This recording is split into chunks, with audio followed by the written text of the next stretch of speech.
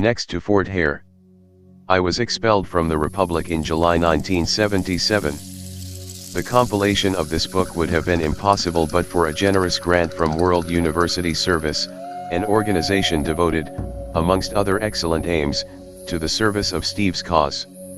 Even then, because of my inability to enter South Africa, the material could not have been collected but for the initiative, diligence, and skill of Mr. David Messenbring. He has also read through the manuscript of the memoir, and made valuable criticisms. To them I express my grateful thanks, as also to a sister who typed the manuscript of the memoir, and to the librarian and staff of the National University of Lesotho. Much of the material page 6 here gathered together was supplied from sources who do not wish for public acknowledgement, but I am nevertheless grateful for their cooperation. Thanks are due to the editors and publishers of the articles contained in chapters 11, 14, 18, and 19 and for permission to reproduce them. The royalties from this book will go to the Biko family, to be devoted by them to a project of which they know Steve would have approved. Alred Stubbs, C.R. Mosside, Lesotho, 1978 page 1 main text 1 Introduction Stephen Bantu Biko was born in King Williamstown, Cape Province, on December 18, 1946, the third child and second son of Mr. and Mrs. Mzimgai I. Biko. His father died when Stephen was 4. He received primary and secondary education locally before proceeding to Lovedale Institution, Alice. He did not stay long at that Bantu Education Department-run school however, and his formative higher schooling was received at the Roman Catholic Marianne Hill, in Natal. Matriculating at the end of 1965 he entered the medical school of the White University of Natal, non-European section, Durban, at the beginning of 1966. Active at first in NASA's, National Union of South African Students, he broke with them in 1968 to form SASO, South African Students Organization, of which he was elected first president in July 1969, and in July 1970 he was appointed publicity secretary. In December 1970 he married Miss Nansai Kalelo, Ansiki, Mashalabo from Umtata. From 1971 his heart was increasingly in political activity, and in the middle of 1972 his course at Wentworth was terminated. Immediately he began to work for BCP, Black Community Programmes, in Durban, but at the beginning of March 1973, together with 7 other SASO leaders, was banned. Restricted to his hometown of King Williamstown, he founded the Eastern Cape branch of BCP and worked as branch executive until an extra clause was inserted in his banning order at the end of 1975 prohibiting him from working for BCP. In 1975 he was instrumental in founding the Zimel Trust Fund. He was detained for 101 days under Section 6 of the Terrorism Act from August to December 1976, and was then released without being charged. He was many times charged under security legislation, but never convicted. In January 1977 he was appointed honorary president of BPC, Black People's Convention, for 5 years, an organization he had helped to found in 1972. On August 18, 1977, he was again detained under Section 6 of the Page 2 Terrorism Act. He was taken to Port Elizabeth, where he was kept naked and manacled, as was revealed at the inquest after his death. He died in detention on September 12. The cause of death was established as brain damage. His death and the inquest have been so extensively reported that it is unnecessary to add further details here. He leaves a widow and 2 small boys aged 7 and 3. The writings which follow belong or refer to the period 1969 to 72, when Steve was active in the Black consciousness movement, of which he is now regarded as the father. After his banning in March 1973 he could no longer travel, speak in public, or write for publication. The evidence at the BPC SASO trial in Pretoria was given in the first week of May 1976, but refers to events which took place during the earlier period. Thus the book follows a chronological sequence as far as can be ascertained. Page 32 SASO. Its role, its significance, and its future. In the early 1960s there had been abortive attempts to found non-white student organizations. In 1961 and 1962 the African Students Association, ASA, and the African Students Union of South Africa, ASUSA, were established. The Durban Students Union and the Cape Peninsular Students Union, which later merged to form the Progressive National Students Organization, were fanatically opposed to NSAS initially. ASA and ASUSA were divided by ideological loyalties connected with ANC, African National Congress, and Pan-Africanist Congress, PAC. None of these organizations survived. NSAS was by no means a spent force on the black campuses, but the fact that its own power base was on white campuses, WITS, the University of Witwatersrand Roads, University of Cape Town, Natal, meant that it was virtually impossible for black students to attain leadership positions. Least of all could NSAS speak for non-white campuses, though it often assumed that role. The formation of the University Christian Movement, UCM, in 1967 gave blacks a greater chance of coming together. Its initial political respectability in the eyes of the black university college authorities gave it a chance to function on those campuses in a way impossible for NSAS. At the UCM conference at Stutterheim in July 1968, about 40 blacks from all the main black centers of higher education in the Republic formed themselves into a caucus and agreed on the need for a nationally representative black student organization. The UNB group, University of Natal Black, which of course included Steve, was asked to continue investigations. As a result, a representative conference was held at Marianne Hill, Natal, in December 1968, when SASO was formed, to be officially inaugurated at Turf Loop in July 1969, when Steve was elected president. Page 4. This is Steve's presidential address to the first National Formation School of SASO, held at University of Natal Black Section, Wentworth, Durban, 1–4 December 1969. SASO, its role, its significance, and its future. Very few of the South African students' organizations have elicited as mixed a response on their establishment as SASO seems to have done. It would seem that only the middle-of-the-roaders have accepted SASO. Cries of shame were heard from the white students who have struggled for years to maintain interracial contact. From some of the black militants' point of view, SASO was far from the answer. It was still too amorphous to be of any real help. No one was sure of the real direction of SASO. Everybody expressed fears that SASO was a conformist organization. A few of the white students expressed fears that this was a sign to turn towards militancy. In the middle of it all was the SASO executive. Those people were called upon to make countless explanations on what this all was about. I am surprised that this had to be so. Not only was the move taken by the non-white students defensible, but it was a long overdue step. It seems sometimes that it is a crime for the non-white students to think for themselves. The idea of everything being done for the blacks is an old one and all liberals take pride in it, but once the black students want to do things for themselves, suddenly they are regarded as becoming militant. Probably it would be of use at this stage to paraphrase the aims of SASO as an organization. These are, page 5. The above aims give in a nutshell the role of SASO as an organization. The fact that the whole ideology centers around non-white students as a group might make a few people to believe that the organization is racially inclined. Yet what SASO has done is simply to take stock of the present scene in the country and to realize that not unless the non-white students decide to lift themselves from the doldrums will they ever hope to get out of them. What we want is not black visibility but real black participation. In other words, it does not help us to see several quiet black faces in a multiracial student gathering which ultimately concentrates on what the white students believe are the needs for the black students. Because of our sheer bargaining power as an organization, we can manage in fact to bring about a more meaningful contact between the various color groups in the student world. The idea that SASO is a form of blackness has been thrown around. Let it be known that SASO is not a national union and has never claimed to be one. Neither is SASO opposed to NSAS as a national union.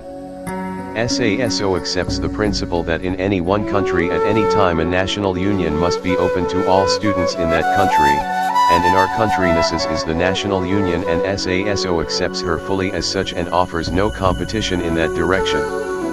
What SASO objects to is the dichotomy between principle and practice so apparent among members of that organization. While very few would like to criticize NSS's policy and principles as they appear on paper, one tends to get worried at all hypocrisy practiced by the members of that organization. This serves to make the non-white members feel unaccepted and insulted in many instances. One may also add that the mere numbers fail to reflect a true picture of the South African scene. There shall always be a white majority in the organization. This in itself does not matter except that where there is conflict of interests between the two color groups, the non-white page 6 always get off the furor.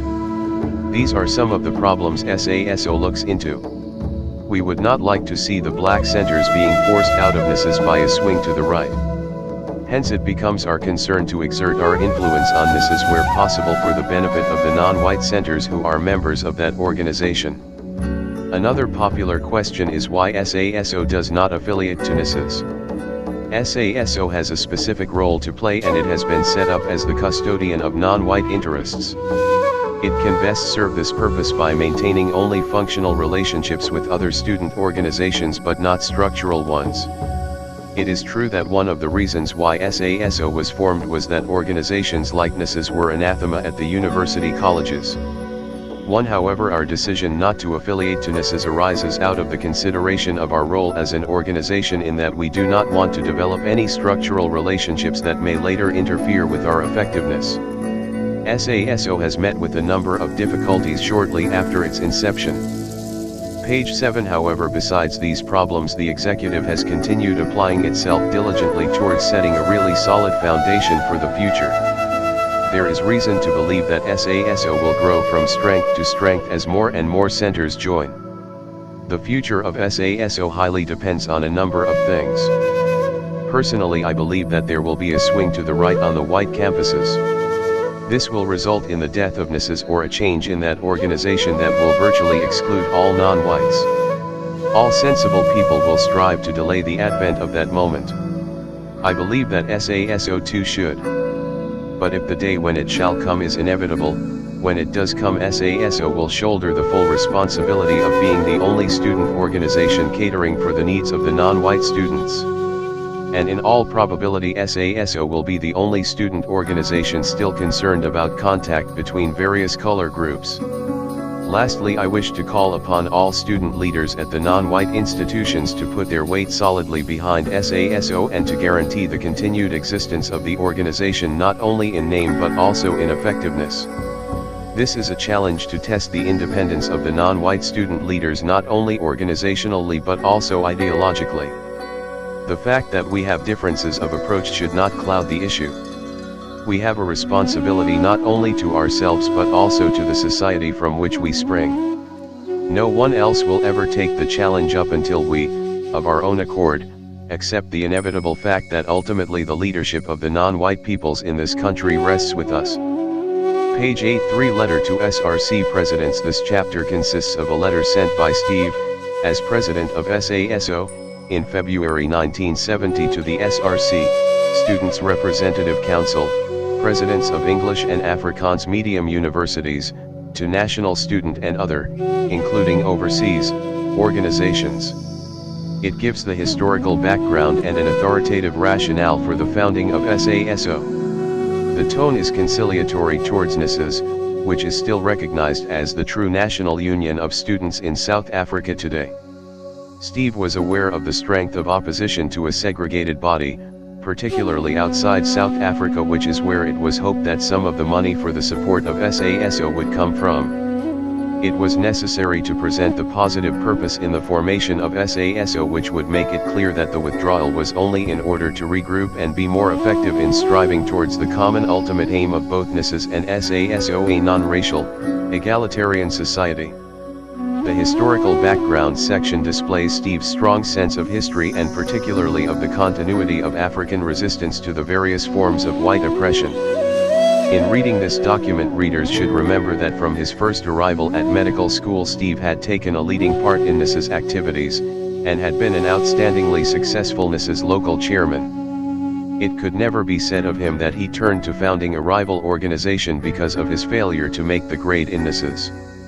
Also, it is remarkable, but entirely typical, that the implicit attack on NIS's which the founding of SASO involved never led to a breach of the good personal relationships he continued to enjoy with the white NIS's leaders. This document is not only an excellent account of the reasons for the founding of SASO, and a stout defense of its non-racialist intentions.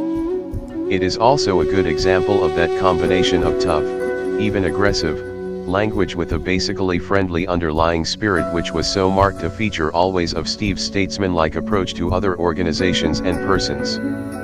Page 9 as an interesting follow-up to this chapter. Chapter 4 is a report by Steve on his presidential tour of most of the black campuses, which was published in the June 1970 issue of the SASO newsletter, i.e. 4 months after the letter to the SRC presidents. Steve spent a great part of his presidential year touring the campuses and building up support for the young movement. 2. SRC presidents, English and Afrikaans medium universities, national student organizations, other organizations, overseas organizations. Dear Sir, Re. South African Students Organization, allow us at this late stage to introduce the South African Students Organization to you. This is a one-year-old organization which was established at the inaugural conference at the University of the North in July 1969. This circular is meant to give your organization a true and first-hand account of the factors that led to the establishment of the organization. We also intend giving you a clear picture of where we stand today in relation to the other student organizations in the country. Historical background: the implementation in 1960 of the Fort Hare Transfer Act of 1959, which brought Fort Hare under direct government control, dealt a blow to student contact between that university and the rest of the student population. The dissolution of the SRC at Fort Hare in August that year by the students themselves was a sequel to the stringent measures applied at this then only black university to suppress the freedom of the students to meet and discuss with whomsoever they wanted to. Even more contained were the sister universities that were established that same year, i.e. University College of the Western Cape, for Coloreds, University College of Zululand, for Zulus, page 10, University College of the North, for Sotos, University College of Durban, for Indians. The concept of an independent SRC was never known at these places. The rector had virtually limitless powers of veto over anything the students decided to do.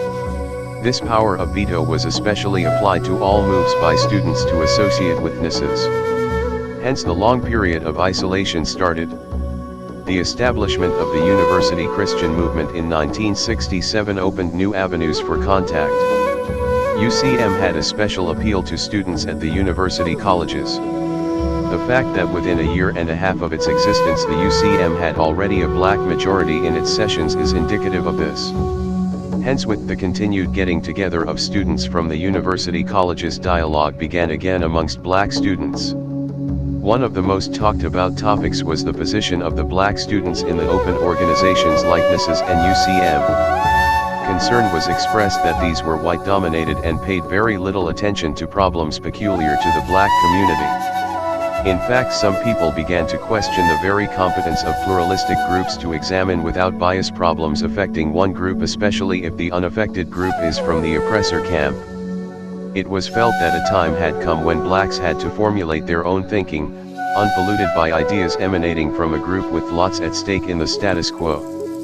There was nothing new in this kind of thinking.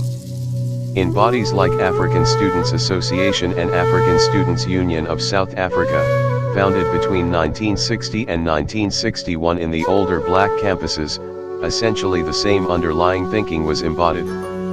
However, these organizations died off for various reasons. The Durban Students Union also came and went. The problem remained unsolved. Some people amongst the black communities felt that the best approach would be a black takeover of the open student organizations engineered from within. However, this idea never got any real support, since to start with, black students at the university colleges were not even allowed to participate freely in these organizations.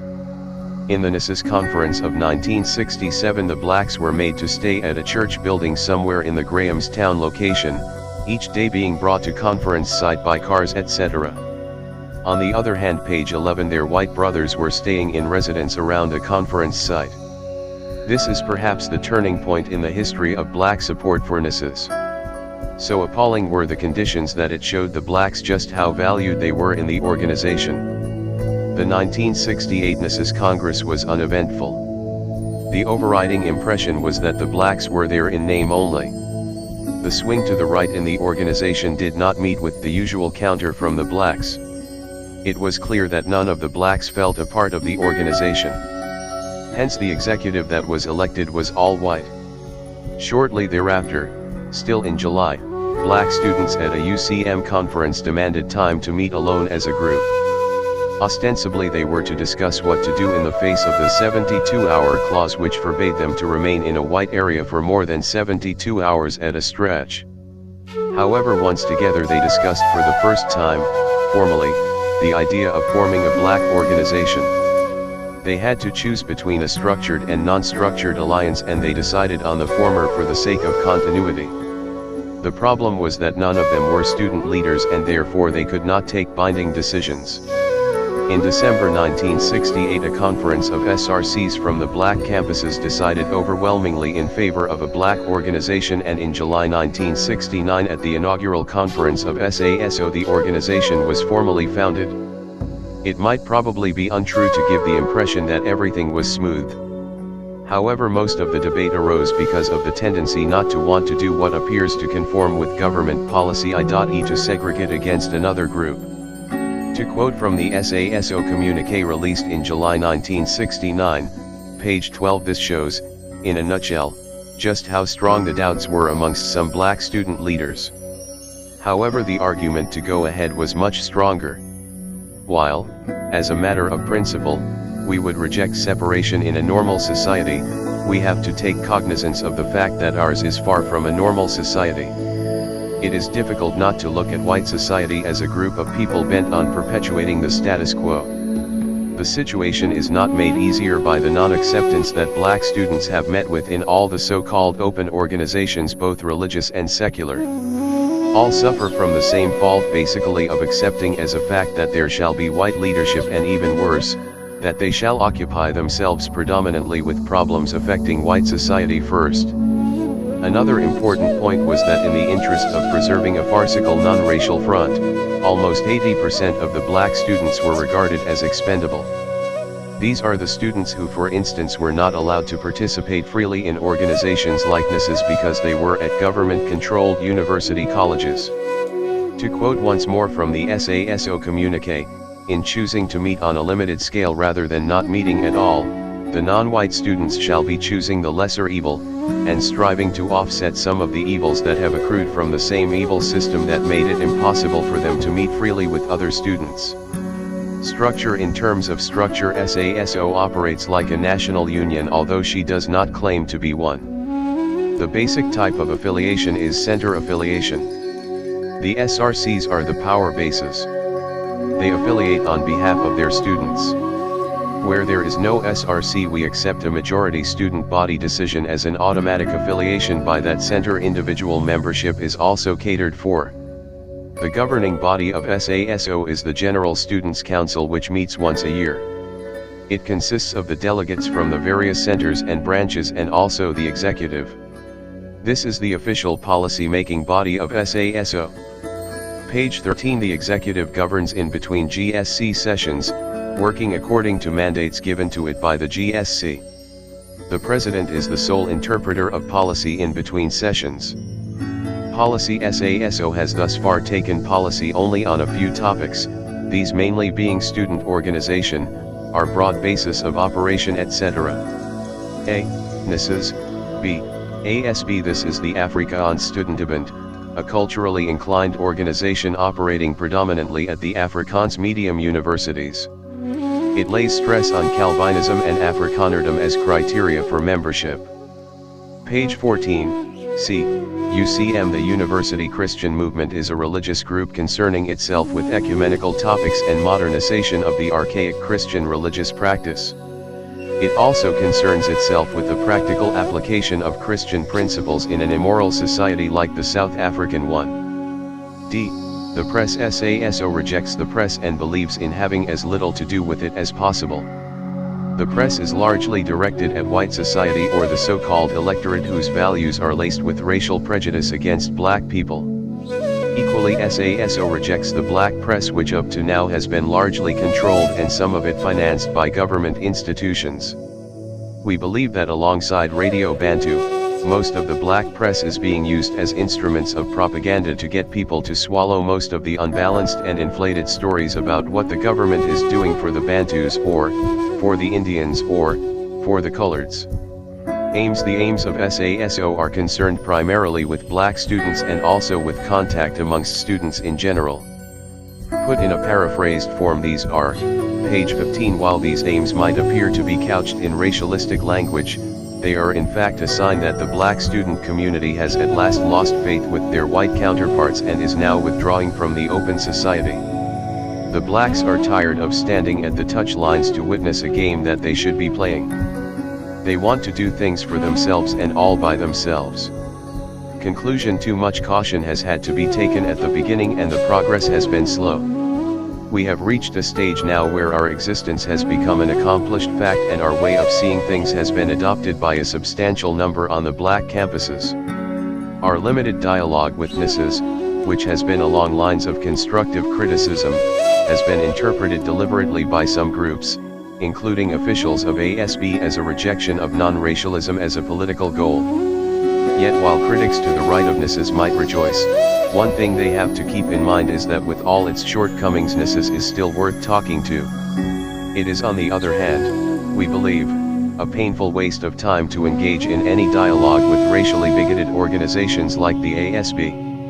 Hence some people at the last SASO conference felt that this organization should be left alone to their small world of isolation whose boundaries are the four wheels of an Osawa. 2. SASO adopts the principle that blacks should work themselves, page 16, into a powerful group so as to go forth and stake their rightful claim in the open society rather than to exercise that power in some obscure part of the Kalahari. Hence this belies the belief that our withdrawal is an end in itself.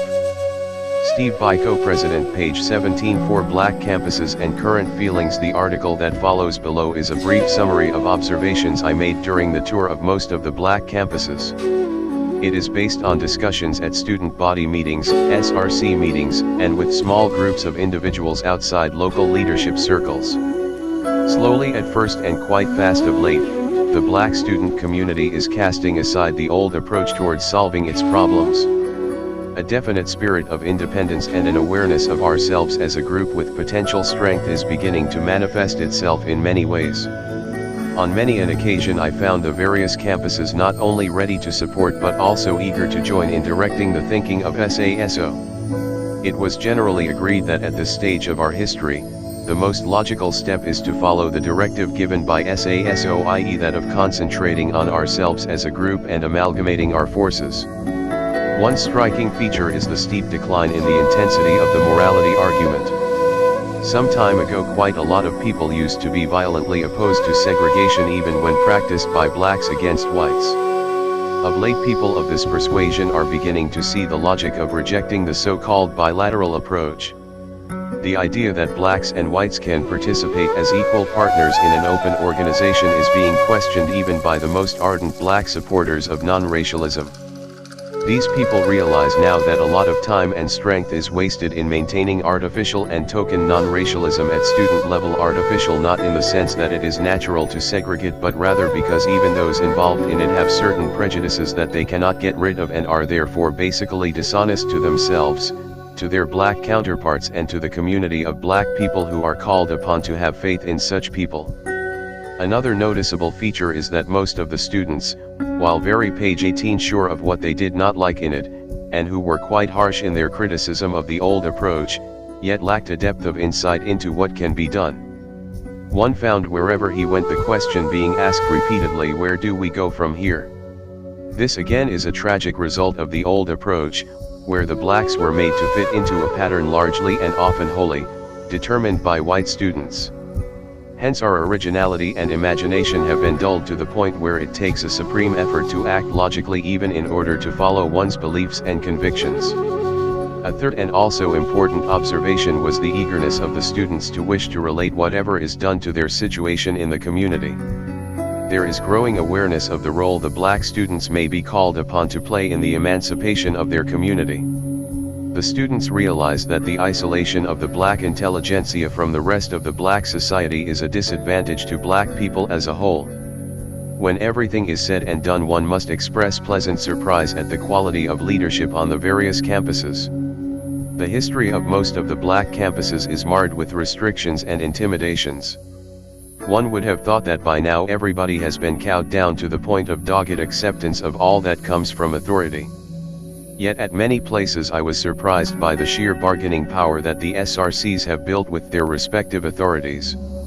Strong delegations are being sent from most of the black campuses to the SASO conference, where a concerted effort will be made to get answers to some of the questions. The conference promises to be both interesting and enlightening, especially in view of the diversity that one finds in approach. But some things are common to all: to bear witness to the unity of the black students, to give proper direction and depth to the movement, and to make themselves worthy of the claim that they are the leaders of tomorrow. Steve Biko, page 19. 5 Black Souls in White Skins. At the first General Students' Council of SASO in July 1970, Steve was succeeded as president by Barney Pityanop. Steve was elected chairman of SASO Publications. The following month, the monthly SASO newsletter began to appear, carrying articles by himself called "I Write What I Like" and signed Frank Talk.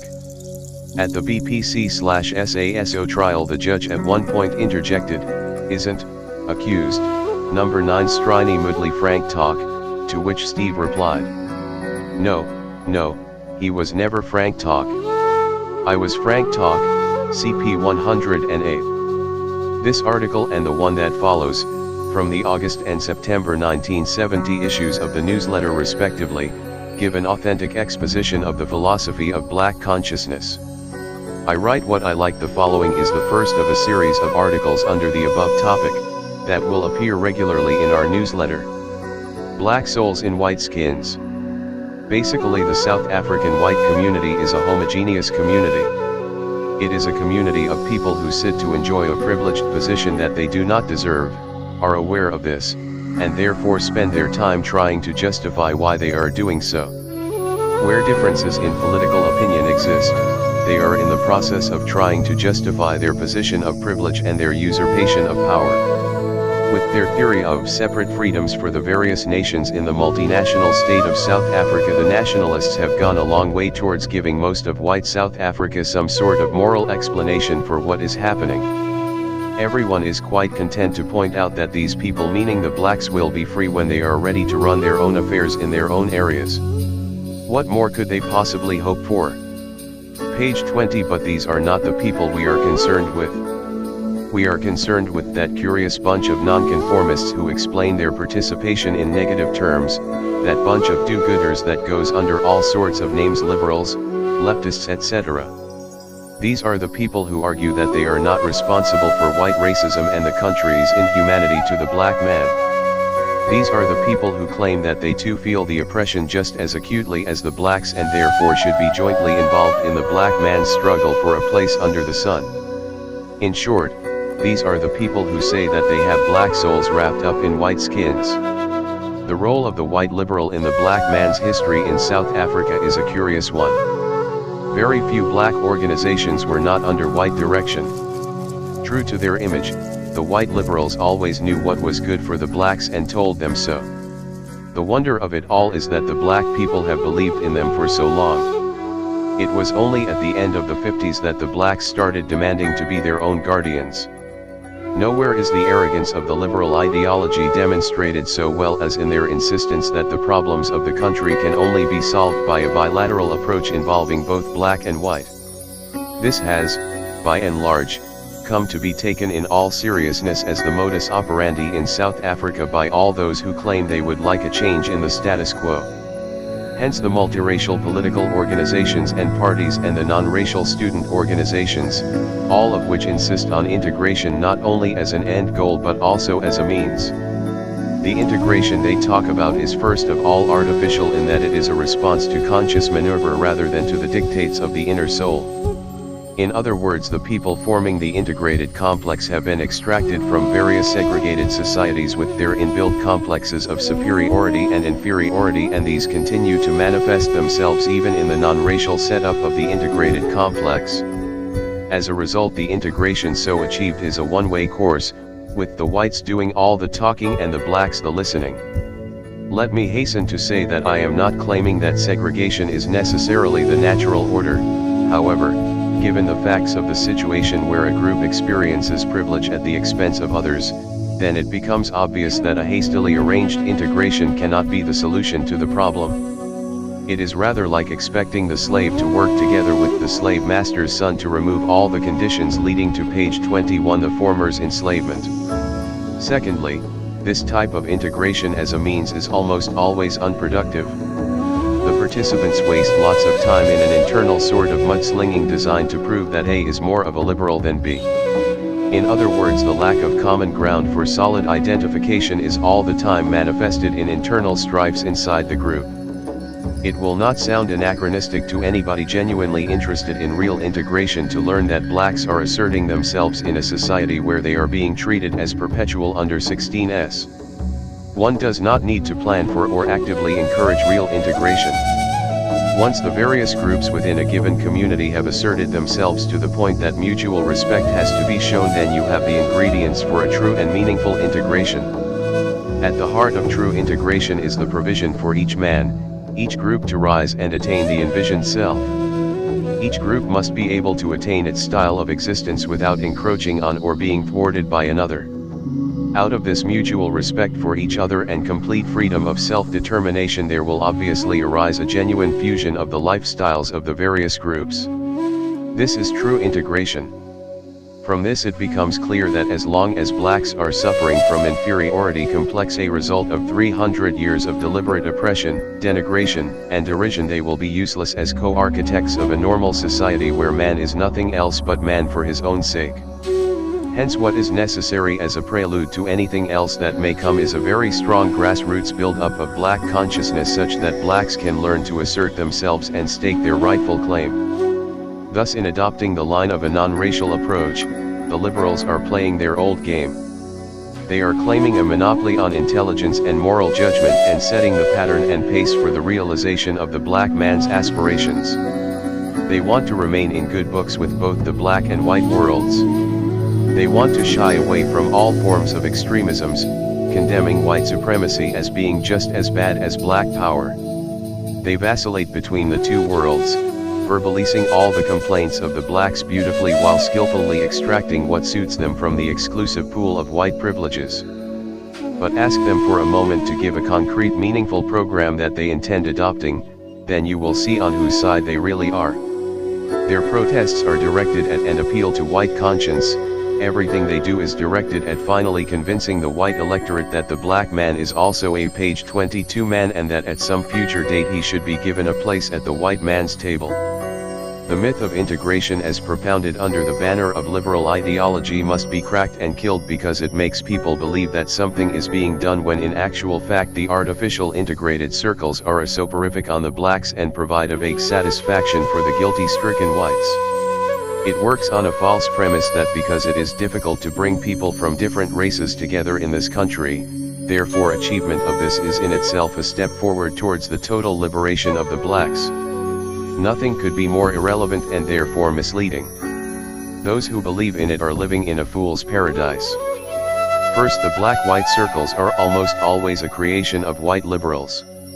As a testimony to their claim of complete identification with the blacks, they call a few intelligent and articulate blacks to come around for tea at home, where all present ask each other the same old hackneyed question: how can we bring about change in South Africa?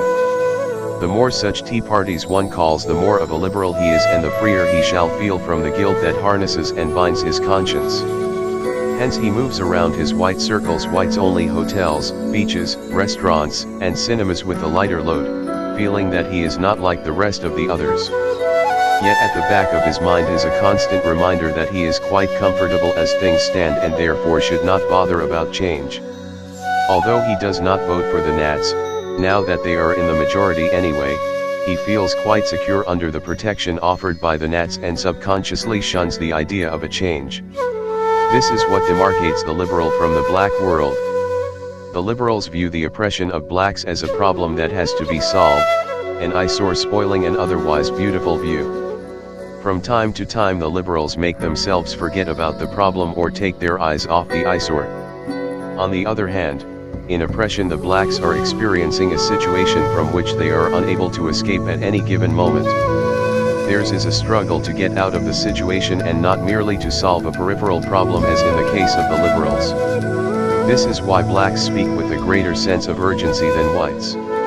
A game at which the liberals have become masters is that of deliberate evasiveness.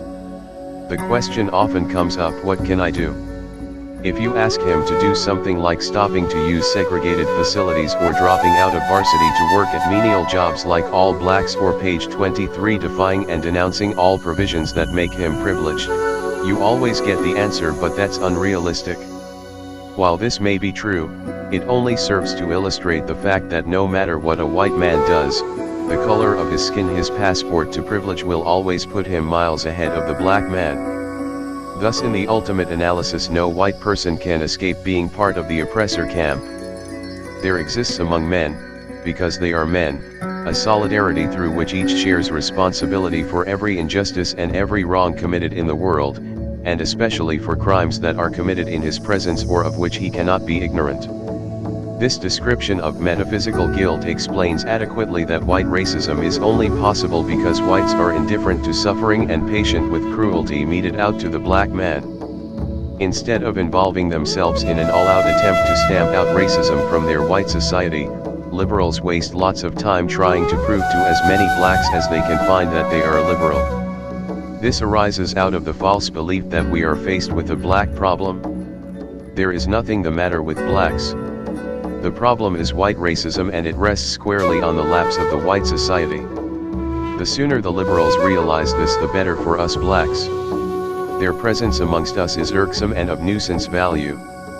It removes the focus of attention from essentials and shifts it to ill-defined philosophical concepts that are both irrelevant to the black man and merely a red herring across the track. White liberals must leave blacks to take care of their own business while they concern themselves with the real evil in our society, white racism. Secondly, the black-white mixed circles are static circles with neither direction nor program. The same questions are asked and the same naivete exhibited in answering them. The real concern of the group is to keep the group going rather than being useful. In this sort of setup one sees a perfect example of what oppression has done to the blacks. They have been made to feel inferior for so long that for them it is comforting to drink tea, wine, or beer with whites who seem to treat them as equals. This serves to boost up their own ego to the extent of making them feel slightly superior to those blacks who do not get similar treatment from whites. These are the sort of blacks who are a danger to the community. Instead of directing themselves at their black brothers and looking at their common problems from a common platform, they choose to page 24 sing out their lamentations to an apparently sympathetic audience that has become proficient in saying the chorus of shame. These dull-witted, self-centered blacks are in the ultimate analysis as guilty of the arrest of progress as their white friends, for it is from such groups that the theory of gradualism emanates, and this is what keeps the blacks confused and always hoping that one day God will step down from heaven to solve their problems. It is people from such groups who keep on scanning the papers daily to detect any sign of the change they patiently await without working for. When Helen Sussman's 3 majority is increased by a couple of thousands, this is regarded as a major milestone in the inevitable change. Nobody looks at the other side of the coin, the large-scale removals of Africans from the urban areas or the impending zoning of places like Grey Street in Durban and a myriad of other manifestations of change for the worse. Does this mean that I am against integration? If by integration you understand a breakthrough into white society by blacks, an assimilation and acceptance of blacks into an already established set of norms and code of behavior set up by and maintained by whites, then yes, I am against it. I am against the superior-inferior white-black stratification that makes the white a perpetual teacher and the black a perpetual pupil, and a poor one at that. I am against the intellectual arrogance of white people that makes them believe that white leadership is a sine qua non in this country and that whites are the divinely appointed pace-setters in progress. I am against the fact that a settler minority should impose an entire system of values on an indigenous people. If on the other hand by integration you mean there shall be free participation by all members of a society, catering for the full expression of the self in a freely changing society as determined by the will of the people, then I am with you. For one cannot escape the fact that the culture shared by the majority group in any given society must ultimately determine the broad direction taken by the joint culture of that society. This need not cramp the style of those who feel differently, but on the whole, a country in Africa, in which the majority of the people are African, must inevitably exhibit African values and be truly African in style. What of the claim that the blacks are becoming racists? This is a favorite pastime of frustrated liberals who feel their trusteeship page 25 ground being washed off from under their feet. These self-appointed trustees of black interests boast of years of experience in their fight for the rights of the blacks. They have been doing things for blacks, on behalf of blacks, and because of blacks. When the blacks announce that the time has come for them to do things for themselves and all by themselves, all white liberals shout blue murder. Hey, you can't do that. You're being a racist. You're falling into their trap. Apparently it's alright with the liberals as long as you remain caught by their trap. Those who know, define racism as discrimination by a group against another for the purposes of subjugation or maintaining subjugation. In other words, one cannot be a racist unless he has the power to subjugate.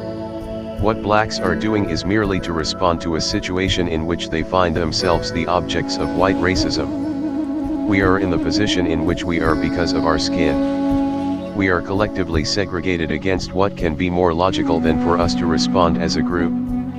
When workers come together under the auspices of a trade union to strive for the betterment of their conditions, nobody expresses surprise in the Western world. It is the done thing. Nobody accuses them of separatist tendencies. Teachers fight their battles, garbage men do the same, nobody acts as a trustee for another. Somehow, however, when blacks want to do their thing, the liberal establishment seems to detect an anomaly. This is in fact a counter-anomaly. The anomaly was there in the first instance when the liberals were presumptuous enough to think that it behoved them to fight the battle for the blacks.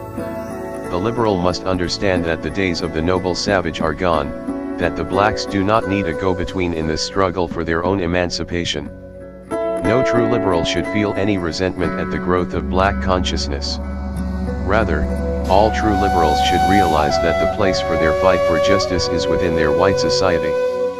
The liberals must realize that they themselves are oppressed if they are true liberals, and therefore they must fight for their own freedom and not that of the nebulous they with whom they can hardly claim identification.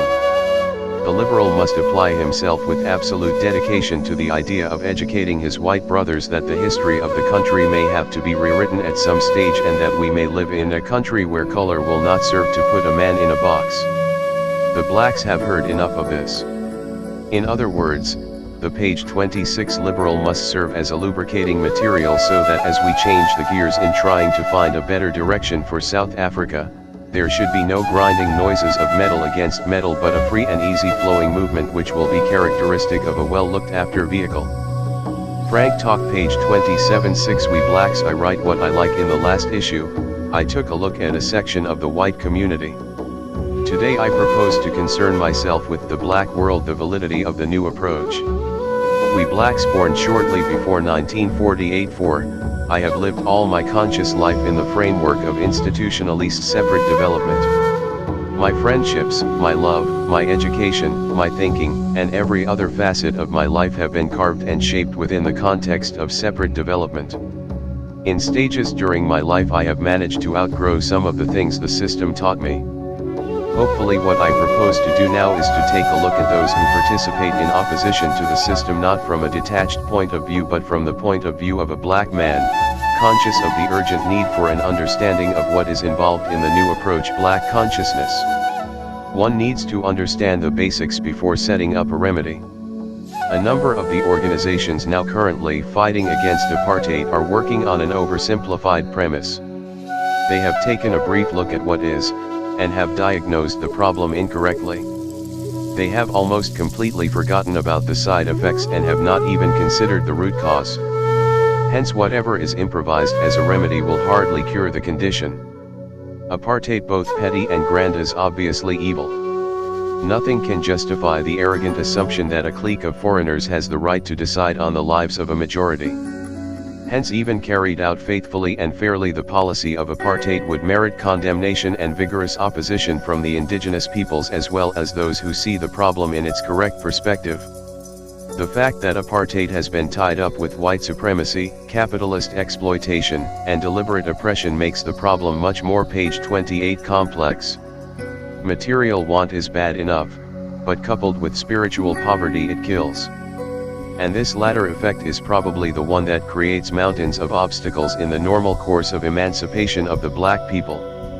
One should not waste time here dealing with manifestations of material want of the black people. A vast literature has been written on this problem. Possibly a little should be said about spiritual poverty.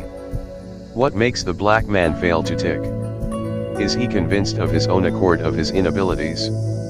Does he lack in his genetic makeup that rare quality that makes a man willing to die for the realization of his aspirations? Or is he simply a defeated person? The answer to this is not a clear-cut one. It is, however, nearer to the last suggestion than anything else. The logic behind white domination is to prepare the black man for the subservient role in this country. Not so long ago this used to be freely said in Parliament, even about the educational system of the black people. It is still said even today, although in a much more sophisticated language. To a large extent the evildoers have succeeded in producing at the output end of their machine a kind of black man who is man only in form. This is the extent to which the process of dehumanization has advanced.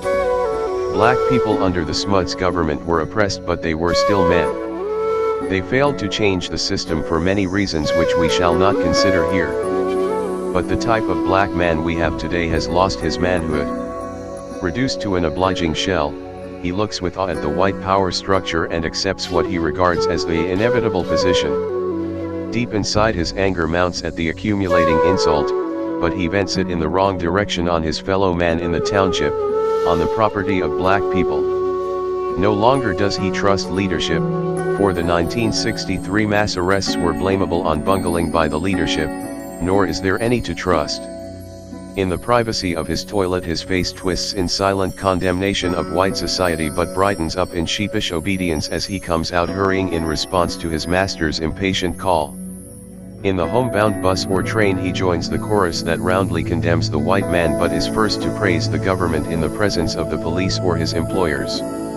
His heart yearns for the comfort of white society and makes him blame himself for not having been educated enough to warrant such luxury.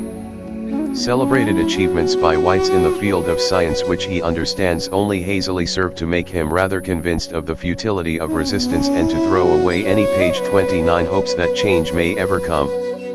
All in all, the black man has become a shell, a shadow of man, completely defeated, drowning in his own misery, a slave, an ox bearing the yoke of oppression with sheepish timidity. This is the first truth, bitter as it may seem, that we have to acknowledge before we can start on any program designed to change the status quo. It becomes more necessary to see the truth as it is if you realize that the only vehicle for change are these people who have lost their personality.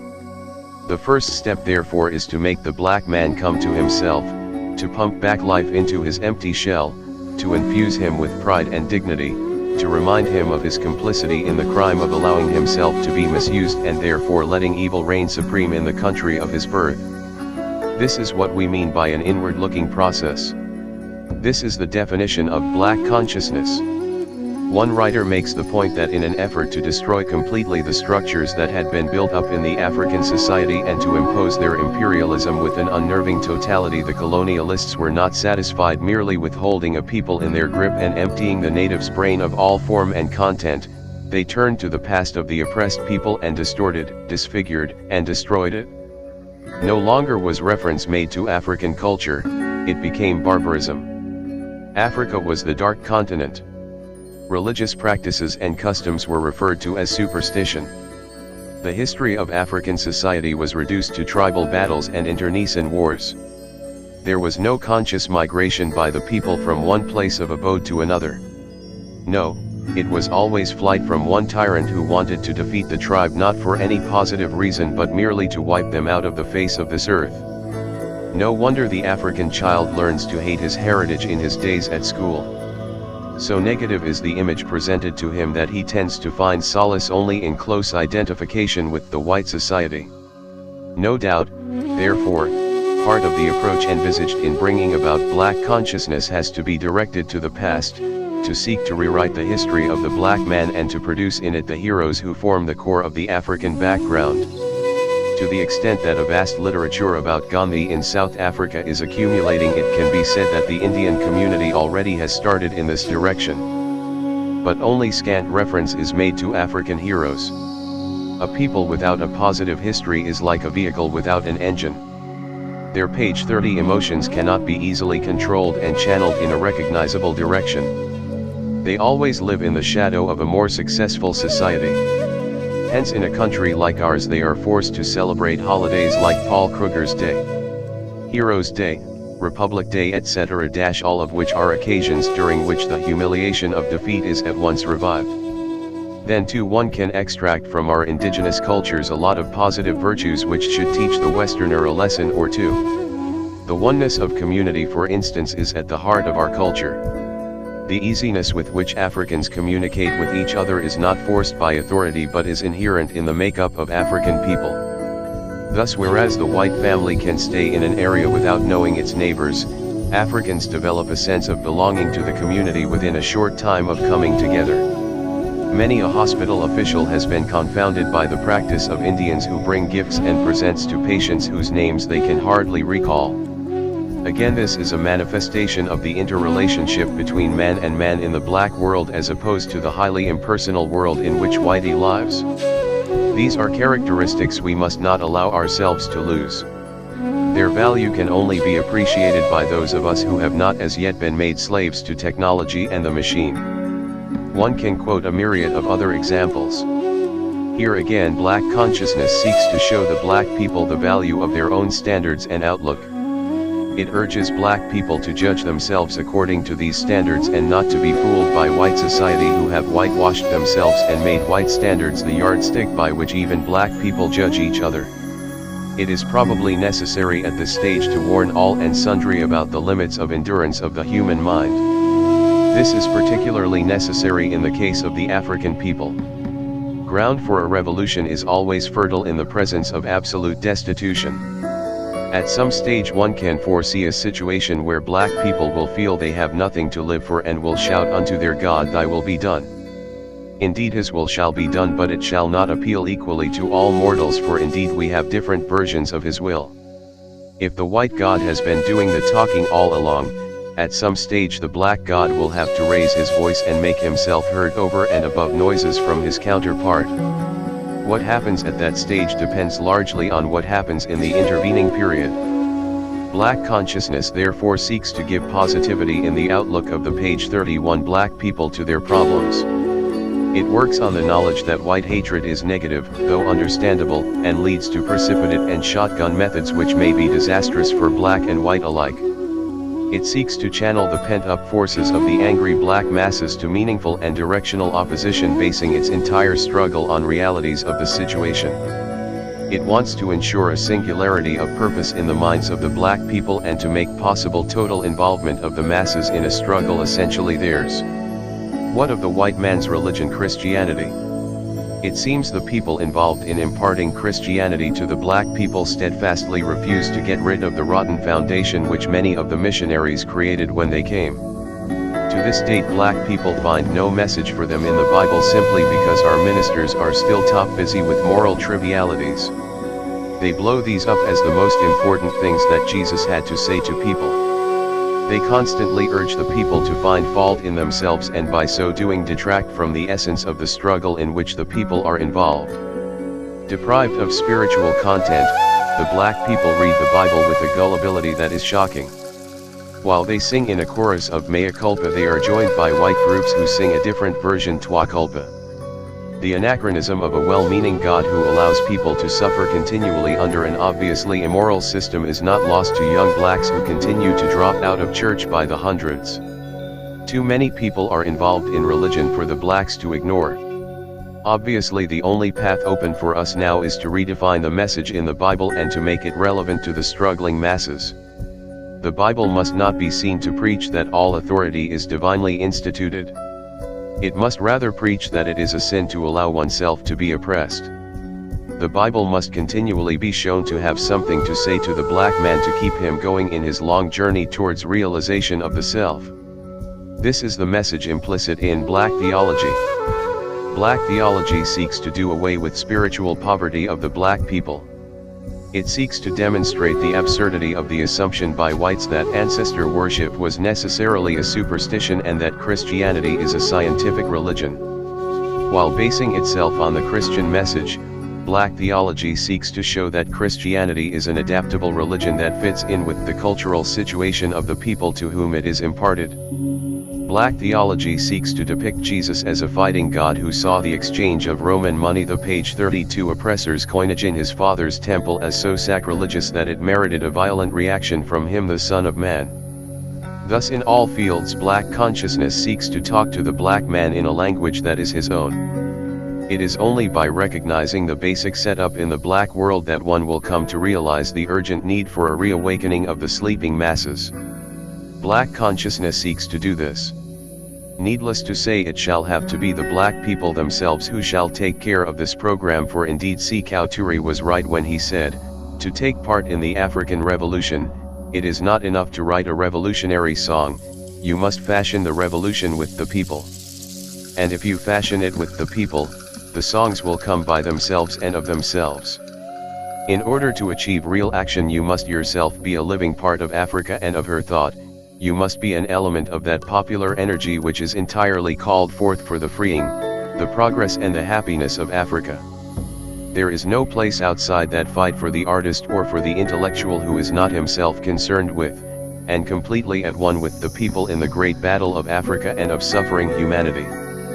Frank Talk, page 33. 7 Fragmentation of the Black Resistance. This article, from the SASO newsletter of June 1971, deals with the problem faced by black leaders, whether African, colored or Indian, of working within the system being the whole white racist apartheid structure built up by the nationalists since 1948. Over and over again the pattern of resistance to the apartheid created structures has been the same.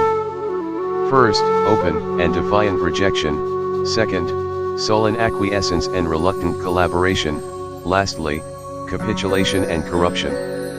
The system operates with a cruel relentlessness, and also with seductive bribery, hence the success of Chief Matanzima's ruling party in the Transkei, alluded to by Steve in one of the closing paragraphs of this article. Of particular interest here is the reference in the last paragraph but too to the amount of community work that needs to be done in promoting a spirit of self-reliance. This article was written a year before Steve decided to devote himself full-time to this kind of work by joining black community programs. It would be instructive to compare the consistent integrity of all Steve's writings and attitudes on this key issue of working within the system with the utterances over a comparable period of time of any other black politician. I write what I like: fragmentation of the black resistance. Just who can be regarded as representative of black opinion in South Africa? This question often crosses my mind in many conversations with people throughout the country and on reading various page 34 newspaper reports on what blacks have to say on topical matters. Once more the issue was highlighted during the debate on whether or not to celebrate the 10th anniversary of the Republic of South Africa. On the one hand, Mr. Pat Puvalingam in Durban was urging the Indian people to celebrate, whilst, on the other, people like Mr. Muaram Gobin and the Labour Party argued the case against celebration. In Zululand, Chief Gatsha Buthelezi stated that the Zulu people would celebrate, whilst elsewhere pamphlets were distributed from various black sources reminding the people that they would be celebrating the countless sins of the nationalist government. The interesting thing of course was the conspicuous silence of the urban African people, except for the hushed objections of Soweto's UBC5. Not at any stage did anybody state a representative opinion. Anyone staying in South Africa will not be completely surprised by this. Political opinion is probably very clear-cut on issues of this nature amongst the African people especially. However, since the banning and harassment of black political parties, a dangerous vacuum has been created. The African National Congress and later the Pan-African Congress were banned in 1960, the Indian Congress was rooted out of existence, and ever since there has been no coordinated opinion emanating from the black ranks. Perhaps the Kliptown Charter, objectionable as the circumstances surrounding it might have been, was the last attempt ever made to instill some amount of positiveness in stating categorically what blacks felt on political questions in the land of their forefathers. After the banning of the black political parties in South Africa, people's hearts were gripped by some kind of foreboding fear for anything political. Not only were politics a closed book, but at every corner one was greeted by a slave-like apathy that often bordered on timidity. To anyone living in the black world, the hidden anger and turmoil could always be seen shining through the faces and actions of these voiceless masses, but it was never verbalized.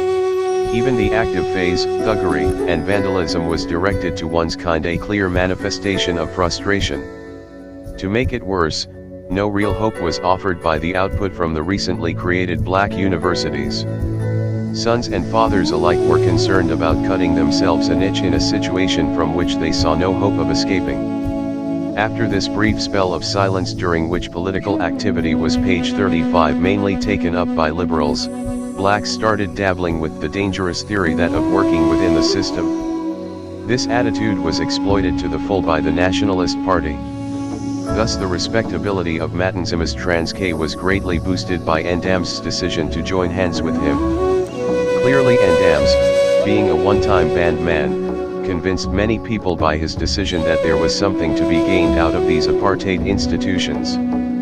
Soon thereafter the Colored Labour Party, operating on an anti-apartheid ticket, was formed to oppose the pro-apartheid Federal Party within the all-colored Colored Representative Council. People's logic became strangely twisted.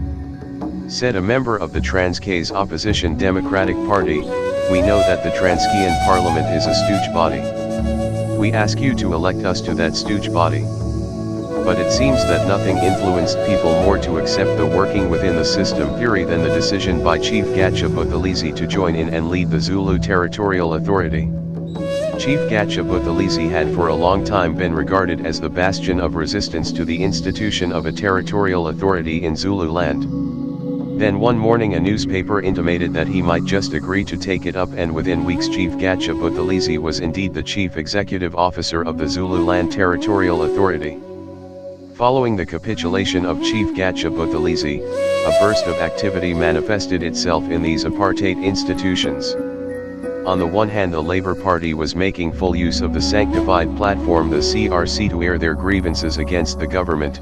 On the other, Chief Gatsha was fast becoming an embarrassment to the government with the kind of things he was saying.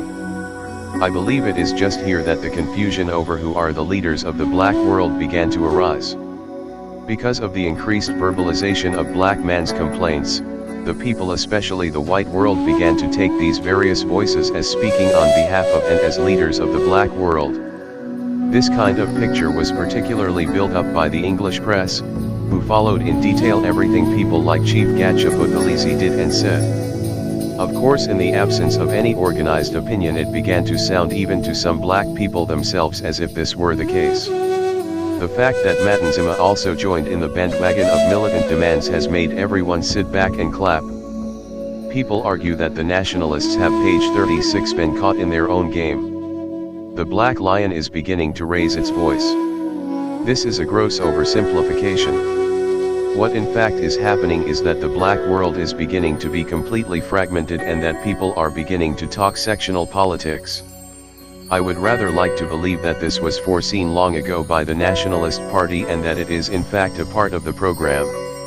After the kind of noises made by Buthelezi, the Labour Party, and of late Matanzima, who can argue that black opinion is being stifled in South Africa? Moreover, any visitor is made to see that these people are fighting for more concessions in their own area, 13% of the land. They accept that the rest of South Africa is for whites. Also, none of them sees himself as fighting the battle for all black people. Xhosas want their Transkei, the Zulus their Zululand, etc. Colored people harbor secret hopes of being classified as brown Afrikaners and therefore meriting admittance into the white logger, while Indian people might be given a vote to swell the buffer zone between whites and Africans. Of course, these promises will never be fulfilled, at least not in a hurry, and in the meantime the enemy best rides South Africa like a colossus, laughing aloud at the fragmented attempts by the powerless masses, making appeals to his deaf ears. The Transkei is the Achilles heel of the nationalists, claim intellectual politicians who are always quick to see a loophole even in a 2-foot thick iron wall. This is false logic. The Transkei, the CRC, Zululand, and all these other apartheid institutions are modern type loggers behind which the whites in this country are going to hide themselves for a long time to come. Slowly the ground is being swept off from under our feet, and soon we as blacks will believe completely that our political rights are in fact in our own areas. Thereafter we shall find that we have no leg to stand on in making demands for any rights in mainland white South Africa, which incidentally will comprise more than 3/4 of the land of our forefathers. This is the major danger that I see facing the black community at the present moment, to be so conditioned by the system as to make even our most well-considered resistance to fit within the system, both in terms of the means and of the goals. Witness the new swing amongst leaders of the Indian community in Durban. I must admit I say this with pain in my heart. Ever since word was let loose that the Indian Council will at some near future be elected, a number of intelligent people are thinking of reviving the Indian Congress and letting page 37 it form some kind of opposition within the system. This is dangerous retrogressive thinking which should be given no breathing space. These apartheid institutions are swallowing too many good people who would be useful in a meaningful program of emancipation of the black people. Who are the leaders of the black world then if they are not to be found in the apartheid institution? Clearly, black people know that their leaders are those people who are now either in Robben Island or in banishment or in exile, voluntary or otherwise. People like Mandela, Sobukwe, Kathrada, MD Naidu, and many others will always have a place of honor in our minds as the true leaders of the people. They may have been branded communists, saboteurs, or similar names. In fact, they may have been convicted of similar offenses in law courts, but this does not subtract from the real essence of their worth. These were people who acted with a dedication unparalleled in modern times. Their concern with our plight as black people made them gain the natural support of the mass of black people. We may disagree with some things they did, but know that they spoke the language of the people. Does this necessarily mean that I see absolutely no advantage in the present setup? Unless the political astuteness of the black people involved in these various apartheid institutions is further sharpened, I am afraid we are fast approaching an impasse. The new generation may be right in accusing us of collaboration in our own destruction. In Germany, the petty officials who decided on which Jews were to be taken away were also Jews. Ultimately, Hitler's gangs also came for them. As soon as the dissident factors outside the apartheid institutions are completely silenced, they will come for those who make noise inside the system. Once that happens, the boundaries of our world will forever be the circumference of the 13% black spots. Perhaps one should be a little positive at this stage. I completely discourage the movement of people from the left to join the institutions of apartheid. In laying out a strategy, we often have to take cognizance of the enemy's strength, and as far as I can assess, all of us who want to fight within the system are completely underestimating the influence the system has on us. What seems to me to be logical at this stage is for the left to continually pressure us, the various apartheid institutions, to move in the direction of testing the limits of possibility within the system, to prove the whole game a sham and to break off the system. I will take the example of the Labour Party, b page 38, cause it sounds as the most well-organized dissident group in the system. The colored Labour Party stood for elections on an anti-apartheid ticket and won most of the elected seats. Further, the Labour Party wasted no time in spelling out its anti-apartheid stance and revived political activity to a great extent within the colored community. In fact, the growing consciousness of the possibility of political action amongst the colored people is due to the Labour Party. Pretty soon the Labour Party will find that it is singing the same tune, and whatever they say will cease to be of news value. In the meantime, Tom Schwartz will start making demands for the colored people and will probably gain a few concessions.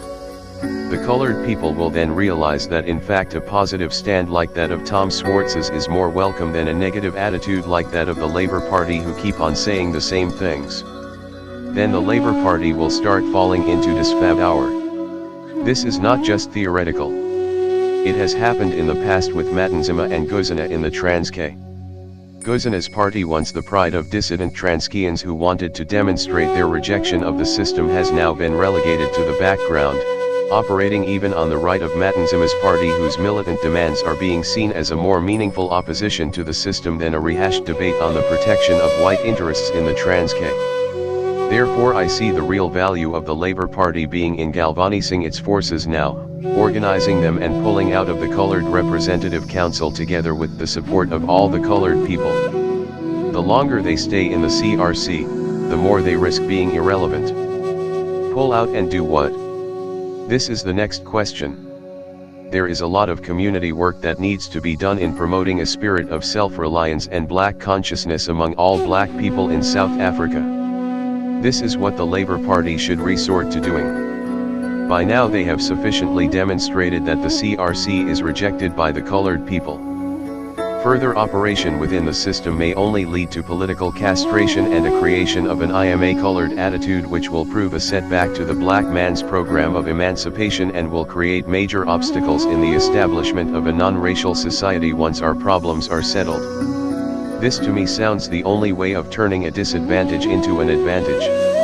It is true of not only the Labour Party but also of all black page 39 people of conscience who are now operating within the system.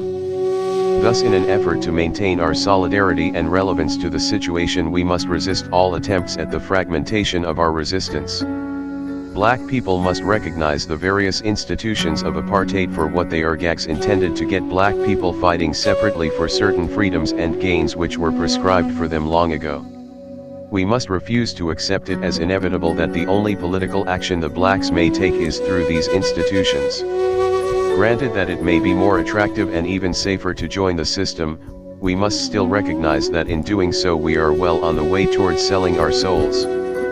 Frank Talk, page 48. Some African Cultural Concepts. This is a paper given by Steve at a conference called by IDAMASA, Interdenominational Association of African Ministers of Religion, and ASCA, Association for the Educational and Cultural Development of the African People, at the Ecumenical Lay Training Center, Edendale, Natal in 1971. The conference drew together a number of black organizations who might be interested in a closer association. Several papers were given, including one by Chief Gacha Buthelezi. This conference proved to be a staging post on the way to the formation of the Black People's Convention in Johannesburg in December of that year. Some African cultural concepts. One of the most difficult things to do these days is to talk with authority on anything to do with African culture.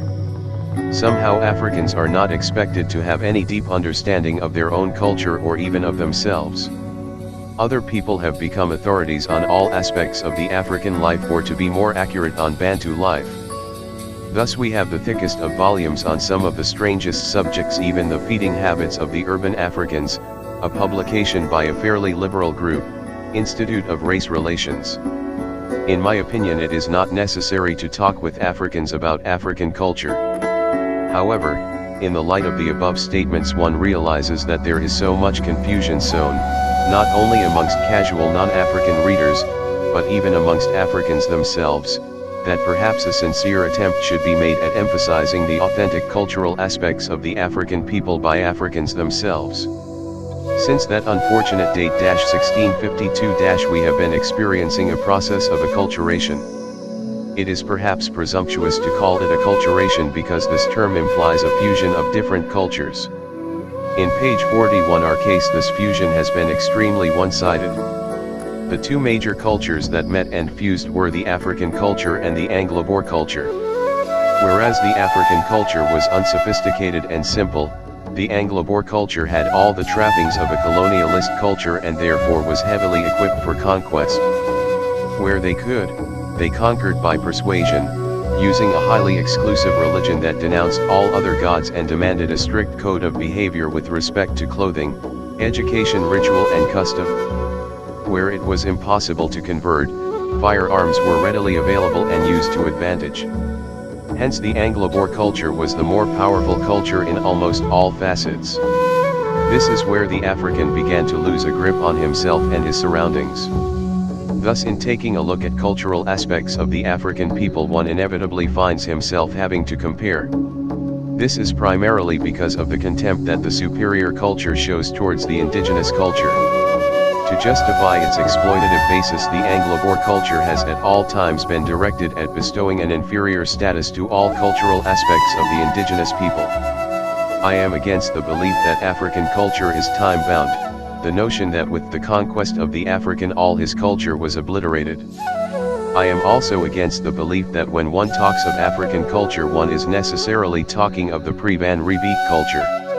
Obviously, the African culture has had to sustain severe blows and may have been battered nearly out of shape by the belligerent cultures it collided with, yet in essence even today one can easily find the fundamental aspects of the pure African culture in the present-day African. Hence, in taking a look at African culture, I am going to refer as well to what I have termed the modern African culture. One of the most fundamental aspects of our culture is the importance we attach to man. Ours has always been a man-centered society. Westerners have on many occasions been surprised at the capacity we have for talking to each other not for the sake of arriving at a particular conclusion but merely to enjoy the communication for its own sake. Intimacy is a term not exclusive for particular friends but applying to a whole group of people who find themselves together either through work or through residential requirements. In fact, in the traditional African culture, there is no such thing as two friends. Conversation groups were more or less naturally determined by age and division of labor. Thus one would find all boys whose job was to look after cattle periodically meeting at popular page 42 spots to engage in conversation about their cattle, girlfriends, parents, heroes, etc. All commonly shared their secrets, joys and woes. No one felt unnecessarily an intruder into someone else's business. The curiosity manifested was welcome. It came out of a desire to share. This pattern one would find in all age groups. House visiting was always a feature of the elderly folks' way of life. No reason was needed as a basis for visits. It was all part of our deep concern for each other. These are things never done in the Westerner's culture. A visitor to someone's house, with the exception of friends, is always met with the question, "What can I do for you?" This attitude to see people not as themselves but as agents for some particular function either to one's disadvantage or advantage is foreign to us. We are not a suspicious race. We believe in the inherent goodness of man. We enjoy man for himself. We regard our living together not as an unfortunate mishap warranting endless competition among us but as a deliberate act of God to make us a community of brothers and sisters jointly involved in the quest for a composite answer to the varied problems of life. Hence in all we do we always place man first, and hence all our action is usually joint community-oriented action rather than the individualism which is the hallmark of the capitalist approach. We always refrain from using people as stepping stones. Instead, we are prepared to have a much slower progress in an effort to make sure that all of us are marching to the same tune. Nothing dramatizes the eagerness of the African to communicate with each other more than their love for song and rhythm. Music in the African culture features in all emotional states. When we go to work, we share the burdens and pleasures of the work we are doing through music. This particular facet, strangely enough, has filtered through to the present day. Tourists always watch with amazement the synchrony of music and action as Africans working at a roadside use their picks and shovels with well-timed precision to the accompaniment of a background song. Battle songs were a feature of the Long March to War in the olden days. Girls and boys never played any games without using music and rhythm as its basis. In other words, with Africans, music and rhythm were not luxuries but part and parcel of our way of communication. Any suffering we experienced was made much more real by song and rhythm.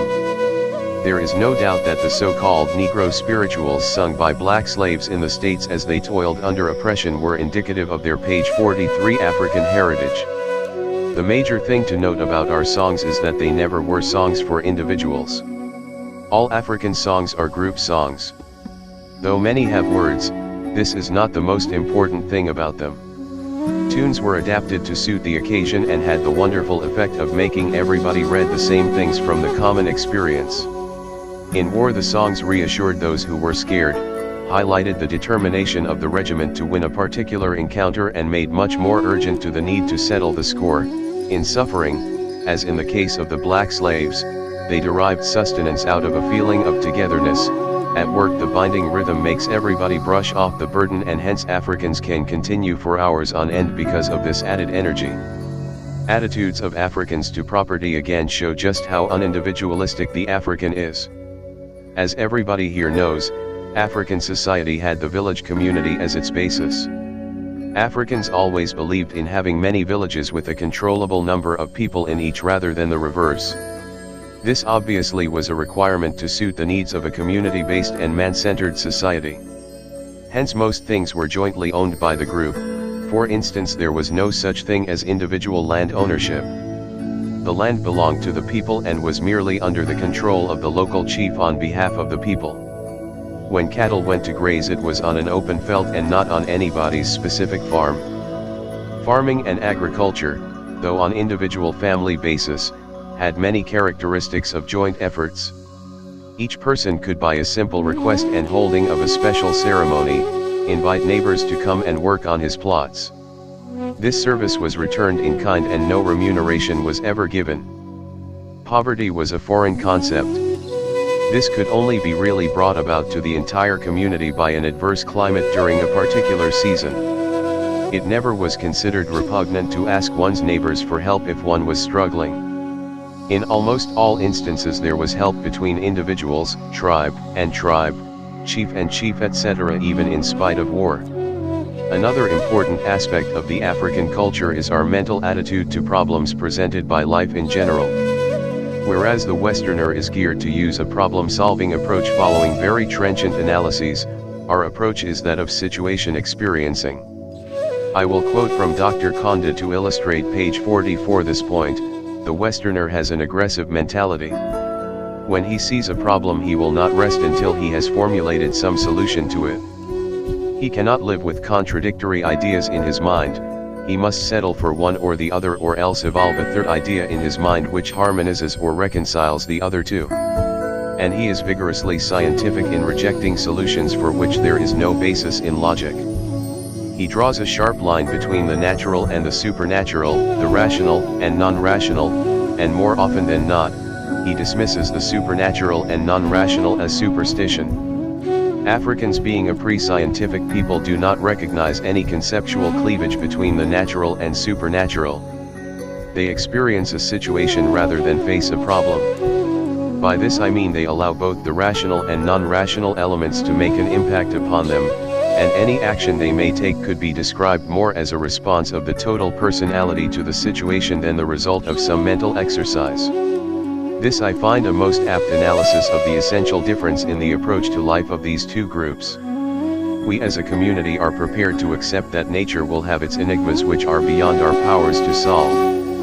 Many people have interpreted this attitude as lack of initiative and drive, yet in spite of my belief in the strong need for scientific experimentation, I cannot help feeling that more time also should be spent in teaching man and man to live together, and that perhaps the African personality with its attitude of laying less stress on power and more stress on man is well on the way to solving our confrontation problems. All people are agreed that Africans are a deeply religious race. In the various forms of worship that one found throughout the southern part of our continent, there was at least a common basis. We all accepted without any doubt the existence of a God. We had our own community of saints. We believed, and this was consistent with our views of life, that all people who died had a special place next to God. We felt that a communication with God could only be through these people. We never knew anything about hell. We do not believe that God can create people only to punish them eternally after a short period on earth. Page 45. Another aspect of religious practices was the occasion of worship. Again, we did not believe that religion could be featured as a separate part of our existence on earth. It was manifest in our daily lives. We thanked God through our ancestors before we drank beer, married, worked, etc. We would obviously find it artificial to create special occasions for worship. Neither did we see it logical to have a particular building in which all worship would be conducted. We believed that God was always in communication with us and therefore merited attention everywhere and anywhere. It was the missionaries who confused our people with their new religion. By some strange logic, they argued that theirs was a scientific religion and ours was mere superstition in spite of the biological discrepancies so obvious in the basis of their religion. They further went on to preach a theology of the existence of hell, scaring our fathers and mothers with stories about burning in eternal flames and gnashing of teeth and grinding of bone. This cold, cruel religion was strange to us, but our forefathers were sufficiently scared of the unknown impending anger to believe that it was worth a try. Down went our cultural values. Yet it is difficult to kill the African heritage. There remains, in spite of the superficial cultural similarities between the detribalist and the Westerner, a number of cultural characteristics that mark out the detribalist as an African. I am not here making a case for separation on the basis of cultural differences. I am sufficiently proud to believe that under a normal situation, Africans can comfortably stay with people of other cultures and be able to contribute to the joint cultures of the communities they have joined. However, what I want to illustrate here is that even in a pluralistic society like ours, there are still some cultural traits that we can boast of which have been able to withstand the process of deliberate bastardization. These are aspects of the modern African culture, a culture that has used concepts from the white world to expand on inherent cultural characteristics. Thus we see that in the area of music, the African still expresses himself with conviction. The craze about jazz arises out of a conversion by the African artists of mere notes to meaningful music, expressive of real feelings. The monkey jive, soul, etc. are all aspects of a modern type African culture that expresses the same original feelings.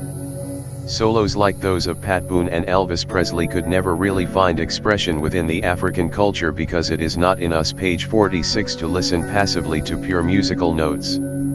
Yet when soul struck with its all-engulfing rhythm, it immediately caught on and set hundreds of millions of black bodies in gyration throughout the world. These were people reading in soul the real meaning, the defiant message. Say it loud. I'm black and I'm proud. This is fast becoming our modern culture. A culture of defiance, self-assertion, and group pride and solidarity.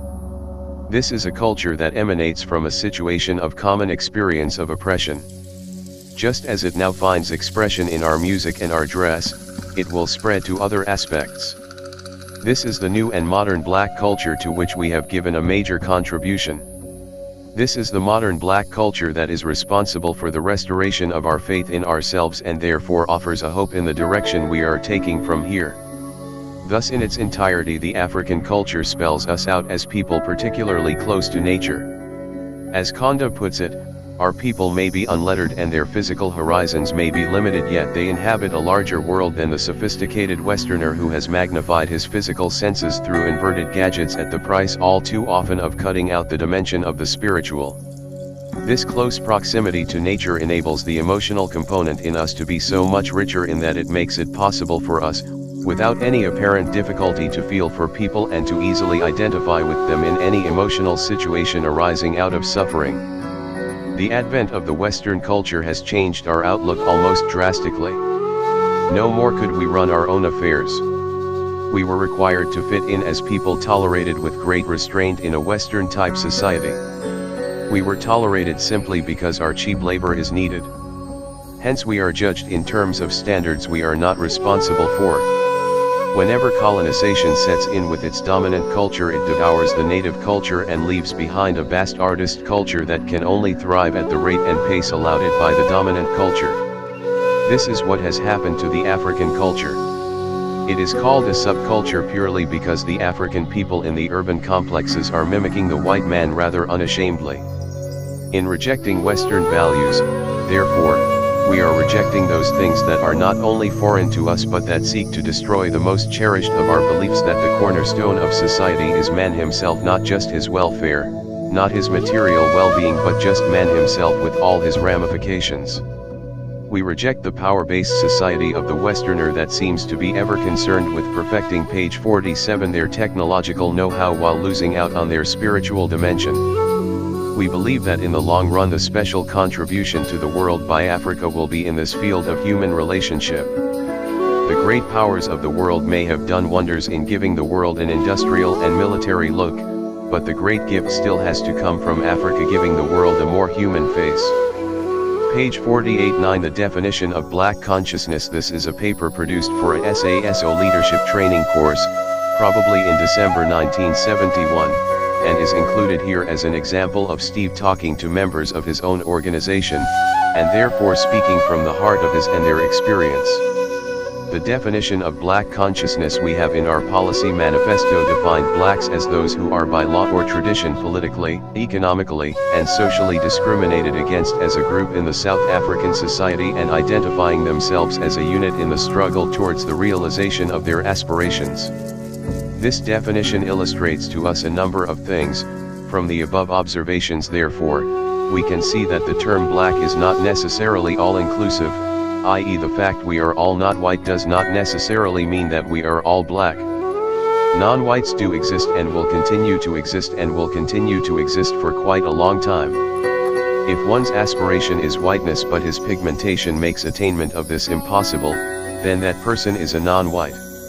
Any man who calls a white man Baz, any man who serves in the police force or security branch is ipso facto a non-white.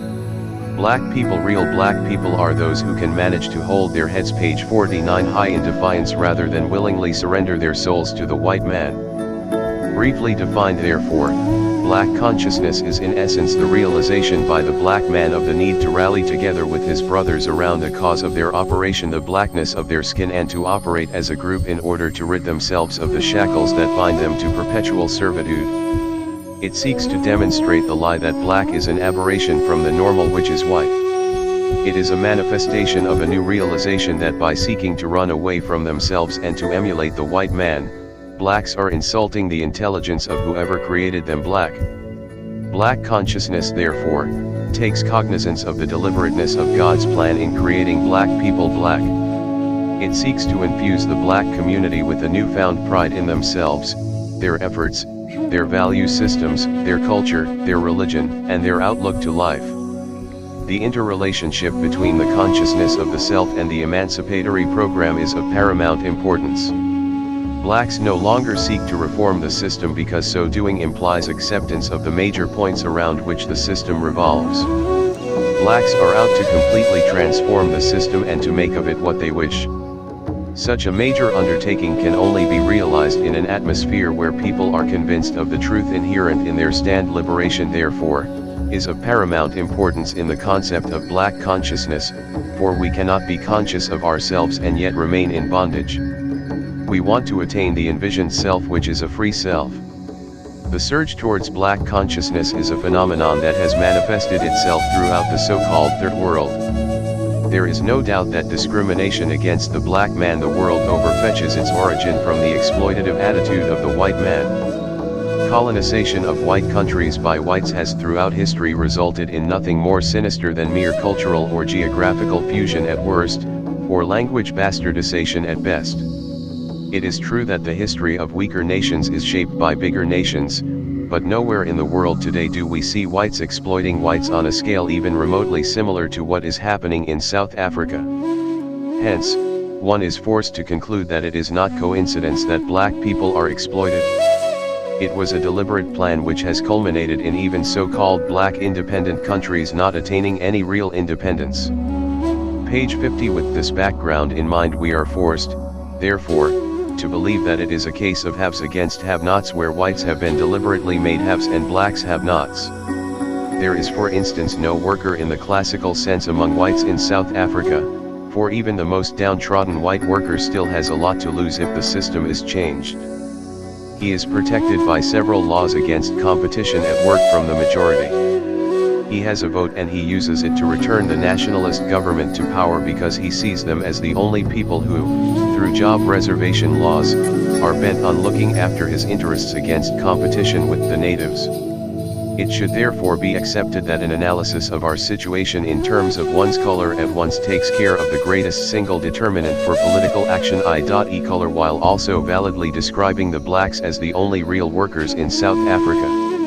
It immediately kills all suggestions that there could ever be effective rapport between the real workers, i.e. blacks, and the privileged white workers, since we have shown that the latter are the greatest supporters of the system. True enough, the system has allowed so dangerous an anti-black attitude to build up amongst whites that it is taken as almost a sin to be black, and hence the poor whites, who are economically nearest to the blacks, demonstrate the distance between themselves and the blacks by an exaggerated reactionary attitude towards blacks. Hence the greatest anti-black feeling is to be found amongst the very poor whites, whom the class theory calls upon to be with black workers in the struggle for emancipation. This is the kind of twisted logic that the black consciousness approach seeks to eradicate. In terms of the black consciousness approach, we recognize the existence of one major force in South Africa. This is white racism. It is the one force against which all of us are pitted. It works with unnerving totality, featuring both on the offensive and in our defense. Its greatest ally to date has been the refusal by us to club together as blacks because we are told to do so would be racialist. So, while we progressively lose ourselves in a world of colorlessness and amorphous common humanity, whites are deriving pleasure and security in entrenching white racism and further exploiting the minds and bodies of the unsuspecting black masses. Their agents are ever present amongst us, telling us that it is immoral to withdraw into a cocoon, that dialogue is the answer to our problem, and that it is unfortunate that there is white racism in some quarters, but you must, page 51, understand that things are changing. These in fact are the greatest racists, for they refuse to credit us with any intelligence to know what we want. Their intentions are obvious. They want to be barometers by which the rest of the white society can measure feelings in the black world. This then is what makes us believe that white power presents itself as a totality, not only provoking us but also controlling our response to the provocation. This is an important point to note because it is often missed by those who believe that there are a few good whites. Sure, there are a few good whites just as much as there are a few bad blacks. However, what we are concerned here with is group attitudes and group politics. The exception does not make a lie of the rule, it merely substantiates it. The overall analysis, therefore, based on the Hegelian theory of dialectic materialism, is as follows. That since the thesis is a white racism, there can only be one valid antithesis, i.e. a solid black unity to counterbalance the scale. If South Africa is to be a land where black and white live together in harmony without fear of group exploitation, it is only when these two opposites have interplayed and produced a viable synthesis of ideas and a modus vivendi. We can never wage any struggle without offering a strong counterpoint to the white races that permeate our society so effectively. One must immediately dispel the thought that black consciousness is merely a methodology or a means towards an end. What black consciousness seeks to do is to produce at the output end of the process real black people who do not regard themselves as appendages to white society. This truth cannot be reversed. We do not need to apologize for this, because it is true that the white systems have produced through the world a number of people who are not aware that they too are people. Our adherence to values that we set for ourselves can also not be reversed, because it will always be a lie to accept white values as necessarily the best. The fact that a synthesis may be attained only relates to adherence to power politics. Someone somewhere along the line will be forced to accept the truth, and here we believe that ours is the truth. The future of South Africa in the case where blacks adopt black consciousness is the subject for concern, especially among initiates. What do we do when we have attained our consciousness? Do we propose to kick whites out? I believe personally that the answers to these questions ought to be found in the SASO Policy Manifesto and page 52 in our analysis of the situation in South Africa. We have defined what we mean by true integration, and the very fact that such a definition exists does illustrate what our standpoint is.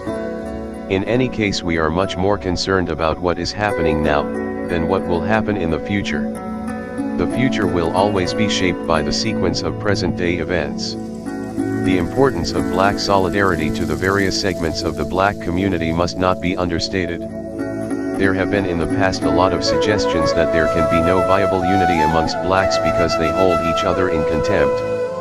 Coloreds despise Africans because they, the former, by their proximity to the Africans, may lose the chances of assimilation into the white world. Africans despise the coloreds and Indians for a variety of reasons. Indians not only despise Africans but in many instances also exploit the Africans in job and shop situations. All these stereotype attitudes have led to mountainous intergroup suspicions amongst the blacks. What we should at all times look at is the fact that further implications of black consciousness are to do with correcting false images of ourselves in terms of culture, education, religion, economics. The importance of this also must not be understated. There is always an interplay between the history of a people, i.e. the past, and their faith in themselves and hopes for their future. We are aware of the terrible role played by our education and religion in creating amongst us a false understanding of ourselves. We must therefore work out schemes not only to correct this, but further to be our own authorities rather than wait to be interpreted by others. Whites can only see us from the outside, and as such can page 53 never extract and analyze the ethos in the black community. In summary, therefore, one need only refer this house to the SASO Policy Manifesto, which carries most of the salient points in the definition of black consciousness. I wish to stress again the need for us to know very clearly what we mean by certain terms and what our understanding is when we talk of black consciousness. Page 5410. The Church as Seen by a Young Layman. This paper was given at a conference of black ministers of religion organized by Black Community Programs and held at the Ecumenical Lay Training Center, Edendale, Natal in May 1972. Ministers of religion have an importance in black society which a secularist Westerner will find hard to understand. At the same time, the pressures on them to conform to the status quo are formidable. Ben Koapa, executive director of BCP, and Steve realized the importance of trying to conscientize this key section of the black community. A small measure of the change in the traditionally conservative attitudes of black ministers of religion is the fact that 5 of the old students of St. Peter's, Anglican, Theological College have been or are currently banned or detained. This would have been unimaginable 10 years ago. The Church as Seen by a Young Layman. I am aware that today I am addressing myself to a group of people with whom I differ in 2 respects. Firstly, I am a layman talking to a group of religious ministers. Secondly, I am a young man talking to fairly elderly people. These are perhaps the 2 aspects that brought me here. An attempt to close the generation gap is always fundamental in the re-examination of any hitherto orthodox situation which seems to be fast becoming obsolete in the minds of young people. Also important, is the need to make common the concept of religion, especially Christianity, understanding of which is fast becoming the monopoly of so-called theologians. For this reason I am going to deal with the page 55 topic in a lay fashion. To my mind, religion can be defined as an attempt by man to relate to a supreme being or force to which he ascribes all creation. Our particular model at this moment is Christianity. It is not quite clear just how important it is for the various religions that exist in this world to be uniform. One thing is certain though, that all religions have got similar characteristics. Each religion is highly ritualistic.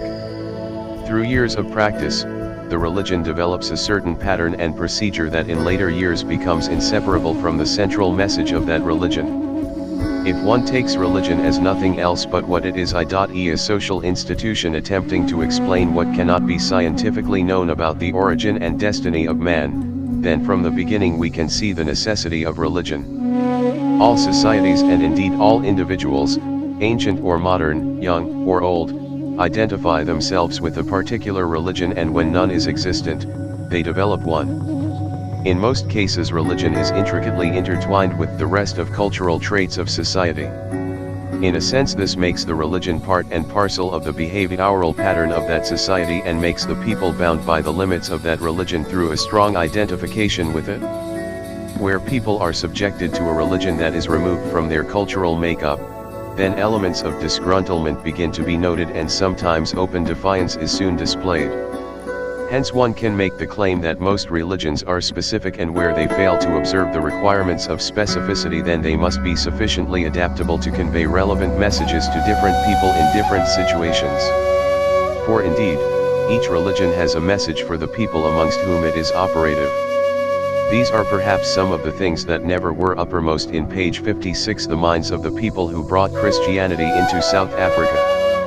Whereas Christianity had gone through rigorous cultural adaptation from ancient Judea through Rome, through London, through Brussels, and Lisbon, somehow when it landed in the Cape, it was made to look fairly rigid. Christianity was made the central point of a culture which brought with it new styles of clothing, new customs, new forms of etiquette, new medical approaches, and perhaps new armaments. The people amongst whom Christianity was spread had to cast away their indigenous clothing, their customs, their beliefs, which were all described as being pagan and barbaric. Usage of the spear became a hallmark of savagery. All too soon the people were divided into two camps: the converted, Amakapoka, and the pagans, Amakaba. The difference in clothing between these two groups made what otherwise could have been merely a religious difference actually become at times internecine warfare. Stripped of the core of their being and estranged from each other because of their differences, the African people became a playground for colonialists. It has always been the pattern throughout history that whosoever brings the new order knows it best and is therefore the perpetual teacher of those to whom the new order is being brought. If the white missionaries were right about their God in the eyes of the people, then the African people could only accept whatever these new know-all tutors had to say about life. The acceptance of the colonialist tainted version of Christianity marked the turning point in the resistance of African people. The Church and its operation in modern-day South Africa has therefore to be looked at in terms of the way it was introduced in this country. Even at this late stage, one notes the appalling irrelevance of the interpretation given to the scriptures. In a country teeming with injustice and fanatically committed to the practice of oppression, intolerance, and blatant cruelty because of racial bigotry, in a country where all black people are made to feel the unwanted stepchildren of a God whose presence they cannot feel, in a country where father and son, mother and daughter alike develop daily into neurotics through sheer inability to relate the present to the future because of a completely engulfing sense of destitution, the Church further adds to their insecurity by its inward-directed definition of the concept of sin and its encouragement of the mea culpa attitude. Stern-faced ministers stand on pulpits every Sunday to heap loads, page 57, of blame on black people in townships for their thieving, housebreaking, stabbing, murdering, adultery, etc. No one ever attempts to relate all these vices to poverty, unemployment, overcrowding, lack of schooling and migratory labor. No one wants to completely condone abhorrent behavior, but it frequently is necessary for us to analyze situations a little bit deeper than the surface suggests. Because the white missionary described black people as thieves, lazy, sex-hungry, etc., and because he equated all that was valuable with whiteness, our churches through our ministers see all these vices I have mentioned above not as manifestations of the cruelty and injustice which we are subjected to by the white man, but inevitable proof that after all the white man was right when he described us as savages. Thus, if Christianity in its introduction was corrupted by the inclusion of aspects which made it the ideal religion for the colonization of people, nowadays in its interpretation it is the ideal religion for the maintenance of the subjugation of the same people. It must also be noted that the Church in South Africa, as everywhere else, has been spoiled by bureaucracy. No more is it just only an expression of the sum total of people's religious feelings, it has become in fact highly institutionalist, not as one unit but as several powerful units, differing perhaps not so much on scriptural interpretation as in institutional aims. It has become inconceivable to think of South Africa without a Roman Catholic Church or a Methodist Church or an Anglican Church, etc., in spite of the fact that the average Methodist from the street hardly knows how he differs from an Anglican or Congregationalist. This bureaucracy and institutionalization tends to make the Church remove from important priorities and to concentrate on secondary and tertiary functions like structures and finance, etc. And because of this, the Church has become very irrelevant and in fact an ivory tower, as some people refer to it. Going hand in hand with the bureaucratization and institutionalization of the church is a special brand of a problem which also makes the church extremely irrelevant: the concentration of that bureaucracy and institutionalization in the hands of white people. It is a known fact that, barring the Afrikaans churches, most of the churches have 70, 80, or 90% of their membership within the black world. It is also a known fact that most of the churches have 70, 80, or 90% of controlling power in white hands. It is still a known fact that white people simply don't know black people, and in most cases do not have the interests of black people at heart. Page 58. Therefore it can be reasonably concluded that either the black people's churches are governed by a small non-sympathetic foreign minority, or that too many black people are patronizing foreign churches.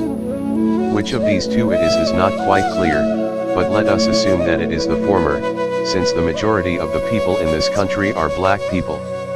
In that case, therefore, black people who are Christians are not only conniving at the hitherto irrelevant nature of Christianity as spelled out by the churches, but they also allow a non-sympathetic minority which is not interested in making Christianity relevant to people remain in control of the workings of the churches.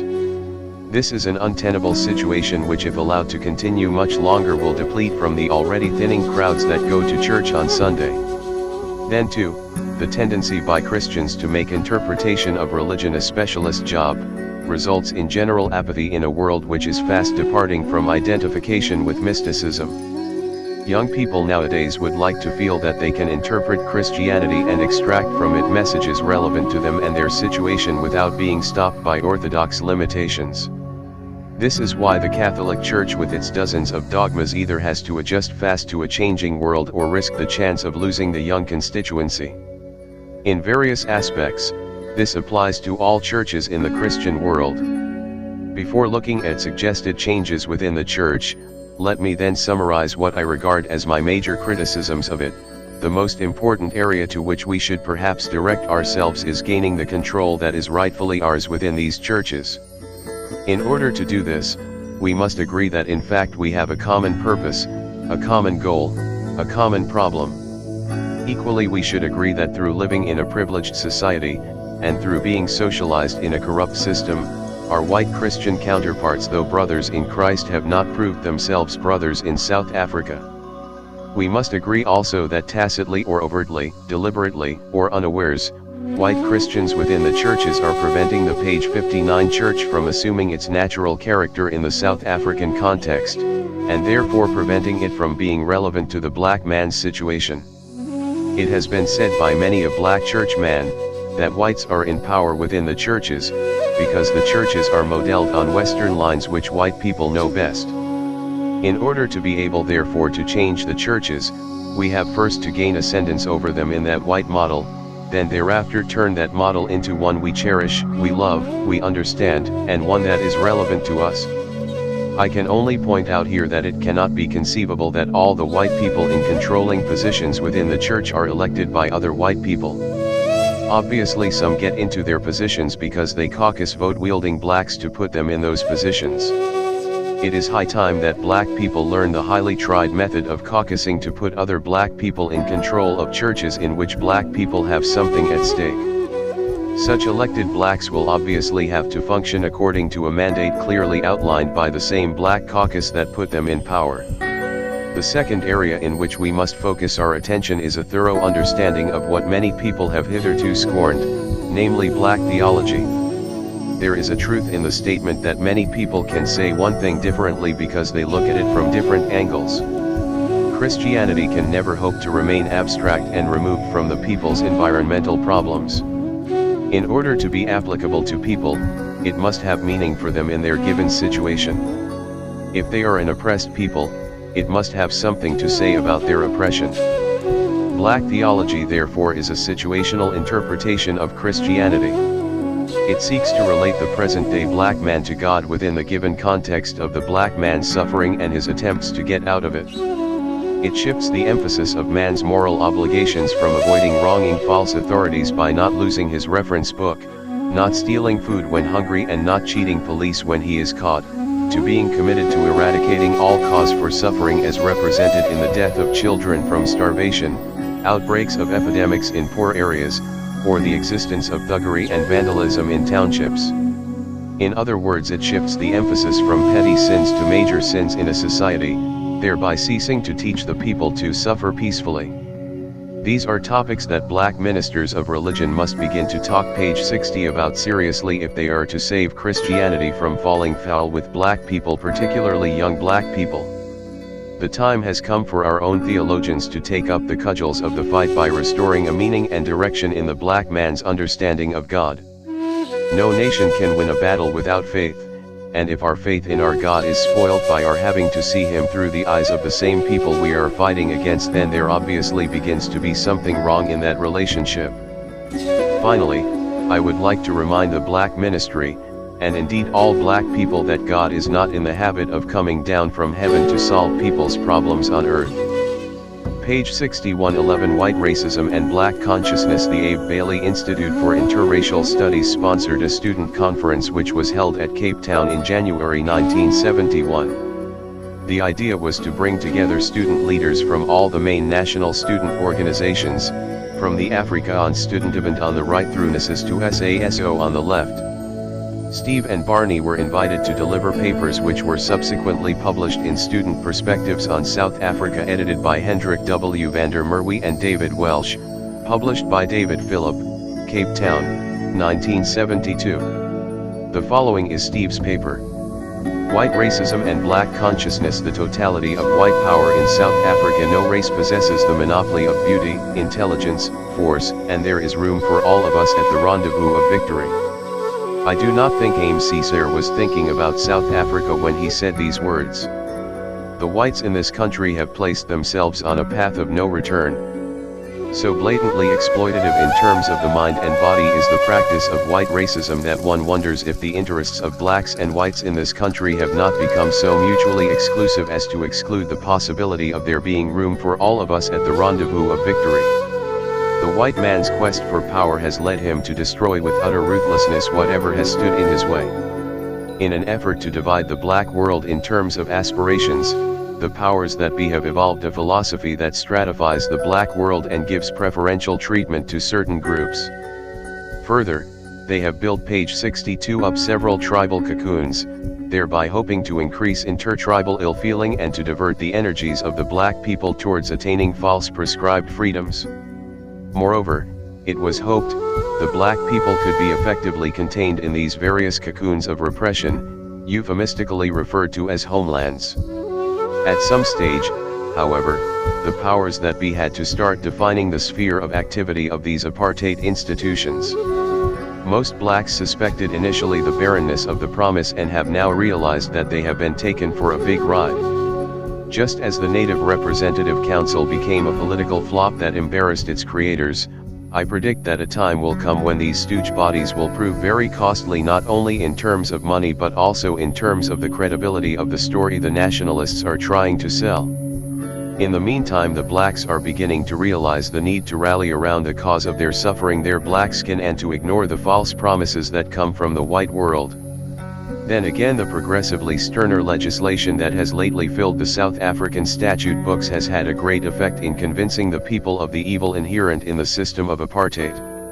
No amount of propaganda on Radio Bantu or promises of freedom being granted to some desert homeland will ever convince the blacks that the government means well, so long as they experience manifestations of the lack of respect for the dignity of man and for his property as shown during the mass removals of Africans from the urban areas. The unnecessary harassment of Africans by police, both in towns and inside townships, and the ruthless application of that scourge of the people, the pass laws, are constant reminders that the white man is on top and that the blacks are only tolerated with the greatest restraints. Needless to say, anyone finding himself at the receiving end of such deliberate, though uncalled for, cruelty must ultimately ask himself the question, what do I have to lose? This is what the blacks are beginning to ask themselves. To add to this, the opposition ranks have been thrown into chaos and confusion. All opposition parties have to satisfy the basic demands of politics. They want power and at the same time they want to be fair. It never occurs to them that the surest way of being unfair is to withhold power from the native population. Hence one ultimately comes to the conclusion that there is no real difference between the United Party and the Nationalist Party. If there is, a strong possibility exists that the United Party is on the right of the page 63 nationalists. One needs only to look at their famous slogan, "White Supremacy over the whole of South Africa," to realize the extent to which the quest for power can cloud even such supposedly immortal characteristics as the English sense of fair play. Africans long ago dismissed the United Party as a great political fraud. The colored people have since followed suit. If the United Party is gaining any votes at all, it is precisely because it is becoming more explicit in its racist policy. I would venture to say that the most overdue political step in South African white politics is a merger between the United and Nationalist parties. The flirtation between the Progressive Party and blacks was brought to a rude stop by legislation. Some blacks argue that at that moment the progressives lost their only chance of attaining some semblance of respectability by not choosing to disband rather than lose their black constituents. Yet I cannot help feeling that the progressives emerged more purified from the ordeal. The progressives have never been a black man's real hope. They have always been a white party at heart, fighting for a more lasting way of preserving white values in this southern tip of Africa. It will not be long before the blacks relate their poverty to their blackness in concrete terms. Because of the tradition forced onto the country, the poor people shall always be black people. It is not surprising, therefore, that the blacks should wish to rid themselves of a system that locks up the wealth of the country in the hands of a few. No doubt Rick Turner was thinking of this when he declared that any black government is likely to be socialist, in his article on the relevance of contemporary radical thought. We now come to the group that has longest enjoyed confidence from the black world, the liberal establishment, including radical and leftist groups. The biggest mistake the black world ever made was to assume that whoever opposed apartheid was an ally. For a long time the black world has been looking only at the governing party and not so much at the whole power structure as the object of their rage. In a sense, the very political vocabulary that the blacks have used has been inherited from the liberals.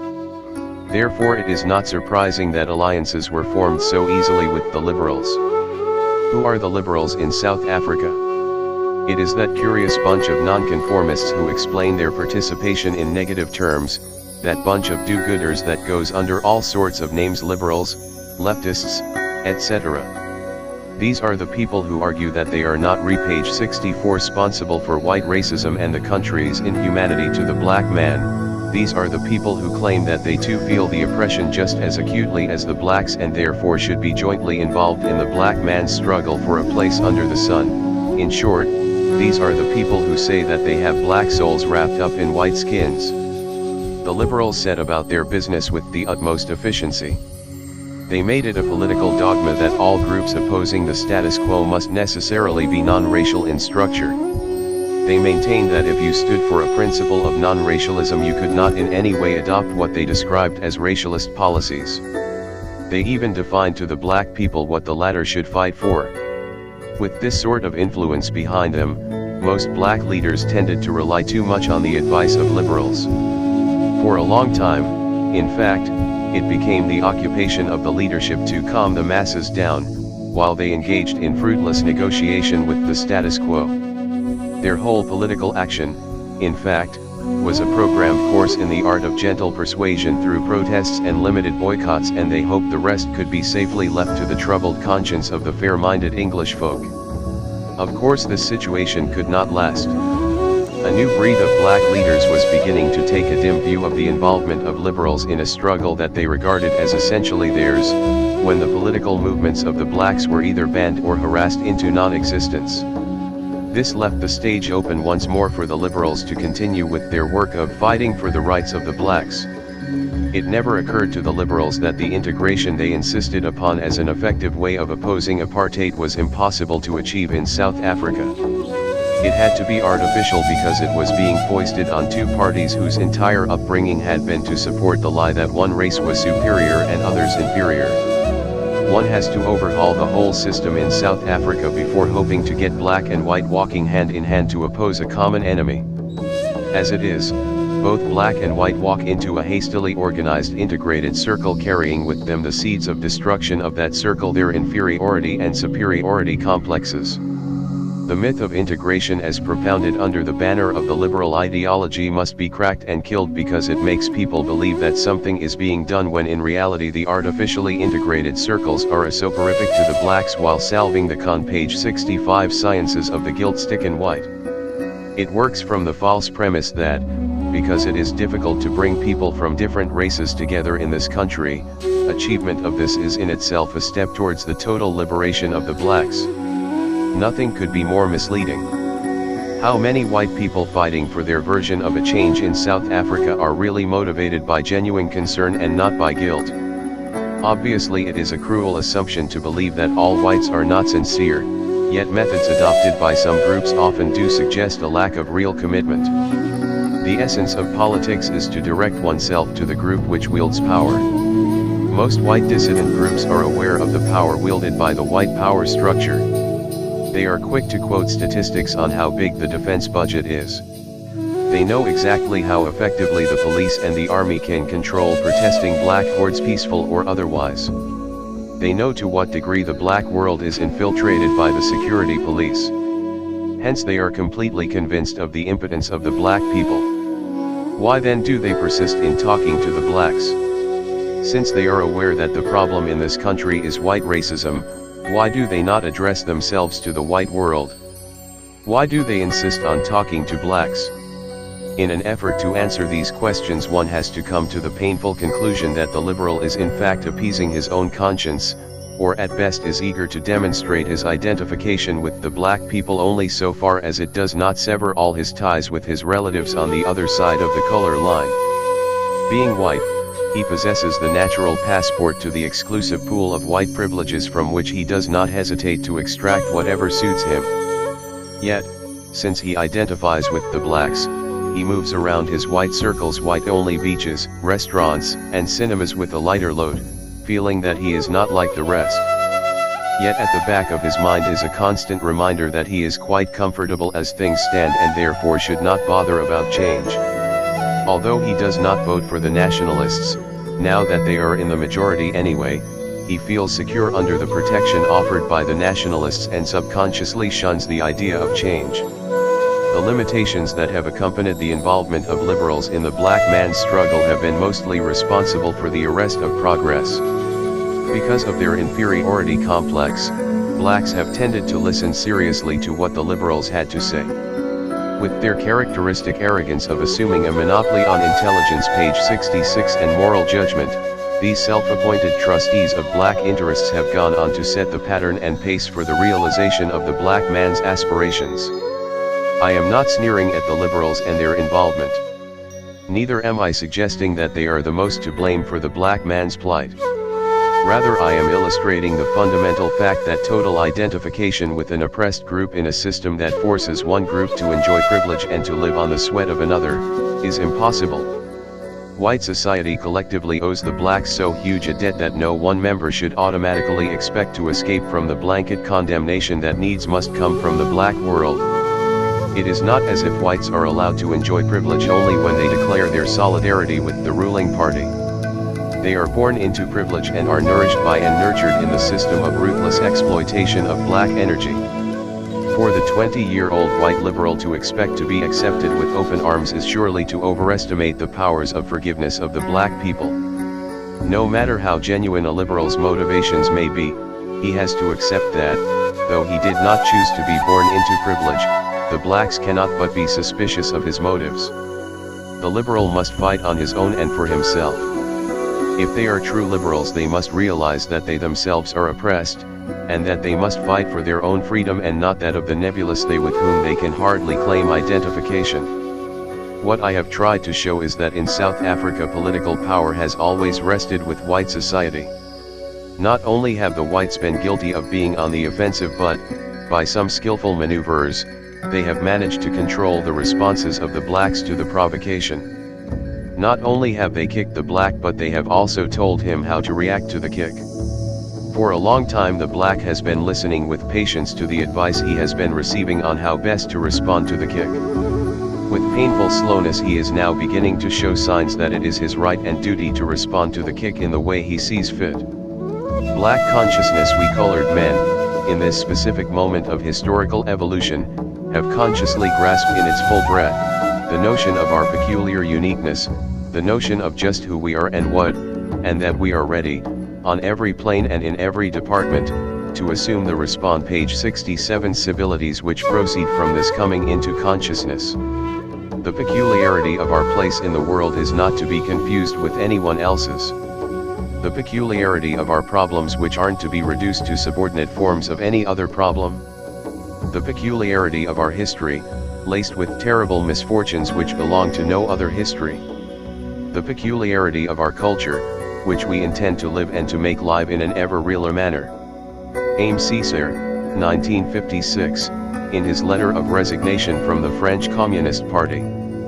At about the same time that Césaire said this, there was emerging in South Africa a group of angry young black men who were beginning to grasp the notion of their peculiar uniqueness and who were eager to define who they were and what. These were the elements who were disgruntled with the direction imposed on the African National Congress by the old guard within its leadership. These young men were questioning a number of things, among which was the go-slow attitude adopted by the leadership, and the ease with which the leadership accepted coalitions with organizations other than those run by blacks.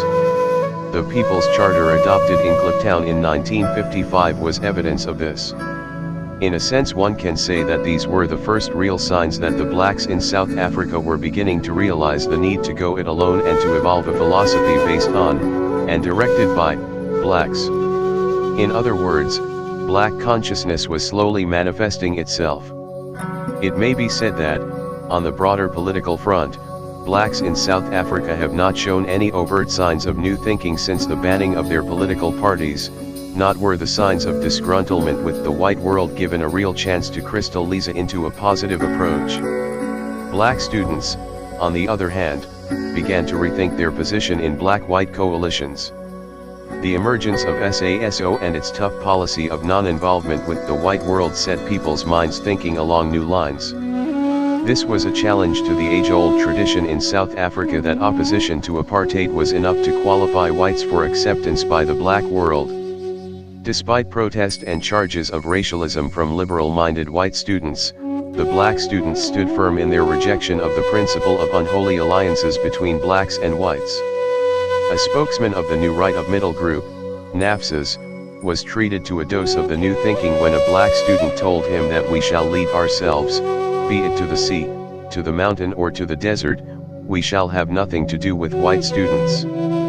Page 68. The importance of the SASO stand is not really to be found in SASO per se, for SASO has the natural limitations of being a student organization with an ever-changing membership. Rather, it is to be found in the fact that this new approach opened a huge crack in the traditional approach and made the blacks sit up and think again. It heralded a new era in which blacks are beginning to take care of their own business and to see with greater clarity the immensity of their responsibility. The call for black consciousness is the most positive call to come from any group in the black world for a long time. It is more than just a reactionary rejection of whites by blacks. The quintessence of it is the realization by the blacks that, in order to feature well in this game of power politics, they have to use the concept of group power and to build a strong foundation for this. Being an historically, politically, socially, and economically disinherited and dispossessed group, they have the strongest foundation from which to operate. The philosophy of black consciousness, therefore, expresses group pride and the determination by the blacks to rise and attain the envisaged self. At the heart of this kind of thinking is the realization by the blacks that the most potent weapon in the hands of the oppressor is the mind of the oppressed. Once the latter has been so effectively manipulated and controlled by the oppressor as to make the oppressed believe that he is a liability to the white man, then there will be nothing the oppressed can do that will really scare the powerful masters. Hence, thinking along lines of black consciousness makes the black man see himself as a being, entire in himself, and not as an extension of a broom or additional leverage to some machine. At the end of it all, he cannot tolerate attempts by anybody to dwarf the significance of his manhood. Once this happens, we shall know that the real man in the black person is beginning to shine through. I have spoken of black consciousness as if it is something that can be readily detected. Granted, this may be an overstatement at this stage, yet it is true that, gradually, the various black groups are becoming more and more conscious of the self. They are beginning to rid their minds of imprisoning notions which are the legacy of the control of their attitude by whites. Slowly, they have cast aside the morality argument which prevented them from going it alone and are now learning that a lot of good can be derived from specific exclusion of whites from black institutions. Of course, it is not surprising to us that whites are not very much page 69 aware of these developing forces, since such consciousness is essentially an inward-looking process. It has become common practice in this country for people to consult their papers to see what is said by black leaders, by which they understand the leaders of the various apartheid institutions. While these bodies are often exploited by individuals in them for candid talking, they certainly cannot be taken seriously as yardsticks by which to measure black feeling on any topic. The growth of awareness among South African blacks has often been ascribed to influence from the American Negro movement. Yet it seems to me that this is a sequel to the attainment of independence by so many African states within so short a time. In fact, I remember that at the time I was at high school, Dr. Hastings Kamuzabunda was still a militant and used to be a hero of a friend of mine. His often quoted statement was, "This is a black man's country, any white man who does not like it must pack up and go." Clearly at this stage the myth of the invincibility of the white man had been exposed. When fellow Africans were talking like that, how could we still be harboring ideas of continued servitude? We knew he had no right to be there. We wanted to remove him from our table, strip the table of all trappings put on it by him, decorate it in true African style, settle down and then ask him to join us on our own terms if he liked. This is what Bunda was saying. The fact that American terminology has often been used to express our thoughts is merely because all new ideas seem to get extensive publicity in the United States. National consciousness and its spread in South Africa has to work against a number of factors. First, there are the traditional complexes, then the emptiness of the natives' past, and lastly the question of black-white dependency. The traditional inferior-superior black-white complexes are deliberate creations of the colonialist. Through the work of missionaries and the style of education adopted, the blacks were made to feel that the white man was some kind of god whose word could not be doubted. As Fanon puts it, colonialism is not satisfied merely with holding a people in its grip and emptying the native's brain of all form and content, by a kind of perverted logic. It turns to the past of the oppressed people and distorts, disfigures, and destroys it. At the end of it all, the blacks have nothing to lean on, nothing to cheer them up at the present moment, and very much to be afraid of in the future. The attitude of some rural African folk who are against education, page 70, is often misunderstood, not least by the African intellectual. Yet the reasons put forward by these people carry with them the realization of their inherent dignity and worth. They see education as the quickest way of destroying the substance of the African culture. They complain bitterly of the disruption in the life pattern, non-observation of customs, and constant derision from the nonconformists whenever any of them go through school. Lack of respect for the elders is, in the African tradition, an unforgivable and cardinal sin. Yet how can one prevent the loss of respect of child for father when the child is actively taught by his all-white tutors to disregard his family's teachings? How can an African avoid losing respect for his tradition when in school his whole cultural background is summed up in one word: barbarism? To add to the white-oriented education received, the whole history of the black people is presented as a long lamentation of repeated defeats. Strangely enough, everybody has come to accept that the history of South Africa starts in 1652. No doubt this is to support the often told lie that blacks arrived in this country at about the same time as the whites. Thus, a lot of attention has to be paid to our history if we as blacks want to aid each other in our coming into consciousness. We have to rewrite our history and describe in it the heroes that formed the core of resistance to the white invaders. More has to be revealed and stress has to be laid on the successful nation-building attempts by people like Chaka, Mashushu, and Hintsa. 6. Our culture must be defined in concrete terms. We must relate the past to the present and demonstrate an historical evolution of the modern African. We must reject the attempts by the powers that be to project an arrested image of our culture. This is not the sum total of our culture. They have deliberately arrested our culture at the tribal stage to perpetuate the myth that African people were near cannibals, had no real ambitions in life, and were preoccupied with sex and drink. In fact, the widespread vice often found in the African townships is a result of the interference of the white man in the natural evolution of the true native culture. Wherever colonization is a fact, the indigenous culture begins to rot, and among the ruins something begins to be born which is condemned to exist on the margin allowed it by the European culture. It is through the evolution of our genuine culture that our identity can be fully rediscovered. We must seek to restore to the black people a sense of the great page 71 stress we used to lay on the value of human relationships, to highlight the fact that in the pre-Van Riebeek days we had a high regard for people, their property, and for life in general, to reduce the hold of technology over man and to reduce the materialistic element that is slowly creeping into the African character. Is there any way that my people can have the blessings of technology without being eaten away by materialism and losing the spiritual dimension from their lives? Asks President Konda, and then, talking of the typical tribal African community, he says, those people who are dependent upon and live in closest relationship with nature are most conscious of the operation of these forces. The pulse of their lives beats in harmony with the pulse of the universe. They may be simple and unlettered people and their horizons may be strictly limited, yet I believe that they inhabit a larger world than the sophisticated Westerner who has magnified his physical senses through invented gadgets at the price, all too often, of cutting out the dimension of the spiritual. It goes without saying that the black people of South Africa, in order to make the necessary strides in the new direction they are thinking of, have to take a long look at how they can use their economic power to their advantage. As the situation stands today, money from the black world tends to take a unidirectional flow to the white society.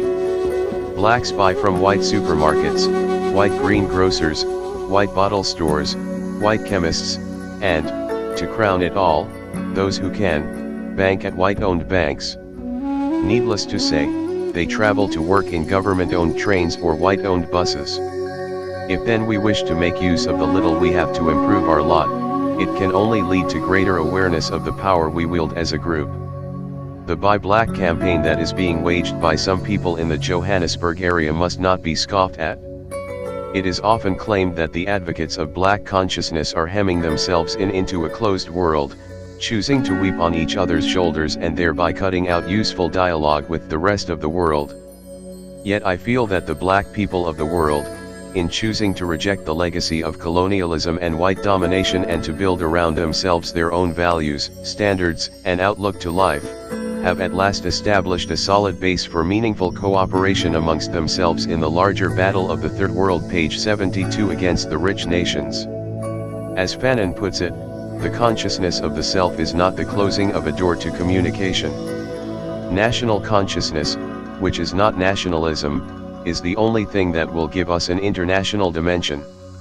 This is an encouraging sign, for there is no doubt that the black-white power struggle in South Africa is but a microcosm of the global confrontation between the Third World and the rich white nations of the world, which is manifesting itself in an ever more real manner as the years go by. Thus, in this age and day, one cannot but welcome the evolution of a positive outlook in the black world. The wounds that have been inflicted on the black world and the accumulated insults of oppression over the years were bound to provoke reaction from the black people.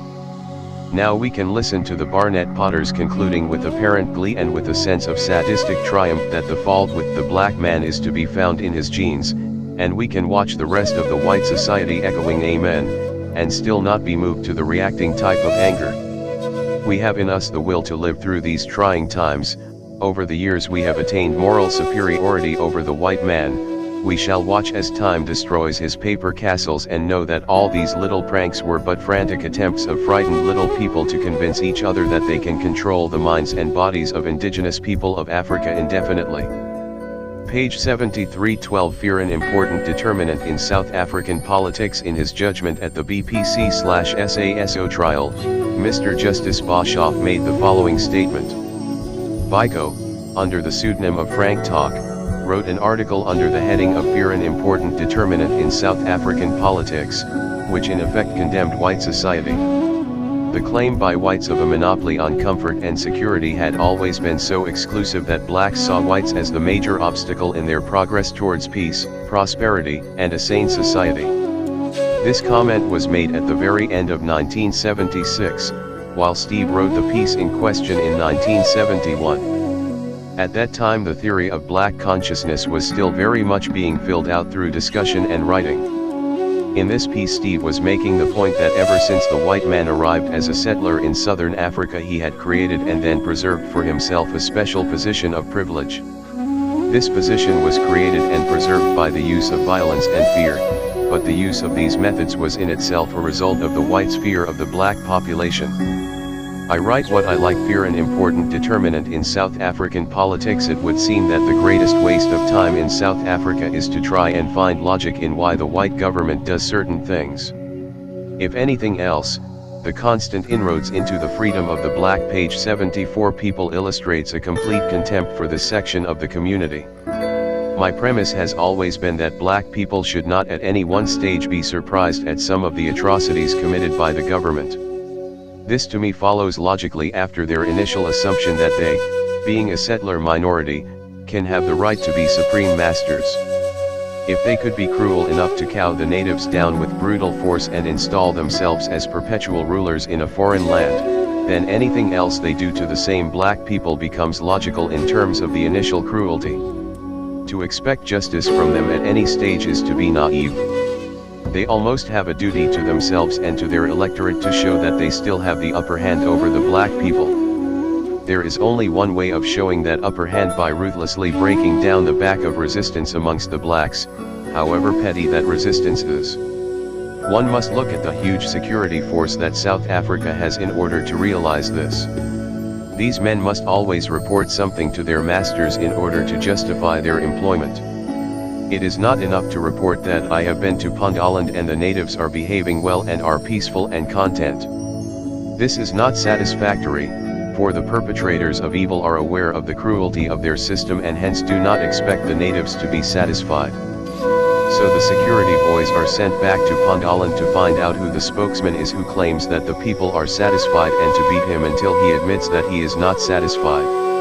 At that point he is either banned or brought forward to be tried under one of the many acts. The absolutely infantile evidence upon which the state builds up its cases in some of the trials does suggest to me that they are quite capable of arresting a group of boys playing hide and seek and charging them with high treason.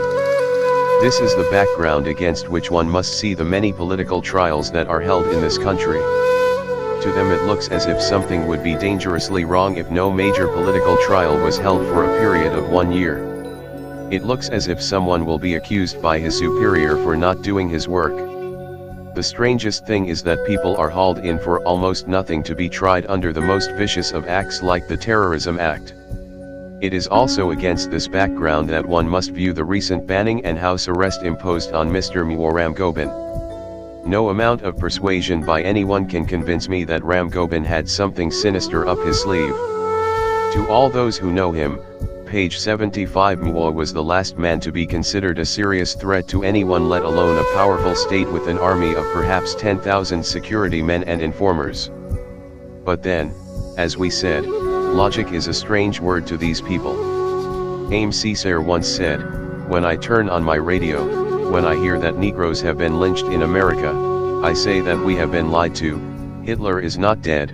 When I turn on my radio and hear that in Africa, forced labor has been inaugurated and legislated, I say that we have certainly been lied to, Hitler is not dead." Perhaps one need add only the following in order to make the picture complete: when I turn on my radio, when I hear that someone in the Pondoland forest was beaten and tortured, I say that we have been lied to, Hitler is not dead. When I turn on my radio, when I hear that someone in jail slipped off a piece of soap, fell and died, I say that we have been lied to, Hitler is not dead, he is likely to be found in Pretoria. To look for instances of cruelty directed at those who fall into disfavor with the security police is perhaps to look too far. One need not try to establish the truth of the claim that black people in South Africa have to struggle for survival. It presents itself in ever so many facets of our lives. Township life alone makes it a miracle for anyone to live up to adulthood. There we see a situation of absolute want in which black will kill black to be able to survive. This is the basis of the vandalism, murder, rape, and plunder that goes on while the real sources of the evil white society are suntanning on exclusive beaches or relaxing in their bourgeois homes. While those amongst blacks who do bother to open their mouths in feeble protest against what is going on are periodically intimidated with security visits and occasional banning orders and house arrests, the rest of the black community lives in absolute fear of the police. No average black man can ever at any moment be absolutely sure that he is not breaking a law. There are so many laws governing the lives and behavior of black people that sometimes one feels that the police only need to page at random through their statute book to be able to get a law under which to charge a victim. The philosophy behind police action in this country seems to be harass them. Harass them. And one needs to add that they interpret the word in a very extravagant sense. Thus even young traffic policemen, people generally known for their grace, occasionally find page 76 it proper to slap adult black people. It sometimes looks obvious here that the great plan is to keep the black people thoroughly intimidated and to perpetuate the super race image of the white man, if not intellectually, at least in terms of force. White people, working through their vanguard the South African police have come to realize the truth of that golden maxim: if you cannot make a man respect you, then make him fear you.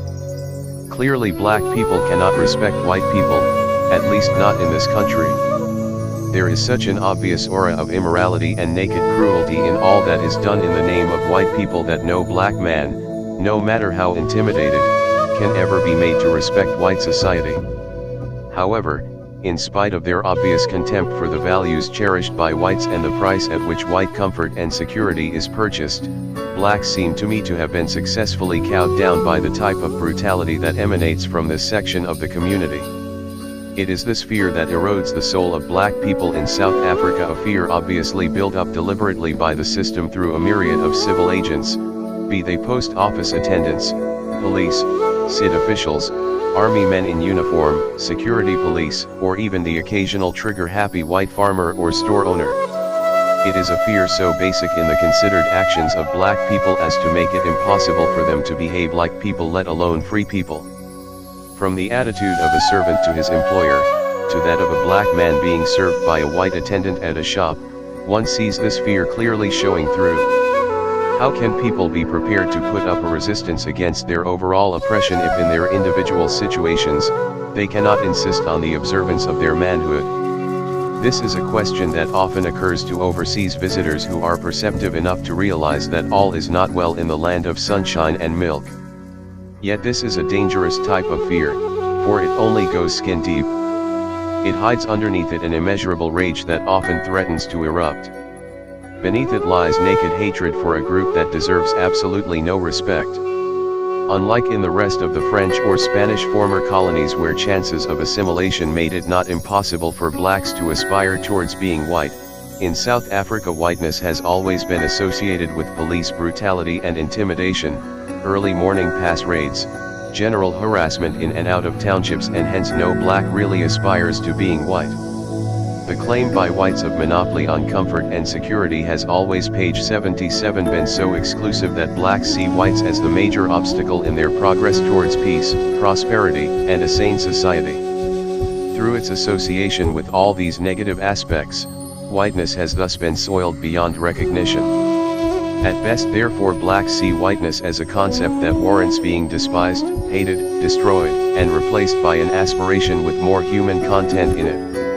At worst blacks envy white society for the comfort it has usurped, and at the center of this envy is the wish, nay, the secret determination in the innermost minds of most blacks who think like this, to kick whites off those comfortable garden chairs that one sees as he rides in a bus, out of town, and to claim them for themselves.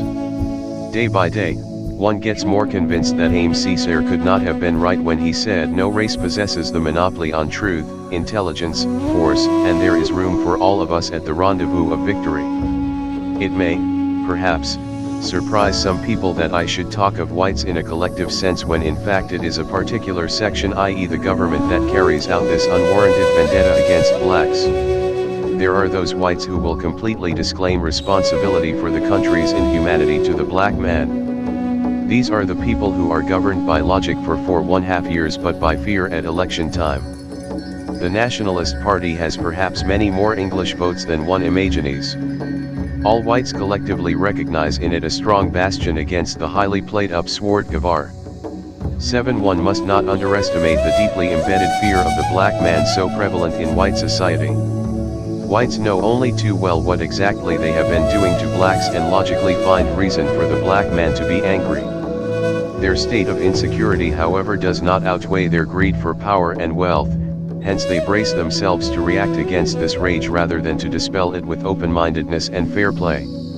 This interaction between fear and reaction then sets on a vicious cycle that multiplies both the fear and the reaction. This is what makes meaningful coalitions between the black and white totally impossible. Also, this is what makes whites act as a group and hence become culpable as a group. In any case, even if there was a real fundamental difference in thinking amongst whites vis-a-vis blacks, the very fact that those disgruntled whites remain to enjoy the fruits of the system would alone, page 78, be enough to condemn them at Nuremberg. Listen to Karl Jasper's writing on the concept of metaphysical guilt. There exists amongst men, because they are men, a solidarity through which each shares responsibility for every injustice and every wrong committed in the world, and especially for crimes that are committed in his presence or of which he cannot be ignorant.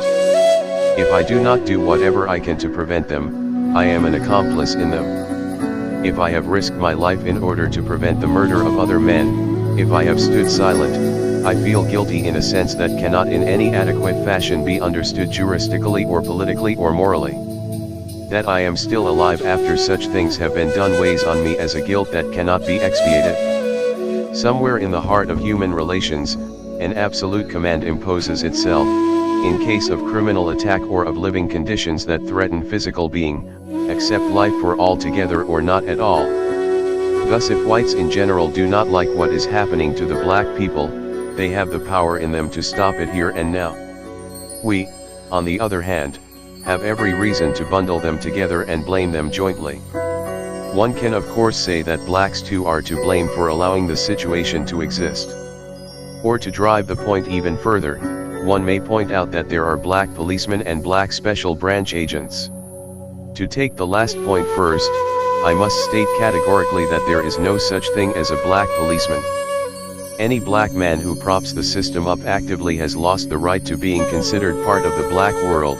He has sold his soul for 30 pieces of silver and finds that he is in fact not acceptable to the white society he sought to join. These are colorless white lackeys who live in a marginal world of unhappiness. They are extensions of the enemy into our ranks. On the other hand, the rest of the black world is kept in check purely because of powerlessness.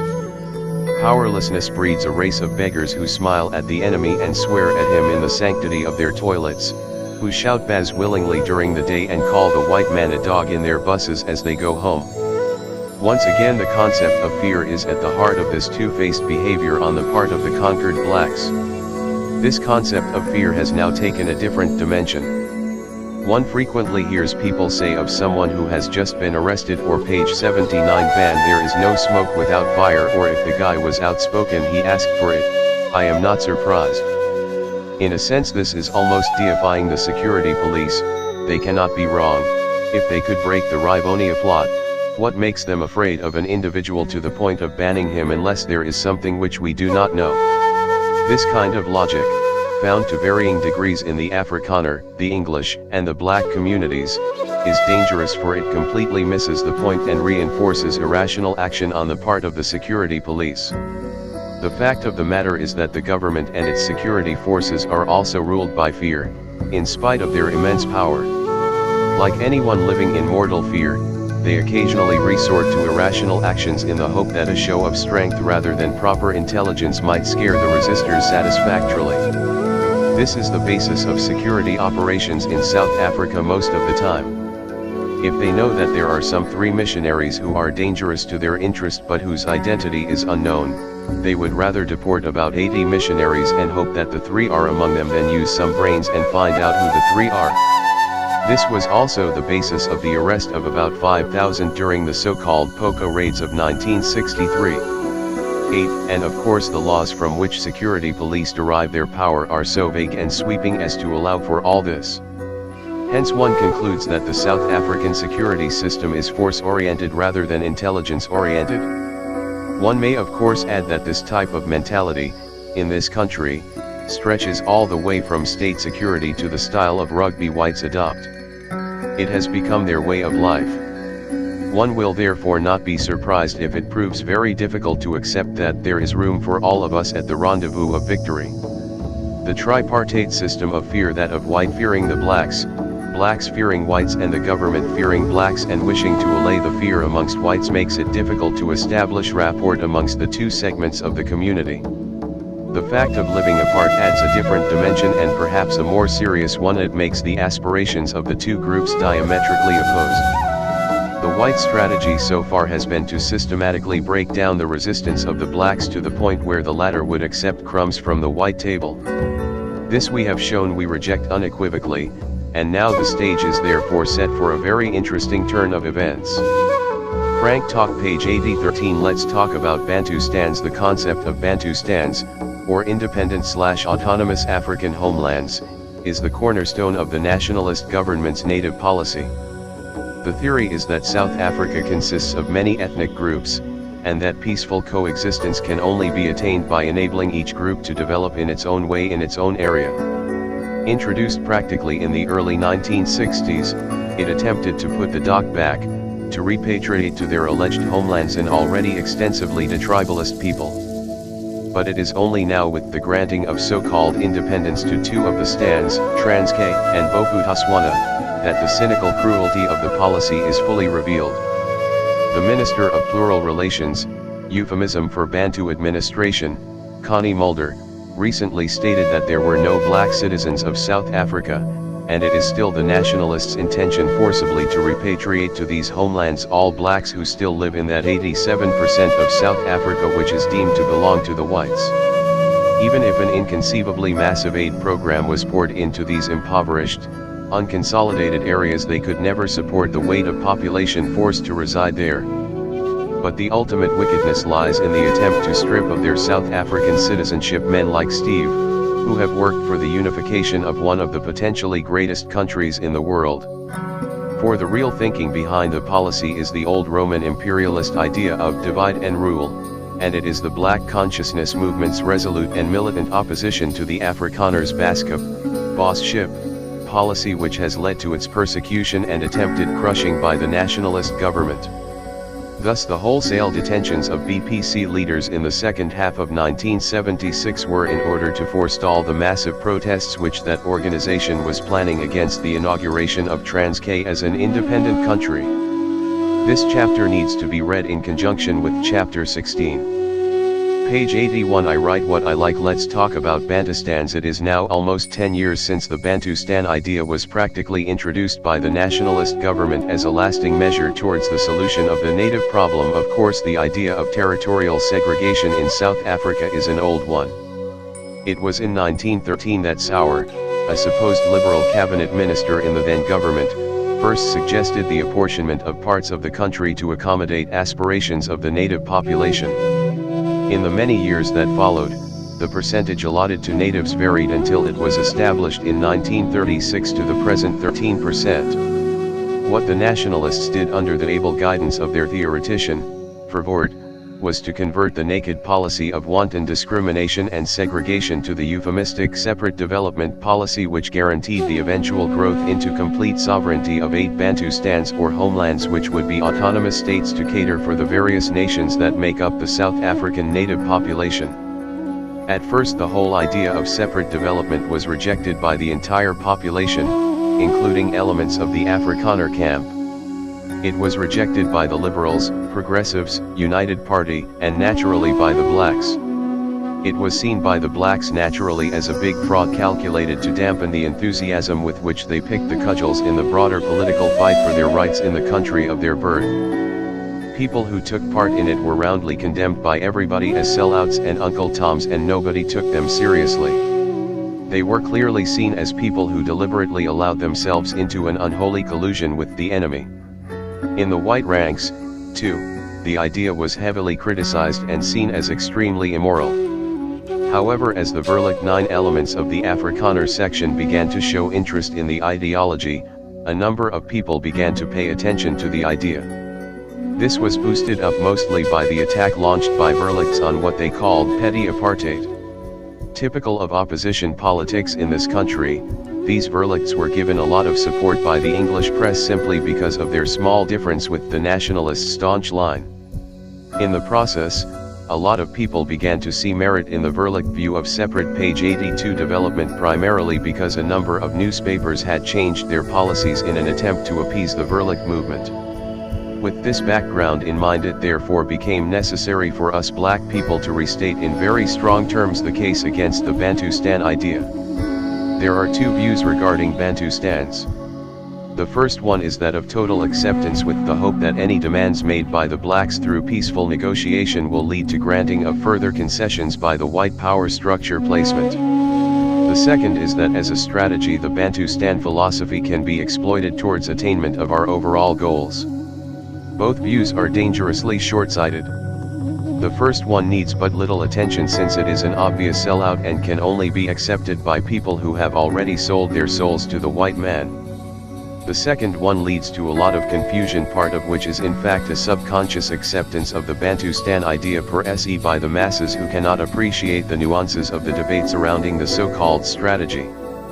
Why are we against the Bantustan idea? Black people reject this approach for so many reasons, none of which are as fundamental as the fact that it is a solution given to us by the same people who have created the problem. In a land rightfully ours, we find people coming to tell us where to stay and what powers we shall have without even consulting us. The whole idea is made to appear as if for us, while working against our very existence. A look at some aspects of the policy shows this very clearly. Geographically, i.e. in terms of land distribution, Bantustans present a gigantic fraud that can find no moral support from any quarters. We find that 20% of the population are in control of 87% of the land, while 80% control only 13%. To make this situation even more ridiculous, not one of the so-called Bantustan nations have an intact piece of land. All of them are scattered little bits of the most unyielding soil. In each area the more productive bits are white-controlled islands on which white farms or other types of industry are situated. Economically, the blacks have been given a raw deal. Generally speaking, the areas where Bantustans are located are the least developed in the country, often very unsuitable either for agricultural or pastoral work. Not one of the Bantustans have access to the C10, and in all situations mineral rights are strictly reserved for the South Afri page 83 kin government. In other words, Bantustans only have rights extending to 6 feet below surface of the land. 11 Added to these observations is the fact that the operative budgets allowed the Bantustans for development projects are kept so low. Control of industry and its growth in all the Bantustans is locked up in the hands of the Bantu Investment Cooperative, which, though meant to be non-profit making, is reputed for its exploitation of the aspirant African traders and industrialists in all the Bantustans. The so-called border industries now beginning to mushroom at the edges of the Bantustans are orientated to exploit the labor force from within the Bantustans. Most of them are subsidized by the government and their products are tax-free. In spite of such advantages, they go on to pay all-time low wages, which are about 1/3 of what they would normally pay in urban areas. In addition, it should be noted that these industries at border areas are often outside the geographical confines in which most industrial council agreements operate, and since the black workers have no trade unions to push their case, they are virtually left at the mercy of employers who are under no obligation to pay them according to rates operative elsewhere in the country. Politically, the Bantustans are the greatest single fraud ever invented by white politicians, with the possible exception of the new United Party federal policy. The same people who are guilty of the subjugation and oppression of the black man want us to believe that they can now design for blacks means of escape from that situation. The point is that this is not the intention of the policy. The actual intentions of the Bantustan practices are the following: to create a false sense of hope amongst the black people so that any further attempt by blacks to collectively enunciate their aspirations should be dampened. To offer a new but false direction in the struggle of the black people. By making it difficult to get even the 13% of the land, the powers that be are separating our struggles into 8 different struggles for 8 false freedoms that were prescribed long ago. This has also the overall effect of making us forget about the 87% of land that is in white hands. To cheat the outside world into believing that there is some page 84 entity in the multinational theory so that South Africa can now go back into international sport, trade, politics, etc. with a soothed conscience. To boost up as much as possible the intertribal competition and hostility that is bound to come up so that the collective strength and resistance of the black people can be fragmented. The question then that immediately arises is whether the Bantustan leaders do not see the barness and fraudulence implicit in this scheme.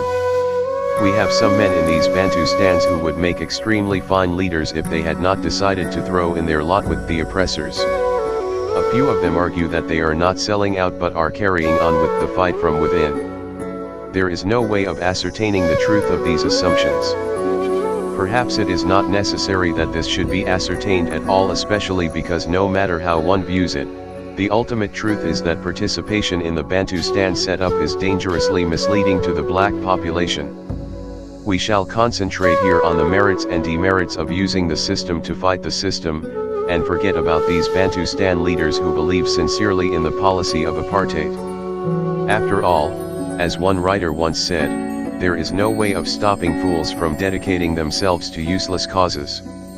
There are in South Africa at the moment a number of people whose participation in Bantustan politics has led the black people in part and political observers throughout the world to begin to take a second look at Bantustans with the belief that something can be achieved through a systematic exploitation of the Bantustan approach. The argument runs that all other forms of protest, disagreement, and opposition are closed to black people and that we can call the bluff of the government by accepting what they give and using it to get what we want. What most people miss is the fact that what we want is well known to the enemy and that the Bantustan theory was designed precisely to prevent us from getting what we want. The authors of the system know it best and they give us any concessions we may demand according to a plan pre-arranged by them. When they created these dummy platforms, these phony telephones, they knew that some opportunists might want to use them to advance the black cause and hence they made all the arrangements to be able to control such ambitious natives. Matanzima and Buthelezi can shout their lungs out trying to speak page 85 to Pretoria through the phony telephone. No one is listening in Pretoria because the telephone is a toy. The real lines between Pretoria and Zululand, between Pretoria and the Transkei are very busy day and night with Torlaga and Abraham's 12 telling their system every step. Matanzima and Buthelezi 13 are likely to take 3 months hence and how best the system should respond to such stances. What is most painful is that Matanzima and Buthelezi are perhaps more than anybody else acutely aware of the limitations surrounding them. It may also be true that they are extremely dedicated to the upliftment of black people and perhaps to their liberation. Many times they have manifested a fighting spirit characterizing true courage and determination. But if you want to fight your enemy, you do not accept from him the unloaded of his 2 guns and then challenge him to a duel. Bantustan leaders are subconsciously siding and abetting in the total subjugation of the black people of this country. By making the kind of militant noise they are now making, they have managed to confuse the blacks sufficiently to believe that something great is about to happen. As a result, blacks are sitting on the touchlines cheering loudly while Matanzima and Mangope are performing. The picture is also confused by the exaggeration given by the white press to the possibilities open to these leaders. The white press knows fully well, of course, that it is to their advantage to misdirect the attention of the blacks. The white press knows only too well the limitations of Bantustan theory, that it is a far cry from what the blacks want, but goes on to build up the image of Matanzima and Buthelezi in order to harness them to the path they have already chosen and to make the non-analytic masses believe that a great victory is just about to be achieved. Also, by widely publicizing the pronouncements of the Bantustan leaders and attaching extremely liberal connotations to these pronouncements, the white press has confused the outside world to think that in South Africa not only is there freedom of speech but that the Bantustan leaders are actively plotting for the ousting of the white government without the government taking any action. Thus for white South Africa, it is extremely important to have a man like Buthelezi speaking and sounding the way he is doing. It page 86 solves so many conscience problems that South Africa has been having for so long. It has been said that the combination of Buthelezi and the white press make up the finest ambassadors that South Africa has ever had. For me as a black person it is extremely painful to see a man who could easily have been my leader being so misused by the cruel and exploitative white world. It becomes so apparent that whatever one does in the context of the Bantustans is likely to be exploited for self-aggrandizement by the white world. When you agree with the government you are an exemplary native, who sees value in being led by whites. When you use Bantustan platforms to attack what you do not like you epitomize the kind of militant black leader who in South Africa is freely allowed to speak and oppose the system. You exonerate the country from the blame that it is a police state. South African information bureaus throughout the world carry long coverages of activities and pronouncements by Bantustan leaders to highlight the degree of open-mindedness and fair play to be found in this country. No, black people must learn to refuse to be pawns in a white man's game. This type of politics calls upon us to provide our own initiative and to act at our own pace and not that created for us by the system. No Bantustan leader can tell me that he is acting at his own initiative when he enters the realms of Bantustan politics. At this stage of our history we cannot have our struggle being tribalised through the creation of Zulu, Xhosa, and Tswana politicians by the system. These tribal cocoons called homelands are nothing else but sophisticated concentration camps where black people are allowed to suffer peacefully. Black people must constantly pressure us the Bantustan leaders to pull out of the political cul-de-sac that has been created for us by the system. Above all, we black people should all the time keep in mind that South Africa is our country and that all of it belongs to us. The arrogance that makes white people travel all the way from Holland to come and balkanize our country and shift us around has to be destroyed. Our kindness has been misused and our hospitality turned against us. Whereas whites were mere guests to us on their arrival in this country, they have now pushed us out to a 13% corner of the land and are acting as bad hosts in the rest of the country. This we must put right. Down with Bantustans. Frank Talk page 87:14 Black consciousness and the quest for a true humanity. Black theology is historically an American product, emerging from the black situation there. Its most articulate exponent there is Dr. James H. Cone, Professor of Theology at the Union Theological Seminary, New York, author of Black Theology and Black Power, Seabury, 1969, and, most recently, Of God of the Oppressed, Seabury, 1975, SPCK, 1977. In mid-1970 UCM appointed Sabelo Stanley Entway as a traveling secretary for 1971 with a special mandate to encourage thinking and writing on black theology. The book Black Theology, The South African Voice, edited by Basil Moore, C. Hurst & Co., London, 1973, is the result of that year's endeavors, and this paper by Steve is perhaps the most eloquent contribution to that book and, in the present writer's view, the best thing he ever wrote. Black consciousness and the quest for a true humanity. It is perhaps fitting to start by examining why it is necessary for us to think collectively about a problem we never created. In doing so, I do not wish to concern myself unnecessarily with the white people of South Africa, but to get to the right answers, we must ask the right questions. We have to find out what went wrong where and when, and we have to find out whether our position is a deliberate creation of God or an artificial fabrication of the truth by power-hungry people whose motive is authority, security, wealth, and comfort. In other words, the black consciousness approach would be irrelevant in a colorless and non-exploitative egalitarian society. It is relevant here because we believe that an anomalous situation is a deliberate creation of man. There is no doubt that the color question in South African politics, page 88, was originally introduced for economic reasons. The leaders of the white community had to create some kind of barrier between black and white so that the whites could enjoy privileges at the expense of blacks and still feel free to give a moral justification for the obvious exploitation that pricked even the hardest of white consciences. However, tradition has it that whenever a group of people has tasted the lovely fruits of wealth, security, and prestige, it begins to find it more comfortable to believe in the obvious lie and to accept it as normal that it alone is entitled to privilege. In order to believe this seriously, it needs to convince itself of all the arguments that support the lie. It is not surprising, therefore, that in South Africa, after generations of exploitation, white people on the whole have come to believe in the inferiority of the black man, so much so that while the race problem started as an offshoot of the economic greed exhibited by white people, it has now become a serious problem on its own. White people now despise black people, not because they need to reinforce their attitude and so justify their position of privilege, but simply because they actually believe that black is inferior and bad. This is the basis upon which whites are working in South Africa, and it is what makes South African society racist.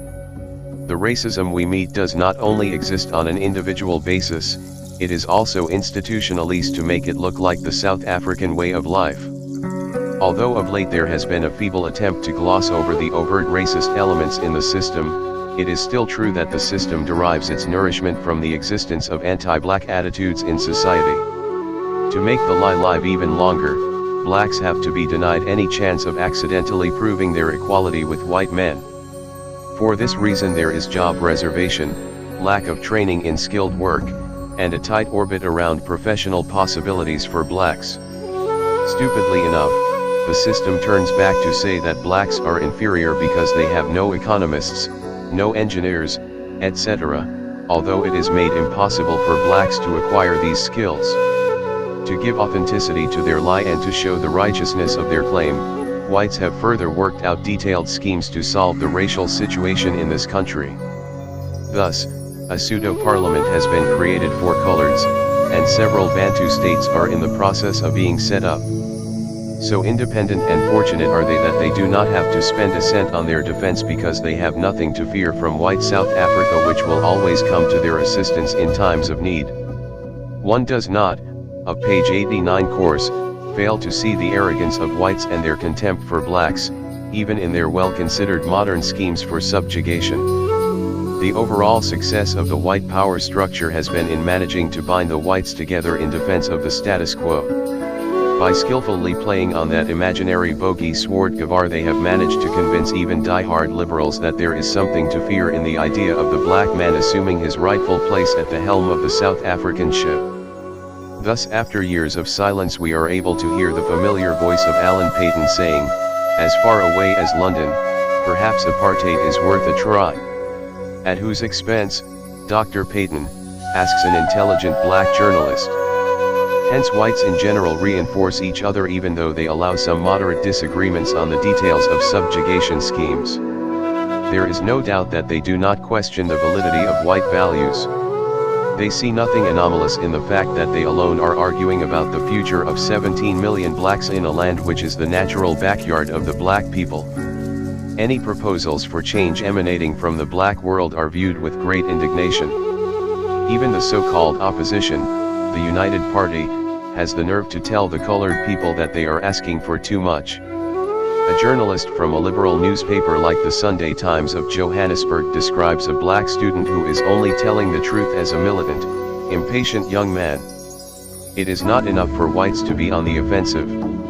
So immersed are they in prejudice that they do not believe that blacks can formulate their thoughts without white guidance and trusteeship. Thus, even those whites who see much wrong with the system make it their business to control the response of the blacks to the provocation. No one is suggesting that it is not the business of liberal whites to oppose what is wrong. However, it appears to us as too much of a coincidence that liberals, few as they are, should not only be determining the modus operandi of those blacks who oppose the system, but also leading it, in spite of their involvement in the system. To us it seems that their role spells out the totality of the white power structure, the fact that though whites are our problem, it is still other whites who want to tell us how to deal with that problem. They do so by dragging all sorts of red herrings across our paths. They tell us that the situation is a class struggle rather than a racial one. Let them go to Van Tonder in the Free State and tell him this. We believe we know what page 90 the problem is, and we will stick by our findings. I want to go a little deeper in this discussion because it is time we killed this false political coalition between blacks and whites as long as it is set up on a wrong analysis of our situation. I want to kill it for another reason, namely that it forms at present the greatest stumbling block to our unity. It dangles before freedom-hungry blacks promises of a great future for which no one in these groups seems to be working particularly hard. The basic problem in South Africa has been analyzed by liberal whites as being apartheid. They argue that in order to oppose it we have to form non-racial groups. Between these two extremes, they claim, lies the land of milk and honey for which we are working. The thesis, the antithesis and the synthesis have been mentioned by some great philosophers as the cardinal points around which any social revolution revolves. For the liberals, the thesis is apartheid, the antithesis is non-racialism, but the synthesis is very feebly defined. They want to tell the blacks that they see integration as the ideal solution. Black consciousness defines the situation differently. The thesis is in fact a strong white racism, and therefore, the antithesis to this must, ipso facto, be a strong solidarity amongst the blacks on whom this white racism seeks to prey. Out of these two situations we can therefore hope to reach some kind of balance, a true humanity where power politics will have no place. This analysis spells out the difference between the old and new approaches. The failure of the liberals is in the fact that their antithesis is already a watered-down version of the truth whose close proximity to the thesis will nullify the purported balance. This accounts for the failure of the Sprocus 14 commissions to make any real headway, for they are already looking for an alternative acceptable to the white man. Everybody in the commissions knows what is right, but all are looking for the most seemly way of dodging the responsibility of saying what is right. It is much more important for blacks to see this difference than it is for whites. We must learn to accept that no group, however benevolent, can ever hand power to the vanquished on a plate. We must accept that the limits of tyrants are prescribed by the endurance of those whom they oppress. As long as we go to Whitey begging cap in hand for our own emancipation, we are giving him further sanction, page 91, to continue with his racist and oppressive system. We must realize that our situation is not a mistake on the part of whites but a deliberate act, and that no amount of moral lecturing will persuade the white man to correct the situation. The system concedes nothing without demand, for it formulates its very method of operation on the basis that the ignorant will learn to know, the child will grow into an adult, and therefore demands will begin to be made. It gears itself to resist demands in whatever way it sees fit. When you refuse to make these demands and choose to come to a round table to beg for your deliverance, you are asking for the contempt of those who have power over you. This is why we must reject the beggar tactics that are being forced on us by those who wish to appease our cruel masters. This is where the SASO message and cry "Black man, you are on your own," becomes relevant. The concept of integration, whose virtues are often extolled in white liberal circles, is full of unquestioned assumptions that embrace white values. It is a concept long defined by whites and never examined by blacks. It is based on the assumption that all is well with the system apart from some degree of mismanagement by irrational conservatives at the top. Even the people who argue for integration often forget to veil it in its supposedly beautiful covering. They tell each other that, were it not for job reservation, there would be a beautiful market to exploit. They forget they are talking about people. They see blacks as additional levers to some complicated industrial machines. This is white man's integration, an integration based on exploitative values. It is an integration in which black will compete with black, using each other as rungs up a step ladder leading them to white values. It is an integration in which the black man will have to prove himself in terms of these values before meriting acceptance and ultimate assimilation, and in which the poor will grow poorer and the rich richer in a country where the poor have always been black. We do not want to be reminded that it is we, the indigenous people, who are poor and exploited in the land of our birth. These are concepts which the black consciousness approach wishes to eradicate from the black man's mind before our society is driven to chaos by irresponsible people from Coca-Cola and hamburger cultural backgrounds. Black consciousness is an attitude of mind and a way of life, the most positive call to emanate from the black world for a long time. Its essence is the realization by the black man of the need to rally to page 90 together with his brothers around the cause of their oppression, the blackness of their skin, and to operate as a group to rid themselves of the shackles that bind them to perpetual servitude. It is based on a self-examination which has ultimately led them to believe that by seeking to run away from themselves and emulate the white man, they are insulting the intelligence of whoever created them black. The philosophy of black consciousness therefore expresses group pride and the determination of the black to rise and attain the envisaged self.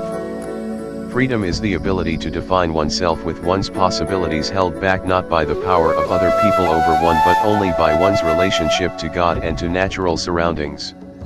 On his own, therefore, the black man wishes to explore his surroundings and test his possibilities, in other words to make his freedom real by whatever means he deems fit. At the heart of this kind of thinking is the realization by blacks that the most potent weapon in the hands of the oppressor is the mind of the oppressed.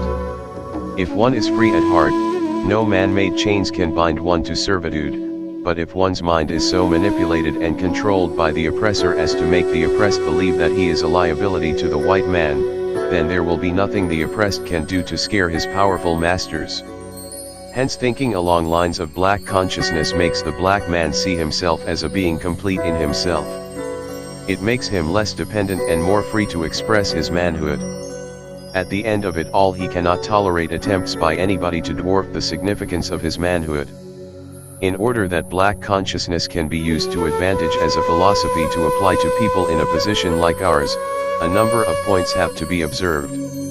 As people existing in a continuous struggle for truth, we have to examine and question old concepts, values, and systems.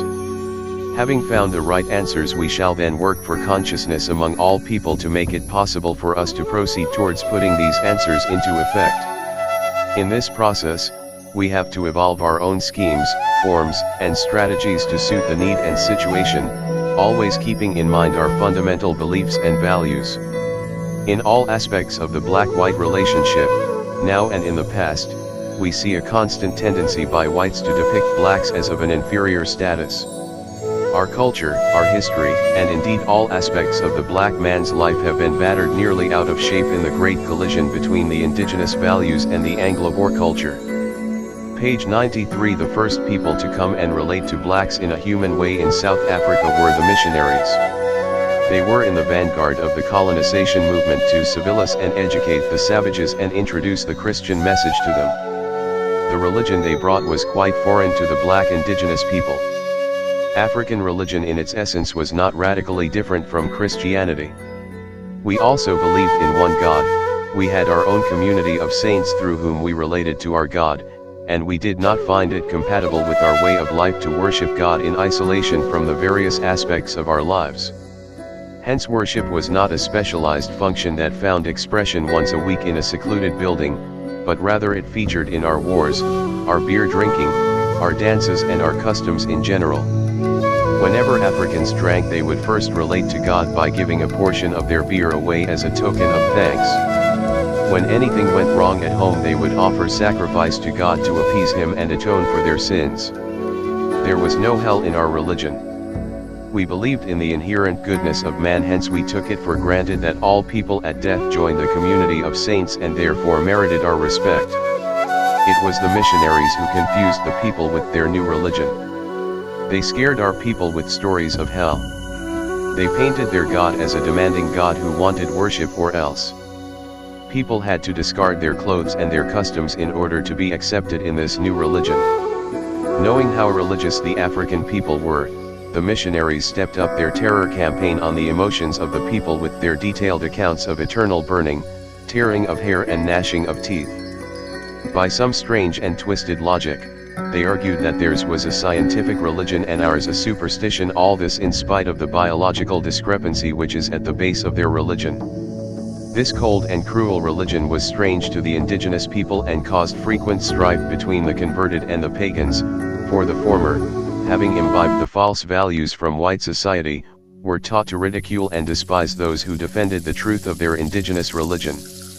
With the ultimate acceptance of the Western religion, down went our cultural values.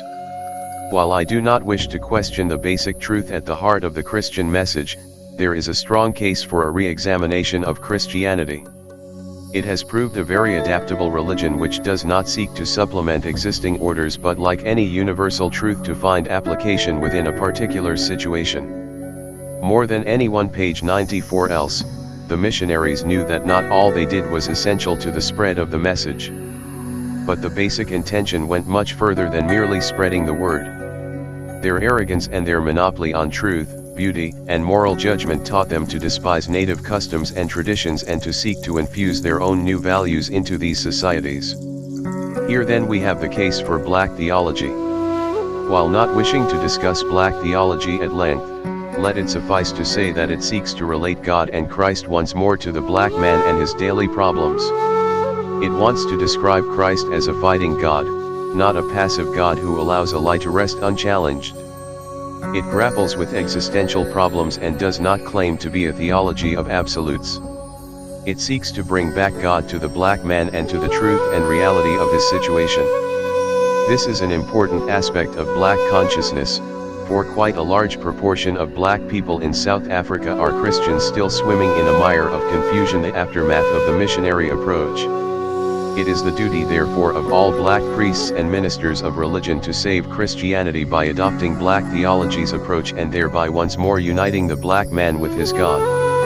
A long look should also be taken at the educational system for blacks. The same tense situation was found as long ago as the arrival of the missionaries.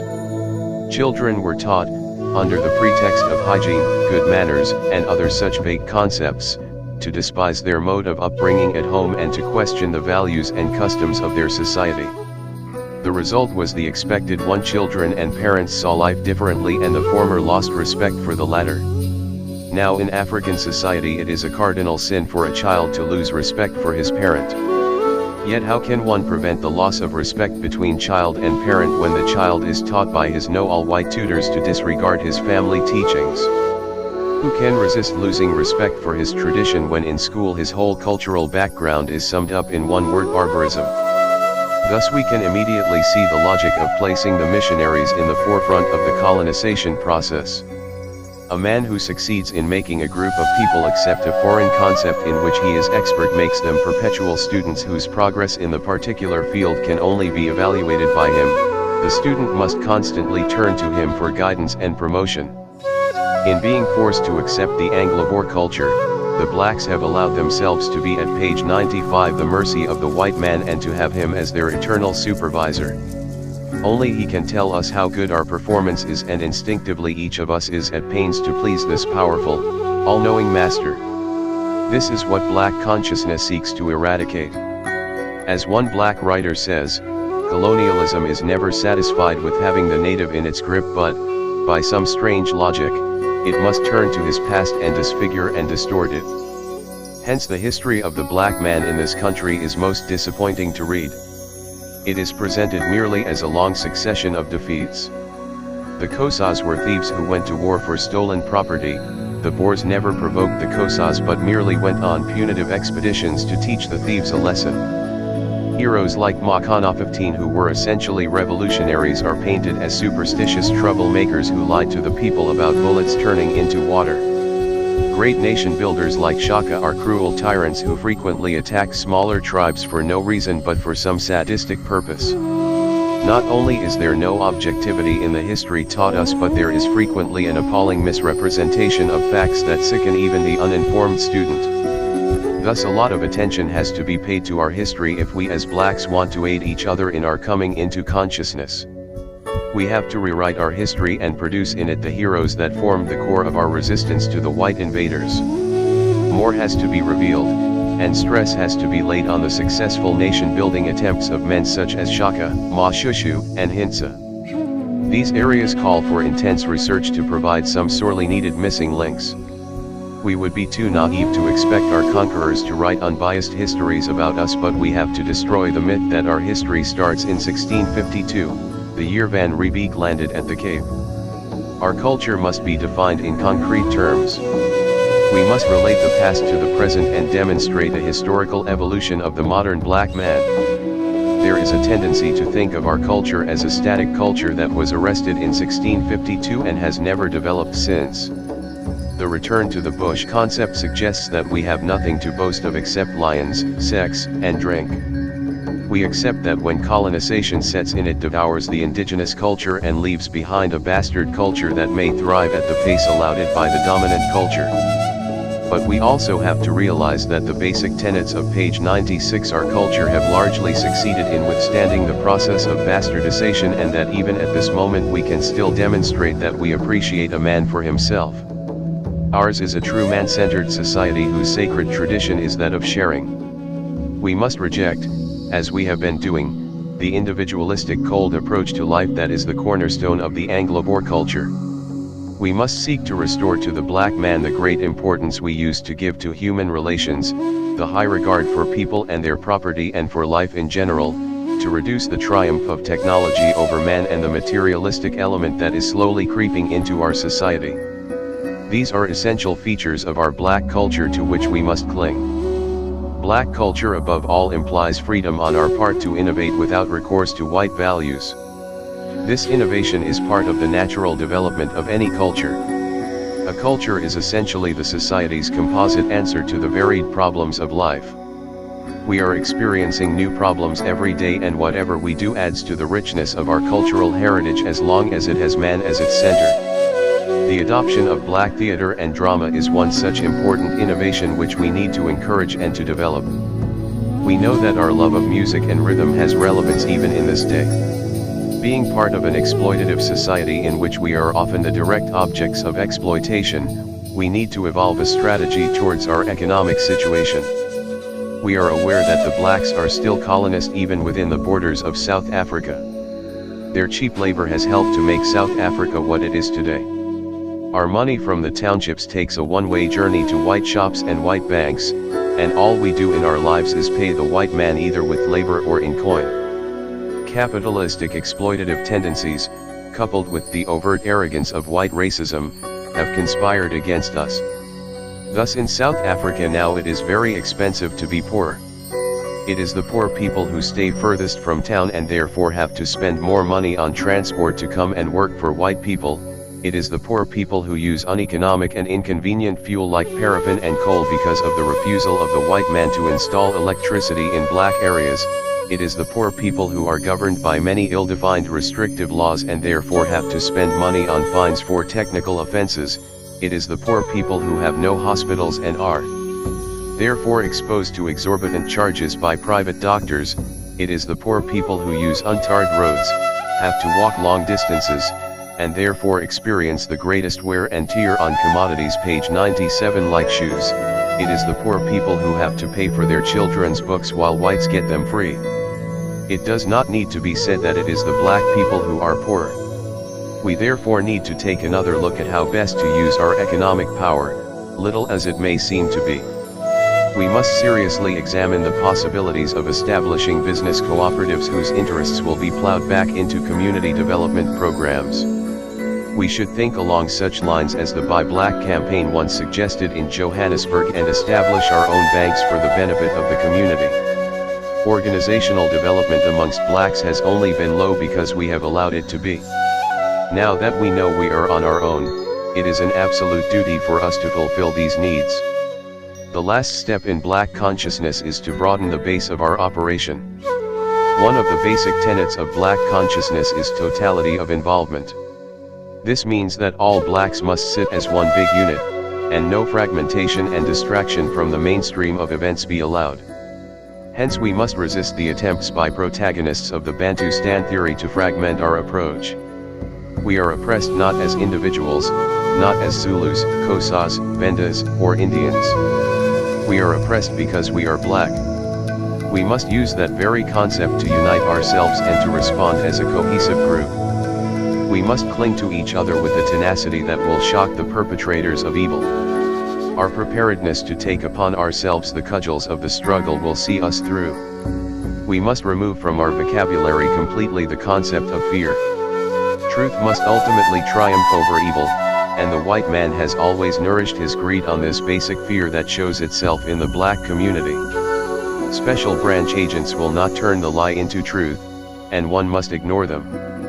In a true bid for change, we have to take off our coats, be prepared to lose our comfort and security, our jobs and positions of prestige, and our families, for just as it is true that leadership and security are basically incompatible, a struggle without casualties is no struggle. We must realize that prophetic cry of black students, "Black man, you are on your own." Some will charge that we are racist, but these people are using exactly the values we reject. We do not have the power to subjugate anyone. We are merely responding to provocation in the most realistic possible way. Racism does not only imply exclusion of one race by another, it always presupposes that the exclusion is for the purposes page 98 of subjugation. Blacks have had enough experience as objects of racism not to wish to turn the tables. While it may be relevant now to talk about black in relation to white, we must not make this our preoccupation, for it can be a negative exercise. As we proceed further towards the achievement of our goals, let us talk more about ourselves and our struggle and less about whites. We have set out on a quest for true humanity, and somewhere on the distant horizon we can see the glittering prize. Let us march forth with courage and determination, drawing strength from our common plight and our brotherhood. In time we shall be in a position to bestow upon South Africa the greatest gift possible, a more human face. Page 9915. What is black consciousness? Extract from Steve's evidence in the SASO/BPC trial given in the first week of May 1976.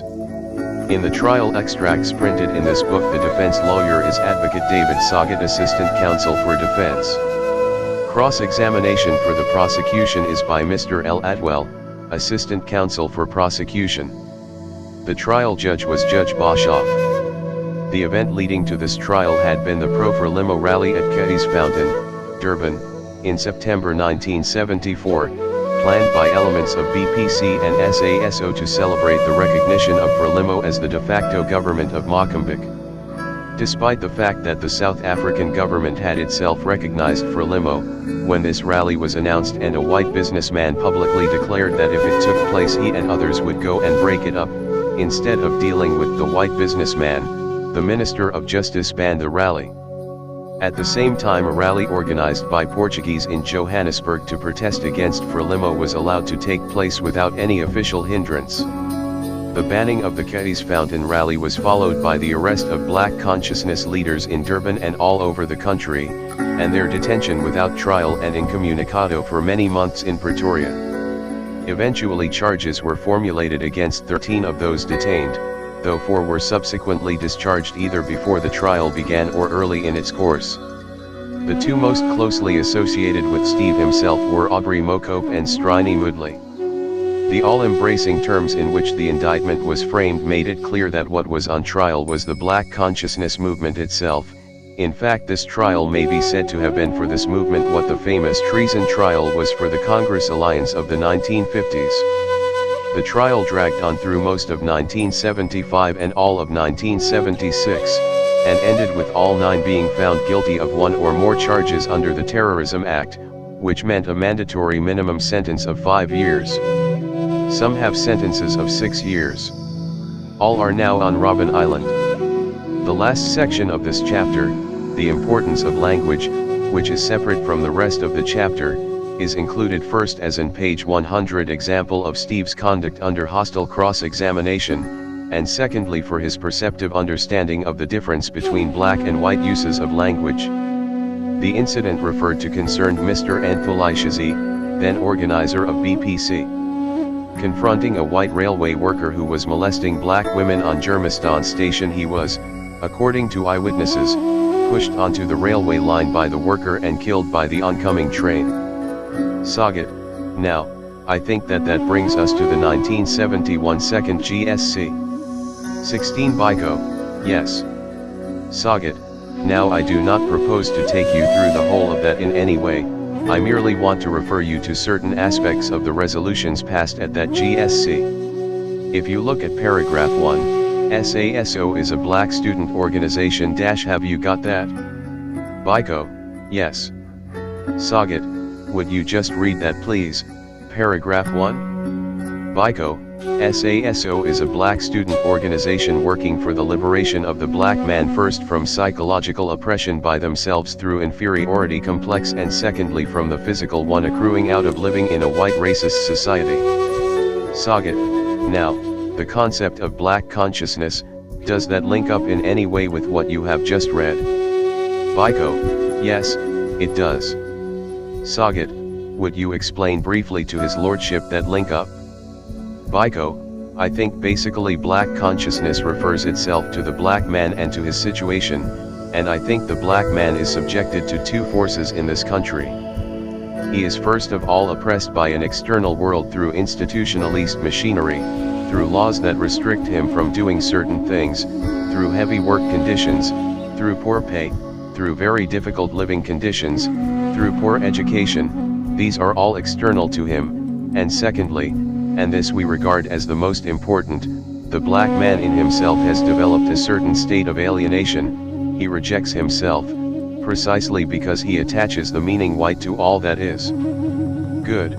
In other words, he associates good and he equates good with white. This arises out of his living, and it arises out of his development from childhood. When you go to school, for instance, your school is not the same as the white school, and ipso facto the conclusion you reach is that the education you get there cannot be the same as what the white kids get. Page 101 at school. The black kids normally have got shabby uniforms, if any, or no uniform at school. The white kids always have uniforms. You find, for instance, even the organization of sport. These are things you notice as a kid, at white schools, to be absolutely so thorough and indicative of good training, good upbringing. You could get in a school 15 rugby teams. We could get from our school 3 rugby teams. Each of these 15 white teams has got uniforms for each particular kid who plays. We have got to share the uniforms amongst our 3 teams. Now this is part of the roots of self-negation which our kids get even as they grow up. The homes are different, the streets are different, the lighting is different, so you tend to begin to feel that there is something incomplete in your humanity, and that completeness goes with whiteness. This is carried through to adulthood when the black man has got to live and work. Sagat, how do you see it carried through to adulthood? Can you give us examples there? Biko, from adulthood. Sagat, yes. Biko, I would remember specifically one example that touched me, talking to an Indian worker in Durban who was driving a van for a dry cleaner firm. He was describing to me his average day, how he lives, and the way he put it to me was that, I no more work in order to live, I live in order to work. And when he went on to elaborate, I could see the truth of the statement. He describes how he has to wake up at 4 o'clock, 4:30 in order to walk a long distance to be in time for a bus to town. He works there for a whole day, so many calls are thrown his way by his boss. At the end of the day he has to travel the same route, arrive at home 8:30, 9 o'clock, too tired to do anything but to sleep in order to be in time for work again the next day. Sagat, to what extent would you say that this example is typical or atypical of a black worker living in an urban area? Biko, with I think some variance in terms of the times and so on and the work situation, this is a pretty typical example, precisely because townships are placed long distances away from the working areas where black people work, and the transport conditions are appalling. Trains are overcrowded all the time, taxis that they use are overcrowded, the whole traveling situation is dangerous, and by the time a guy gets to work he has really been through a mill. He gets to work, there is no peace. Either at work, his boss sits on him to eke out of him page 102 even the last effort in order to boost up production. This is the common experience of the black man. When he gets back from work through the same process of traveling conditions, he can only take out his anger on his family, which is the last defense that he has. Sagat, are there any other factors which you would name in order to suggest that, to explain why there is this sense of inferiority, as perceived by you people? Biko, I would speak. I think I have spoken a bit on education, but I think I must elaborate a little bit on that. As a black student again, you are exposed to competition with white students in fields in which you are completely inadequate. We come from a background which is essentially peasant and worker. We do not have any form of daily contact with a highly technological society. We are foreigners in that field. When you have got to write an essay as a black child under, for instance, JMB 17, the topics that are given there tally very well with white experience, but you as a black student writing the same essay have got to grapple with something which is foreign to you, not only foreign but superior in a sense, because of the ability of the white culture to solve so many problems in the sphere of medicine, various spheres. You tend to look at it as a superior culture than yours. You tend to despise the worker culture, and this inculcates in the black man a sense of self-hatred, which I think is an important determining factor in his dealings with himself and his life. And of course, to accommodate the existing problems, the black man develops a two-faced attitude. I can quote a typical example. I had a man working in one of our projects in the Eastern Cape on electricity. He was installing electricity, a white man with a black assistant. He had to be above the ceiling and the black man was under the ceiling, and they were working together pushing up wires and sending the rods in which the wires are and so on, and all the time there was insult from the white man. Push this, you fool, that sort of talk, and of course this touched me. I know the white man very well, he speaks very well to me, so at tea time we invite them to tea. I ask him, why do you speak like this to this man? And he says to me in front of the guy, this is the only language he understands, he is a lazy bugger. And the black man smiled. I asked him if it was true and he says, no, I am used to him. Then I was sick.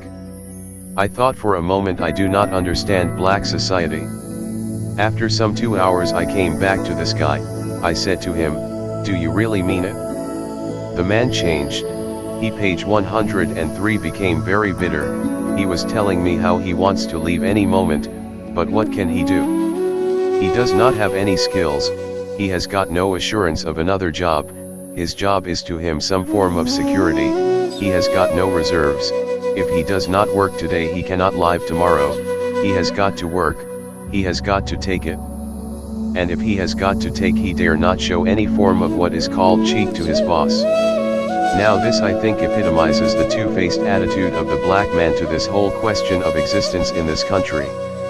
Sagat, the use of the word black in literature and as part of Western culture, has that figured at all?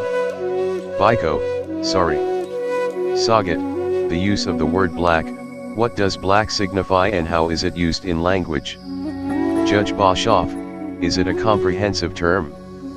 Biko, if I understand you correctly, the reference I think of common literature to the term black is normally in association also with negative aspects. In other words, you speak of the black market, you speak of the black sheep of the family, you speak of, anything which is supposed to be bad is also considered to be black. Sagat, we have got that, now in that context. Court intervenes. Judge Boshoff, now the word black there, it has nothing to do with the black man. Isn't that just idiom over the years because darkness usually, the night was a mystery for the primitive man? I mean, I include the whites when I talk about primitive man, and when he talks about dark forces, he refers to forces that he cannot explain, and he refers to magic, black magic. Isn't that the reason for this? Biko, this is certainly the reason, but I think there has been created through history and through common reference all the attitudes which are associated with exactly that kind of association also go in regard to the black man, and the black man sees this as being said of magic, of the black market, precisely because like him it is an inferior thing, it is an unwanted thing, it is a rejected thing by society. And of course typically, and again in the face of this logic, whiteness goes with angels, goes with, God, beauty, I think this tends to help in creating this kind of feeling of self-censure within the black man. Sagat, when you have phrases such as black is beautiful, now would that sort of phrase fit in with the black consciousness approach? Biko, yes, it does. Page 104. Sagat, what is the idea of such a slogan? Biko, I think that slogan has been meant to serve and I think is serving a very important aspect of our attempt to get at humanity. You are challenging the very deep roots of the black man's belief about himself. When you say black is beautiful, what in fact you are saying to him is, man, you are okay as you are, begin to look upon yourself as a human being. Now in African life especially it also has certain connotations. It is the connotations on the way women prepare themselves for viewing by society, in other words the way they dream, the way they make up and so on, which tends to be a negation of their true state and in a sense a running away from their color. They use lightening creams, they use straightening devices for their hair and so on. They sort of believe, I think, that their natural state, which is a black state, is not synonymous with beauty, and beauty can only be approximated by them if the skin is made as light as possible and the lips are made as red as possible, and their nails are made as pink as possible and so on. So in a sense the term black is beautiful challenges exactly that belief, which makes someone negate himself. Judge Boshoff, Mr. Biko, why do you people then pick on the word black? I mean, black is really an innocent reference which has been arrived at over the years, the same as white. Snow is regarded as white, and snow is regarded as the purest form of water, and so it symbolizes purity, so white there has got nothing to do with the white man. Biko, right. Judge Boshoff, but now why do you refer to you people as blacks? Why not brown people? I mean, you people are more brown than black. Biko, in the same way as I think white people are more pink and yellow and pale than white. Judge Boshoff, quite, but now why do you not use the word brown then? Biko, no, I think really, historically, we have been defined as black people, and when we reject the term non-white and take upon ourselves the right to call ourselves what we think we are, we have got available in front of us a whole number of alternatives, starting from natives to Africans to Kafirs to Bantu to non-whites and so on, and we choose this one precisely because we feel it is most accommodating. Judge Boshoff, yes, but then you put your foot into it, you use black, which really connotates dark forces over the centuries. Page 105. Biko, this is correct, precisely because it has been used in that context. Our aim is to choose it for reference to us and elevate it to a position where we can look upon ourselves positively, because no matter whether we choose to be called brown, you are still going to get reference to blacks in an inferior sense in literature and in speeches by white racists or white persons in our society. Judge Boshoff, but would you still refer to black magic, if you refer to witchcraft? Biko, oh yes, we do refer to black magic. Judge Boshoff, now do you use it in a good sense or a bad sense? Biko, we do not reject it, we regard it as part of the mystery of our cultural heritage. We feel for ourselves it has not been sufficiently looked into with available scientific approaches as of this moment. Judge Boshoff, but I am not asking you about witchcraft, I am referring to the term, would you refer to it as black magic?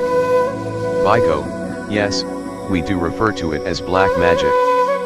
Judge Boshoff, but now why do you use black there, in what sense do you use black? Biko, well, we understand it to when we talk of black magic in this country, unlike in London, for instance, people talk of black magic and it is supposed to be witchcraft, and there is no connotation that it comes from black society, but when you talk of witchcraft, superstition, in this country, automatically it is associated with black in the minds of most people. Whites are not superstitious, whites do not have witches and witch doctors, we are the people who have this. Sagat, I am not so sure he is right there. Laughter. Judge Boshoff, yes, we have a lot of witchcraft. Biko, well, it is certainly not our type of witchcraft, I must say, we have several cases, I am sure.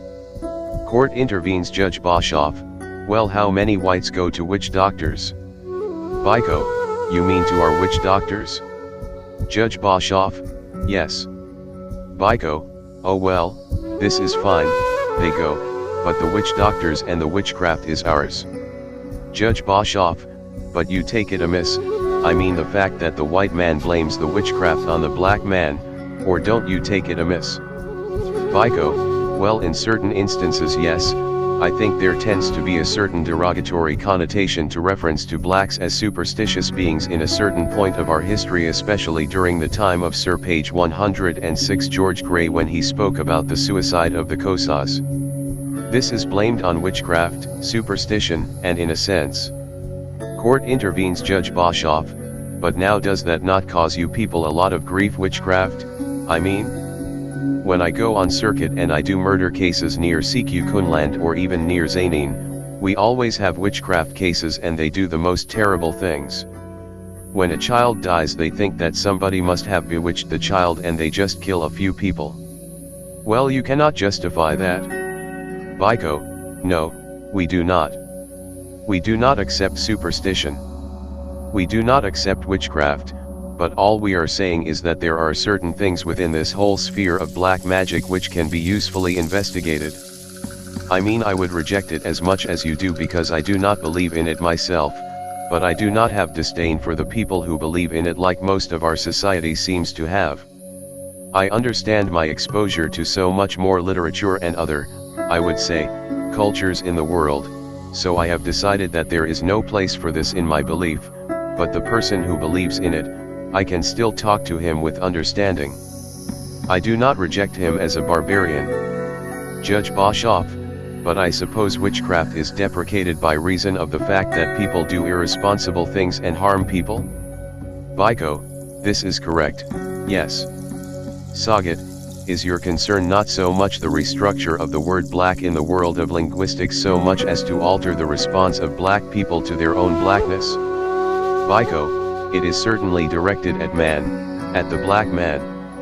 Sagat, and I think you were talking about your understanding of the black man's own sense of inferiority and self-hatred and all that. Biko, yes. Sagat, in the world of language, how does the black man figure? How does he feel? Biko, yes, I think this is another area where experiences of, well, let me say difficulties that I have experienced. We have a society here in South Africa which recognizes in the main two languages, English and Afrikaans, as official languages. These are languages that you have to use at school, at university I mean, or in pursuit of any discipline when you are studying as a black man. Unfortunately, the books you read are in English. English is a second language to you. You have probably been taught in a vernacular, especially during these days of Bantu education up to Standard 6. You grapple with the page 107 language to JC and Matric 18, and before you conquer it you must apply it now to learn discipline at university. As a result, you never quite catch everything that is in a book. You certainly understand the paragraph. I mean, I am talking about the average man now, I am not talking about exceptional cases. You understand the paragraph, but you are not quite adept at reproducing an argument that was in a particular book, precisely because of your failure to understand certain words in the book. This makes you less articulate as a black man generally, and this makes you more inward-looking. You feel things rather than say them, and this applies to Afrikaans as well, much more to English than to Afrikaans. Afrikaans is essentially a language that has developed here, and I think in many instances in its idiom, it relates much better to African languages, but English is completely foreign, and therefore people find it difficult to move beyond a certain point in their comprehension of the language. Sagat, and how does this relate to the black man, or in particular to the black students, as inferiority? Biko, an example of this for instance was again during the old days of NSS, where students would be something that you as a black man have experienced in your day-to-day life, but your powers of articulation are not as good as theirs. Also, you have amongst the white students a number of students doing MA, doing honors, you know, in particular quarters, highly articulate, very intelligent. You may be intelligent but not as articulate. You are forced into a subservient role of having to say yes to what they are saying, talking about what you have experienced, which they have not experienced, because you cannot express it so well. This in a sense inculcates also in numerous students a sense of inadequacy. You tend to think that it is not just a matter of language, you tend to tie it up also with intelligence in a sense, you tend to feel that that guy is better equipped than you mentally. Judge Boshoff, but why do you say that? Isn't English the official language of SASO? Biko, yes, it is. Judge Bashoff, well now, but your complaint is against the language, but it is just the very language that you are using? Biko, no, I am not complaining against the language, I am merely explaining how language can help in the development of an page 108 inferiority complex. I am not complaining against the language, the point in issue is that we have something like 10 languages, we cannot speak all 10 languages at one meeting, we have got to choose a common language. But unfortunately in the learning process this is really what happens, you do not grasp enough and therefore you cannot be articulate enough, and when you play side by side with people who are more articulate than you tend to think that it is because they are more intelligent than you, that they can say these things better than you. Judge Bashoff, but your language is very idiomatic. Well, is it not easier for you people to speak Afrikaans because Afrikaans is like your language, it is very idiomatic? Biko, this is true, actually, unfortunately again Afrikaans has got certain connotations historically that do provoke a rejection from the black man, and these are political connotations. I am not arguing for or against, but they are there. Sagat, but your point as I understand it is that the black man feels a little bit of a foreigner in the linguistic field? Biko, right. Sagat, is that what you are saying to his lordship? Biko, yes. Sagat, you are not complaining about the language just as one does not complain about French when you are in Paris? Biko, that is right. Sagat, but it is something which you have got to master, is that what you are saying? Biko, that is correct, yes. Sagat, Mr. Biko, still talking about the question of inferiority, if I may introduce this point in a certain way, an article I write what I like by Frank Talk, annexure 8 to the indictment fear an important determinant in South African politics, who wrote that? 19 Biko, I wrote that. Judge Bashoff, you say you wrote it? Biko, I wrote it. Judge Bashoff, is it annexure 8? Is this by Frank Talk? Biko, that is right. Judge Bashoff, isn't number 9 Frank Talk? Biko, no, he was never Frank Talk, I was Frank Talk. Laughter Sagat, Lord, the indictment alleged that he compiled or page 109 wrote it, but in fact it was never ever suggested that number 9 wrote this. Annexure 9, focus Ugandan Asians and the lesson for us? Biko, yes. Sagat, who wrote that? Biko, I wrote that. Judge Bashoff, just let me get that again, which is that? Sagat, Lord, Annexure 9. On page 11 of I Write What I Like, you say, township life alone makes it a miracle for anyone to live up to adulthood. What do you mean by that? Biko, this refers to the degree of violence that one gets in townships, which tends to introduce a certain measure of uncertainty about what tomorrow will bring. If I am in a different type of life and I spend a night at your place, somehow I feel unexposed to what I would call the elements, I am not exposed to bad elements of society. When you are in a township it is dangerous to cross often from one street to the next, and yet as you grow up it is essential that kids must be sent on errands in and around a township. They meet up with these problems. Rape and murder are very very common aspects of our life in the townships. Sagat, and at night time what is the position? Biko, it is especially at night time, I mean in the few days I have spent in Mavapan where I say. Mr. Sagat intervenes. Sagat, that is near Pretoria. Biko, near Pretoria, I have seen 2 cases of grievous assault, one landed on our door and there is no relationship between the persons assaulted and the person assaulting. You see an old man being assaulted by a number of young men for apparently no reason whatsoever except that of course possibly it is the end of the month and possibly he might have some money around him, but this does not surprise me, it is a common experience, but I have never learned to accept it all the same, because it is a bitter reminder of the kind of violence that is there in our society. Now when I use that term there that it is a miracle to live to an adult age or whatever I said, The precise meaning of it is exactly that one escapes all these possible areas of pitfalls where one might die without any explanation. It is not because you are well kept, it is not because you are well protected, it is just a miracle, it happens. Judge Boshoff, it would be interesting to know what your attitude here is. Isn't that a justification for influx control? Isn't the difficulty that you have a lot of people seeping into such an area, and page 110 you find your bad elements amongst those people because it is an uncontrolled element that comes in? To give you an illustration, years ago I was counsel for the black people here when they wanted to move Nuclear Black Township, and at that time I think that 37,000 people were there who were not entitled to be there, that just came into the township, and they were there illegally. Now isn't that type of thing the cause of this type of crime that you get in a township?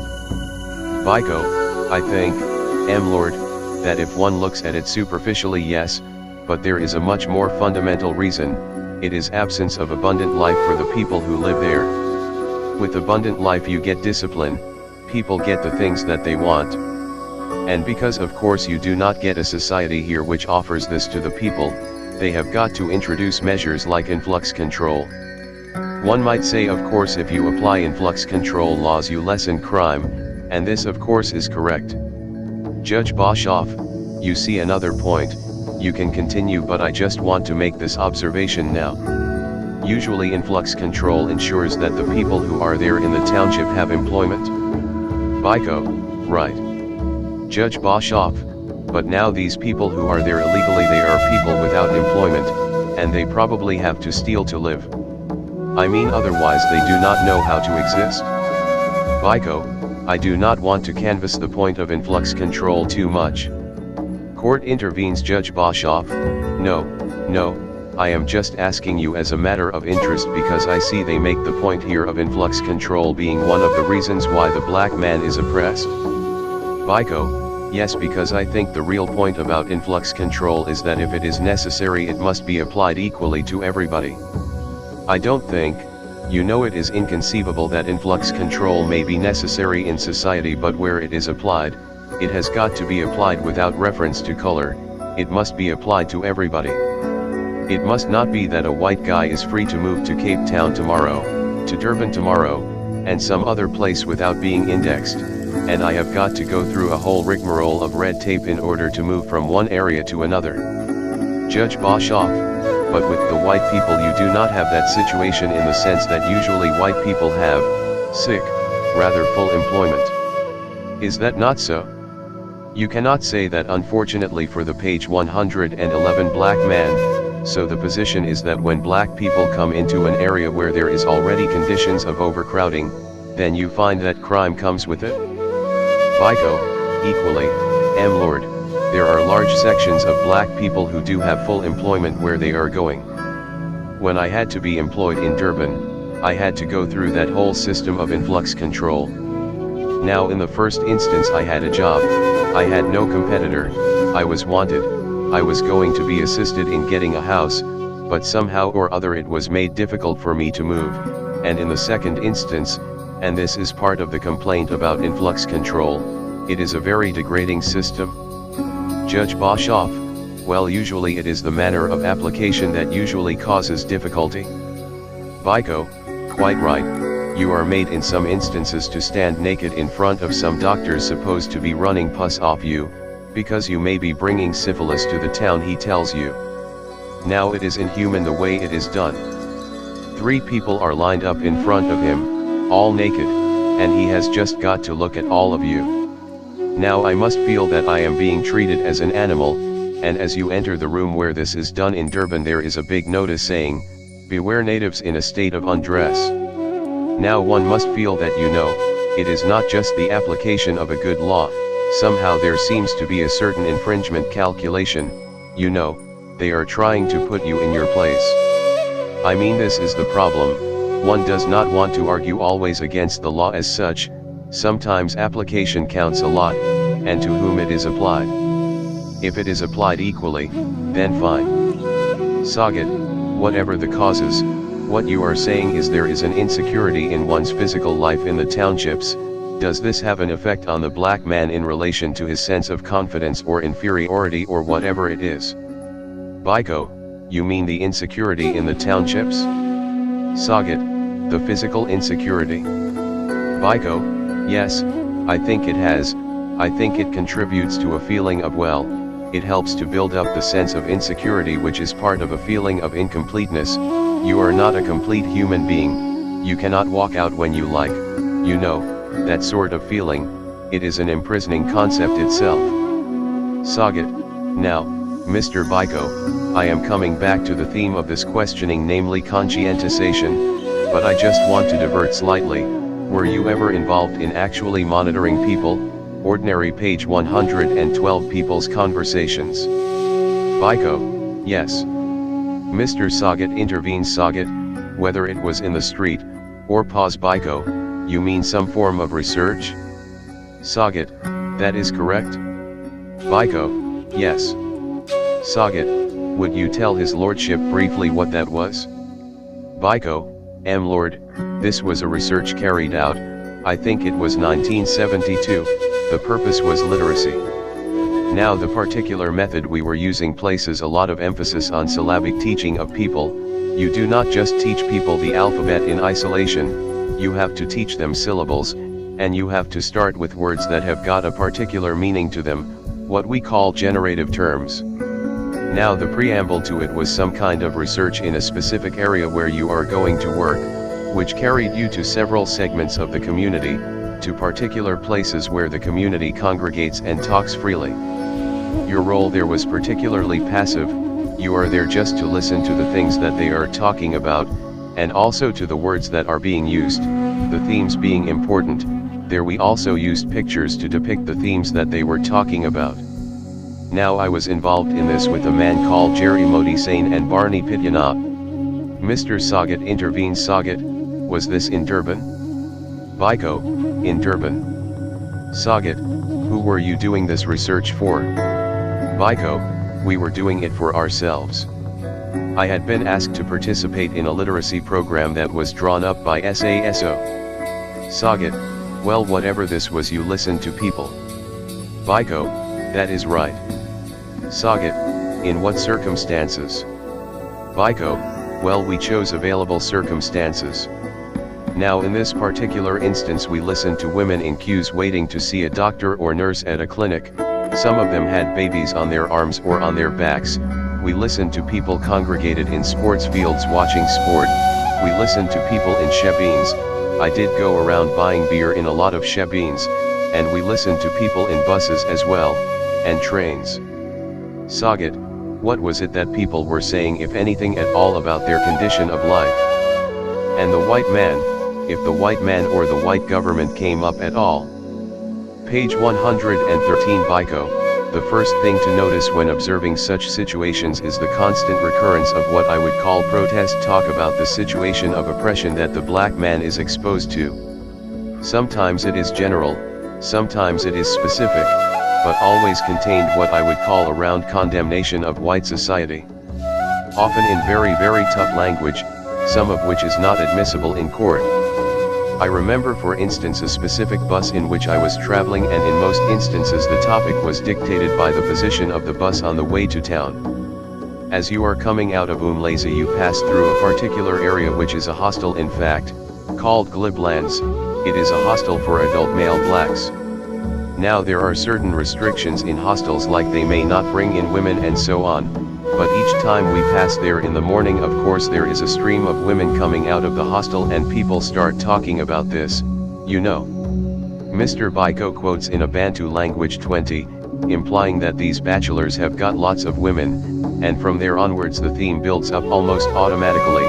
Why are they disallowed? Where does the white man think these guys are going to get their sex from? That sort of thing, and from there it blows up.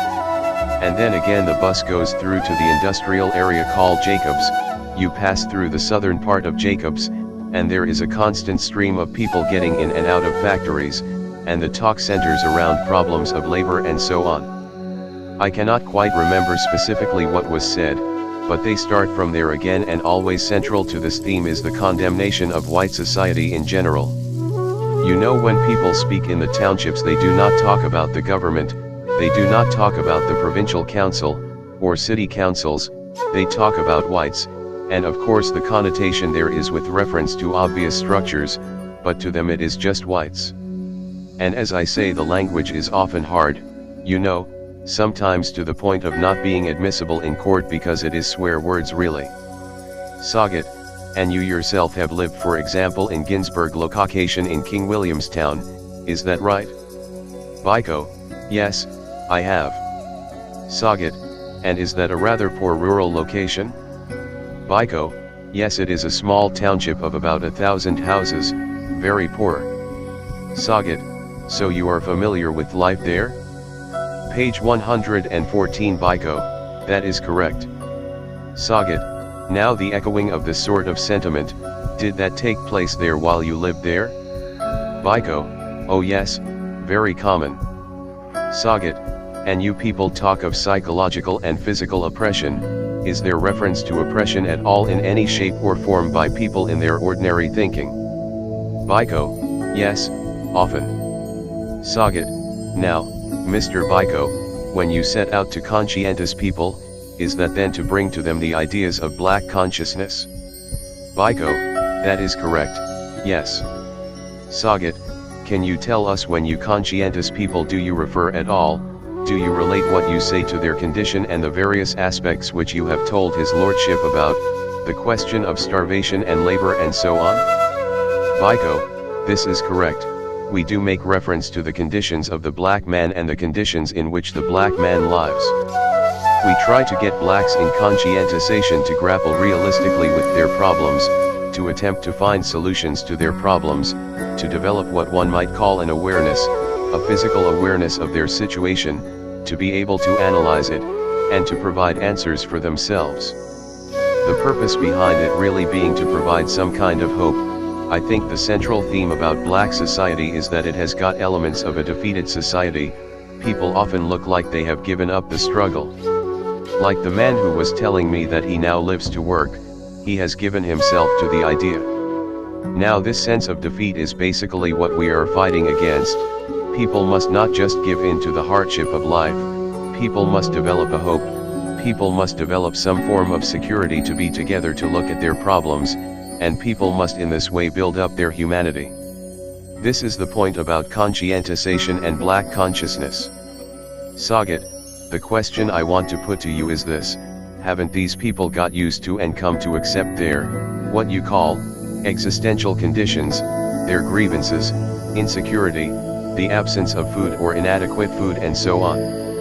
Biko, that is, I think, understating the position. I think it is possible to adapt to a given hard situation precisely because you have got to live it, and you have got to live with it every day. But adapting does not mean that you forget. You go to the mill every day, it is always unacceptable to you, it has always been unacceptable to you, and at page 115 remains so for life, but you adapt in the sense that you cannot continue to live in a state of conflict with yourself. You sort of accept, like the man who was working with the electrician was saying to me, you know, oh, he talks in this way.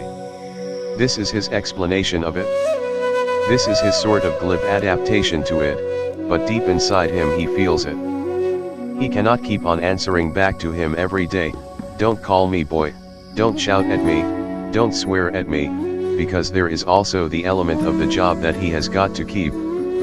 He had adapted, but he does not forget it, and he does not accept it, which I think is important. Sagat, the other question which is related is when in a document of BPC or SASO, we will come to BPC later, but take it as an example, you refer to the whites or the white government as oppressors. Does this not alter people's feelings or their attitudes in relation to the white government or the whites? Biko, no, I think it only serves to establish a common basis for discussion. What is contained in that expression is usually what the black man himself normally says about the whole problem in even stronger terms. But when we talk about common problems or the problems that the black man faces, what you are merely doing is to establish a point of departure for what you are talking about, and the goal for BPC or SASO usually is that of a build-up of membership, especially for BPC. The importance of language Atwell, and this sort of language. 21. Do you consider this as racially inflammable? Biko, no, I think if you put this into Zulu, you would find that this is what any old man, if you pick up an old man from the village and ask him to speak about Ntuli, at his funeral, and tell him the facts, that he died through being pushed onto the rails, as we believe, by a railway worker at some station, and you tell him that the quarrel started when Ntuli Shazi was protecting the rights of women at the station who had been molested by this man, as we believe, if you ask any old man to go and talk, with that kind of background, that is precisely the kind of things he would say. Not necessarily the same words, but words like soldier and so on are going to come in there, and condemnation of that kind of man, that kind of mentality, that is what is being condemned here, not necessarily the specific man who pushed him, but the kind of society which page 116 gives that kind of mentality to a man to make him feel that he can freely push someone onto the rails. You must condemn the entire society because that man is not alone in developing this feeling against blacks. He is rooted in a society which has got a particular history and a particular relationship with blacks, so he feels somehow that it is right when he does this. He might even feel in his own small mind that he is representing his people correctly by pushing this person onto the rails. Now when we talk about him, therefore, you have got to reflect on the society, and that society is a white society. And I think that even an old man would be able to make that assimilation even within black society. Atwell, the point is these are not in Zulu or in any other language, they are in English. Biko, but they are understood by people who are rooted in that sort of culture, Zulu, Xhosa, and so on. No matter what they are expressed in English or Afrikaans or what, but they are understood by people who are rooted in a particular culture. Atwell, would you say this? Biko, they don't sit down to look at one word as such and say what does it mean, no, they listen to the whole paragraph, and understand the combined meaning. They are not analytical with the English, they listen to black words when you are talking.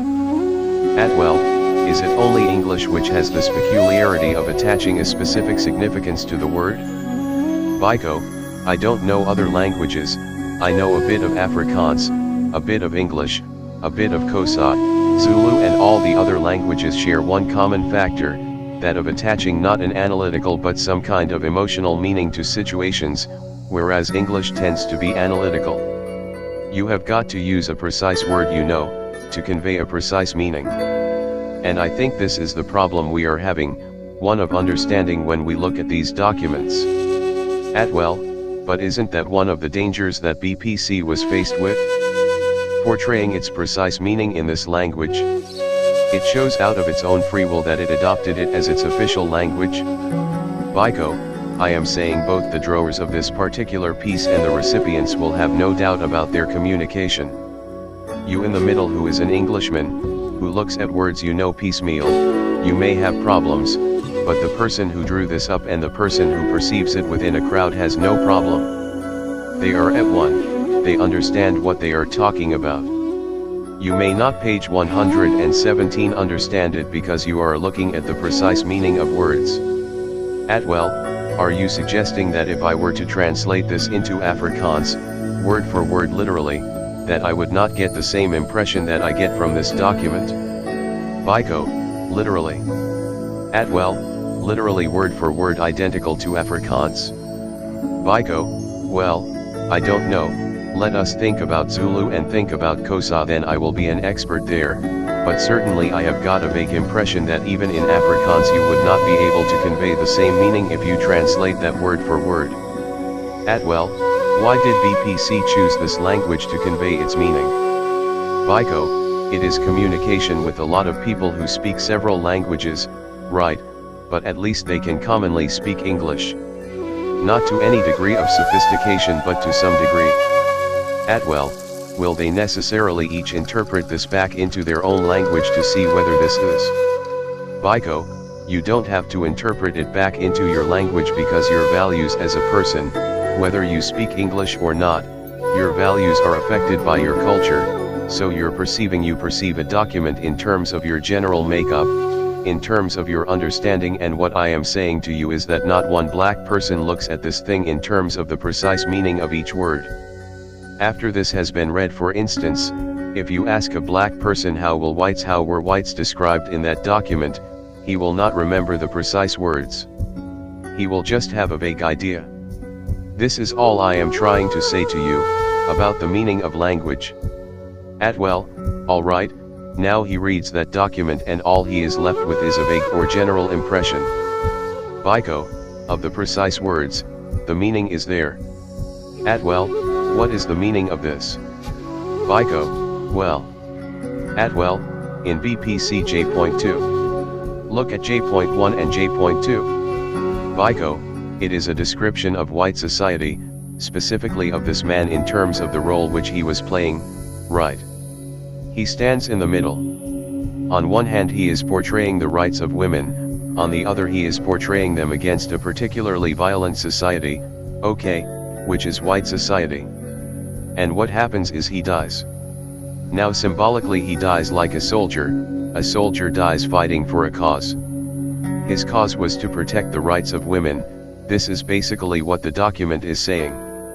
No matter what individuals are saying, that is what the man page 118 catches that they are talking to. I would agree with you that is made here a symbol of the black community, and that this white official, whoever he may have been, is made a symbol of the white system. Biko, I have explained why. And what impression is the man going to have of the white system who reads this? Whether he be a Zulu or a Xhosa or an Indian or anything else. Biko, it is the same old thing, you know, it is again what he knows. Now at the funeral the focus of course is on the man who is being buried. Now if you go to any black funeral the trend is the same. We attempt to bring to light the good facts about the person who is dying, we are paying our last respects to him. Secondly, we talk about how he died. This is, you know, the average conduct of any funeral amongst the blacks. They are just held in that context. The man, who is he, what does he believe in, and so on, what does he stand for, and what caused him to die?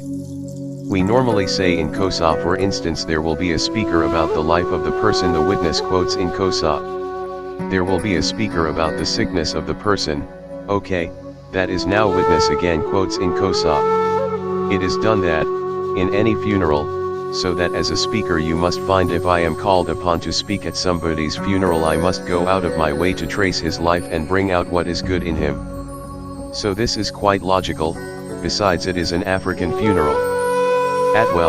I submit to you that they brought out all the good in Mr. Shazi, whatever good there may have been, and neglected any weak points that he may have had. Biko, this is done. And brought out all the evil nasty possible things they can about the whites, and ignored all the good that there may or may not be. Would you agree with me? Biko, I think they have not finished all the evil. They have not finished all the evil yet? Biko, no. Would you have gone further than this? Biko, you could have gone further if you wanted to.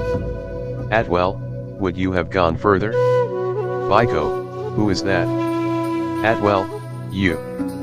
Biko, not necessarily me, but I am saying anybody could have gone page 119 further if he wanted to. If the intention was to try and portray white society as bad, and use that to make everybody who was there angry, you could have produced a whole litany of evil if you cared to.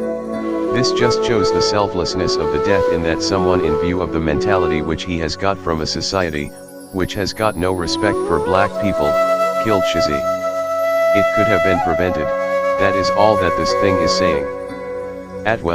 If I understand you correctly then, that to portray or to cause racial hostility, you consider that one of the possible ways to do so would be to list a whole lot of all the things that the whites do against you. Biko, I said that if really the intention is to cause that kind of feeling, to come out to the fore amongst blacks, you can again use their conception of language, you have got to use very colorful language. Take a simple event, not describe it now in concrete terms, but play around the nastiness of the various aspects of the event, you can carry many across to the blacks and they can become angry. It is thus necessarily enough to make anybody angry in black society. This is really regarded as a description of the circumstances in which the man died. Alright, we must blame that guy who pushed him, okay, we have got to, and we have got to explain that it is not as if he personally hated Shazi. He is portraying a mentality which he has borrowed from his society, but if one had to make society angry at that funeral, there would be a whole litany of things we can pick up, and we would describe them in precise language calculated to, bring out the emotion of the black man, would make people angry. It is not difficult to make people angry if you want to. Thus this was not the intention here. It was purely to describe the circumstances in which the man died. That is all. Atwell, you say it is not difficult to make the black man angry. Biko, if you want to, you have just got to draw up whatever you say in very beautiful floral language, concentrate on the detail, you can, assuredly. Atwell, what more do you think the man who drew up this document should have done? If that had been his intention? Biko, this is all fair comment on the factual evidence, at least on the factual situation of what happened at that funeral, I mean at that station, a fair comment. Atwell, you consider this fair comment? Biko, completely fair comment. Page 120 The righteousness of our strength if, as has been indicated in the introduction to chapter 13, the black consciousness movement is implacably against the Afrikaners' divide and rule policy of the Bantustans. What is its own vision for the future of South Africa? One Azania, one nation is the BPC motto. Azania is the name adopted by blacks for South Africa, as Zimbabwe for Rhodesia, and Namibia for Southwest Africa.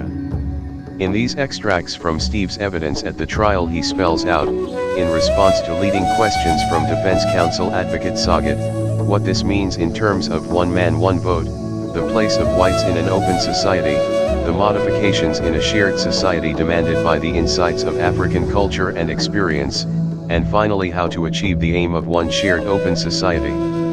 Steve's advocacy of peaceful means was based on the movement's realistic assessment of the power it was up against, and also on his own unquenchable optimism in the power of persuasion if your cause was just.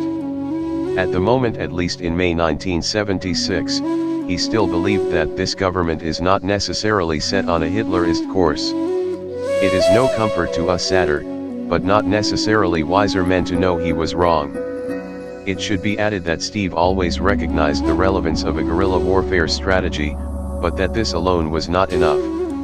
One interesting effect of Steve's evidence, and particularly of his courage under hostile cross-examination, has been told me by Mr. Van Koophoff. Steve gave his evidence and was cross-examined during the whole first week of May 1976. The proceedings were fully reported in the Rand Daily Mail. Overnight Steve became the toast of the Soweto shebeens, pubs. Here at last was the authentic voice of the people, not afraid to say openly what all blacks think but are too frightened to say. For example, in answer to a question from counsel for the prosecution, "What do you think of Africans who work for the security police?" came straight and clear, "They are traitors," and this in a courtroom ringed by armed security police, black and white. Page 121 Can the example of this one man's courage have inspired the boys and girls of Soweto to face death, as they so bravely did just 6 weeks later? This is not to suggest that Steve was responsible for the spontaneous uprising of June 16, but perhaps the close association of these two events is not just an unrelated coincidence. Courage is infectious. Saget, Mr. Biko, would you refer to Resolution 42 on page 249? In paragraph 2, there you have referred to the definition of black people, which I will not trouble you with, but paragraph 3, I should like you to deal with. SASO believes if you will read, please. Biko, yes. SASO believes that, South Africa is a country in which both black and white live and shall continue to live together. Saget, now what does that mean? Biko, Well, this means that we accept the fact that the present South African society is a plural society with contributions having been made to its development by all segments of the community. In other words, we speak of the groupings both black and white. We have no intention of course we regard ourselves as people who stay here and shall stay here. And we made the point that we've got no intention whatsoever of seeing white people leave this country. When I say leave, I mean leave this country. Sagat, leave. Biko, yes. Sagat, Leave. Biko, that is right. We intend to see them staying here side by side with us, maintaining a society in which everybody shall contribute proportionally. Sagat, I wonder, in this context, would you please have a look at SASOG.1, Resolution 45. On page 206. Biko, right? Sagat, would you read from, this country belongs. Biko, therefore we wish explicitly to state that this country belongs to black people and to them alone. Whites who live in this country on terms laid down by blacks and on condition that they respect the black people. This should not be construed as anti-whiteism. It only means that inasmuch as black people live in Europe on terms laid down by Europeans, whites shall be subjected to the same conditions. We further wish to state that in our opinion it shall always be. Sagat, can you explain what SASO meant by that resolution? Page 122 Biko, well, I must explain I was not at this particular meeting but from reading this document, what I understand it to mean is that this country is essentially a country in Africa, a continent which is inhabited always naturally by black people, and that whites it is conceived that whites are here and that they may live in the country, or they may leave the country, depending on their relationship with blacks, and their acceptance of whatever conditions blacks in this country shall lay at a certain time. I don't know what time the resolution is referring to. Sagat, you yourself as you understand the position, on the accession to an open society, how will people be able to vote? What rights for example will the white man have to vote? Biko, well, we view the voting as strictly being on a one man, one vote, basis. That is the current theme in our talking. Sagat, was this the current thing at that time? Biko, it was a current thing at the time, we took the policy manifesto. I am not aware that it has changed. Sagat, yes, then 3b, please, that is on SASO8.1, page 249, back to the second. Biko, oh, I see. That the white man must be made aware that one is either part of the solution or part of the problem? I think this statement is self-explanatory. In a situation where you have a hiving of privileges within society for the sole enjoyment or for the major enjoyment by one section of society, you do get a certain form of alienation of members who are on opposite sides of the line, and that the white man specifically has got to decide whether he is part of the problem, in other words whether he is part of the total white power structure that we regard as a problem, or he accedes and becomes part of the black man, that is the target of the problem. I think this is what that particular statement is saying. Sagat, then 3c. Biko, 3c, that in this context because of the privileges accorded to them by legislation and because of their continual maintenance of an oppressive regime, whites have defined themselves as part of the problem. Again, this I think speaks for itself. Generally speaking, it is white society who votes at election time, it is them who return a government into power, be it nationalists, the party, the United Party, the Progressive Party, and it is that government which maintains legal provision that creates problems for black people, problems of page 123 oppression, problems of poverty, problems of deprivation, and problems of self-alienation, as I said earlier on.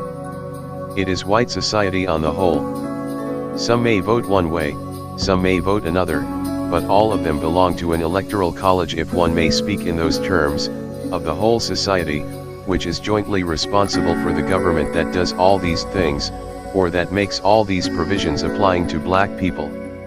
And in this sense therefore they lose the natural right to speak as co-planners with us in our way of determining our future. This is what that resolution is saying. They define themselves in other words as the enemy. Sagat 3d. Biko, that therefore we believe that in all matters relating to the struggle towards realizing our aspirations, whites must be excluded. I think that speaks for itself. Sagat, once the struggle is over, what is the attitude of SASO?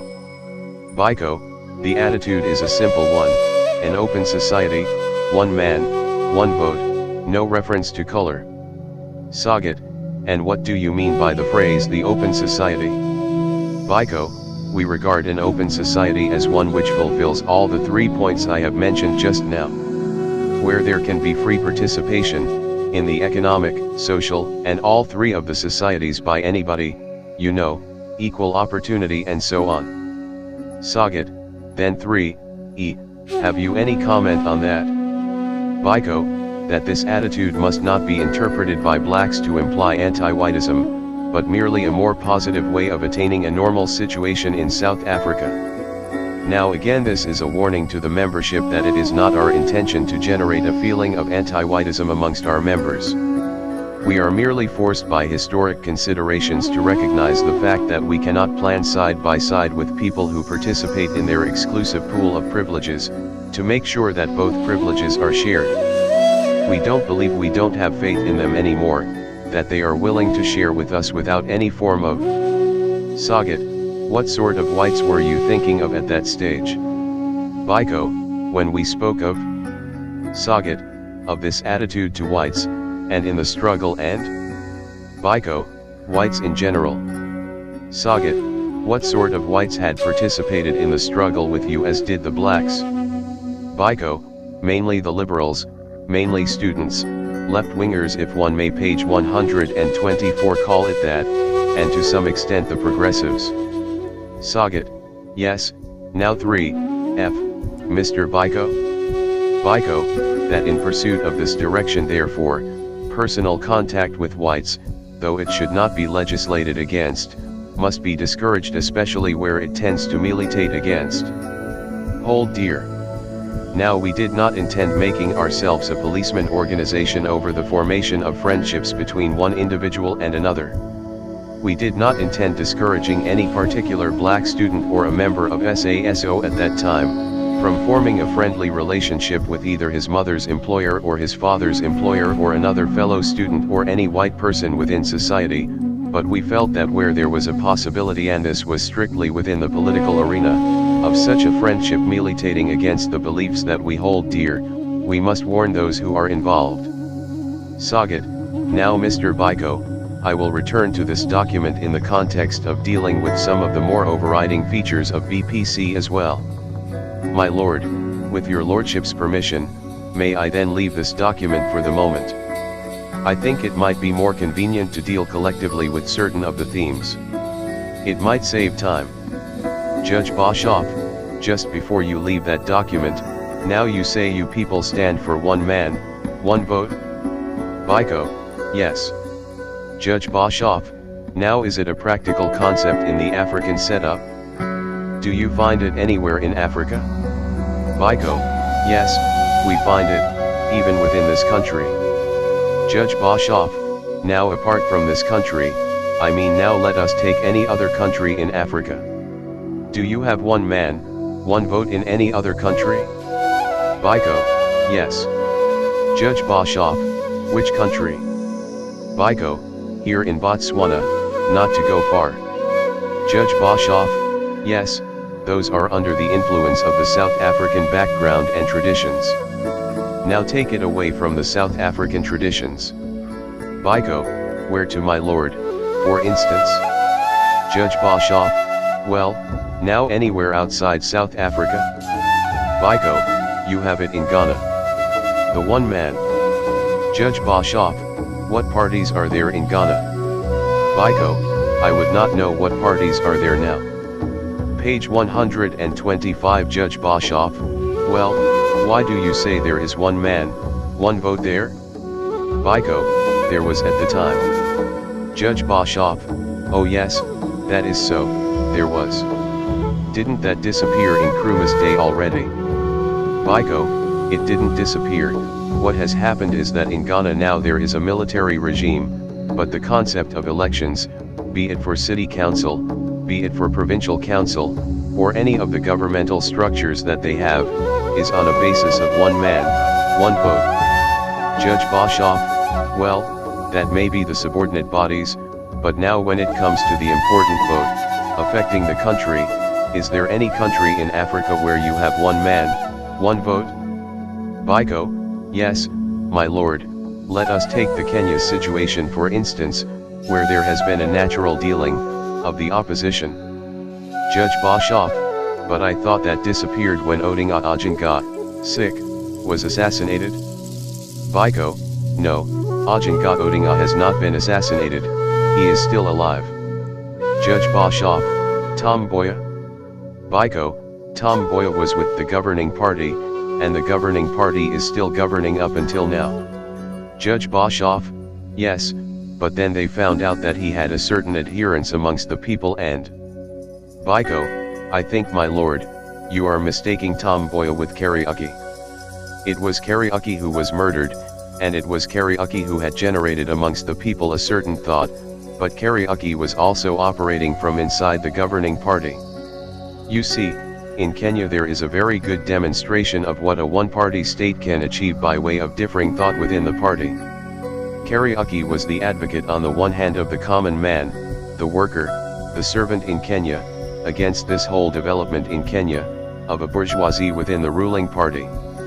You had Kenyatta on the other hand who felt constantly attacked by Kariuki. Okay, Kariuki was allowed to air his views in parliament, he was allowed to hold meetings throughout the length and breadth of the country, but still operating from within KANU, which is the ruling party. This is the essence of a one-party state. That there is no need to divide your men and let them lead other parties too. Judge Boshoff, yes, but Kariuki didn't survive all this? Biko, oh well, my lord, several politicians don't survive, it seems page 126 like Verwoerd didn't survive. Laughter. Judge Boshoff, but now you see, it is not his own people who killed him, it is not his own party people who killed Verwoerd. Biko, we don't know who killed Kariuki. It has not been established. Judge Boshoff, well, who did they accuse of having killed Kariuki? Biko, well, there are rumors there that it is probably Kenyatta, it is probably so and so, it has not been established, my lord. But we know that in politics this sort of thing happens.